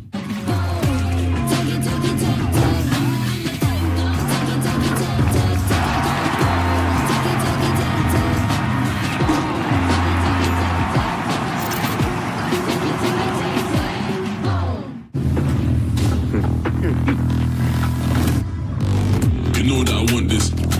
Yeah. Hey, everyone wants some keys. The 2026 NHL Draft continues tomorrow on Sportsnet and Sportsnet 1. Many more prospects finding their NHL homes tomorrow, 11 o'clock Eastern. Our coverage begins right here from Buffalo, rounds 2 through 7, and a lot of talent still on the board. And what a night it's been in Buffalo. Star-studded affair starts out with Gavin McKenna, Justin Bieber, the Toronto Maple Leafs, the 3rd time ever selecting first overall. By count, 22 forwards, 10 defensemen, 14 players from the CHL. But let's stick on the Canadian theme here. A big night for many of the Canadian franchises. Well, it starts with McKenna, but when we came into this draft, we're talking about Canadian teams not making the playoffs and having an opportunity to try and kick the ball forward and get back in. I'm looking at Gavin McKenna, first of all, with the Toronto Maple Leafs. Yes, of course, that looked to be the pick going back months ago. It turned to come to fruition thanks Justin Bieber. And then you move down the list slightly to Vancouver, Caleb Malhotra. They stick with the OHL and go to Adam Novotny a little later with the 24th pick. The Calgary Flames also had 2 picks, starting with Carson Karls. You have to love this guy, beast of a defenseman. Viggo Bjork goes 8th to the Winnipeg Jets, a huge steal there. There's Novotny with the 2nd Vancouver pick, and then Jack Hextall, the 2nd pick of the Calgary Flames. Don't forget about the Ottawa Senators, Jackson Cover, tears in his eyes, unbelievable story. Up and down the list you go for all these Canadian teams, and hoping at some point the 1993 final Stanley Cup in Canadian hands returns. Now, Books, what caught your eye? San Jose Sharks caught my eye. How couldn't they? They have my full attention. The San Jose Sharks out west for sure. I mean, Ivor Stenberg at number 2. He was the number 1 guy on my list. And 1A and 1A. Okay, McKenna, it's his day. I get it. But Ivor Stenberg at 2, and then Keaton Verhoff, who by the way was number 1 on a lot of draft lists at the midway point of the season. It's not like he dropped. There was just choices that were made. So they go Stenberg, Verhoff, and then Ryan Lynn at 21 later on, a transitional power play quarterback. And you know what else they got out of those 3 guys? Character beyond. So how good can you be on your bad days? You know what I'm talking about, Arm Dog? Because it's not always, it's hard, it's a grind. These guys right here, on top of the skill, they bleed character. Yeah, they're building something special there, aren't they? They're on the tips of everybody's tongues, the San Jose Sharks. And like any trade or any ability for a guy, they should get this guy. It's San Jose right now. They're kind of the hot ticket, and they did really well today. For me, guys, it's just the first overall pick. Like, it's Toronto. It's the Leafs. And it's Gavin McKenna. And today was his day. All the build-up, the whole season. It was, well documented what we saw from him. But this was him. 10 years ago, they won the lottery. They got Austin Matthews. This one was really unexpected. That number 12 ball, right? Yeah. They're praying to that ball in a square in Toronto and taking pictures with the 12 ball.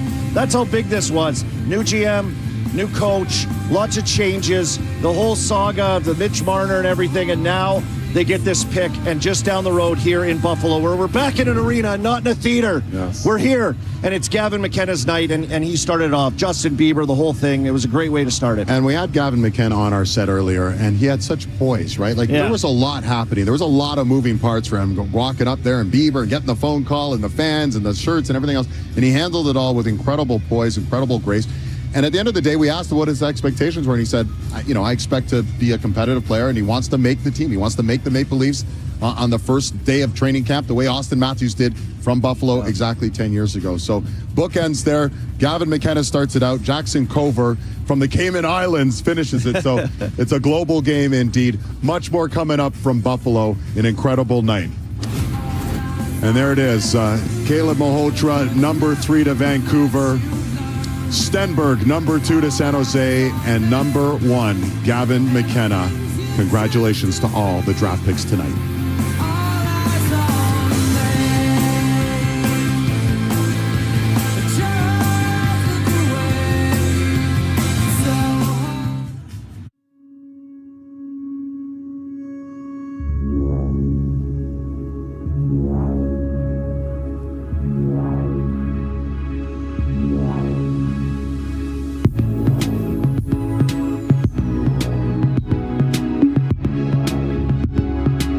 Carolina Hurricanes, your 2026 Stanley Cup champions. The official collection, available now at NHL Shop, a Fanatics experience.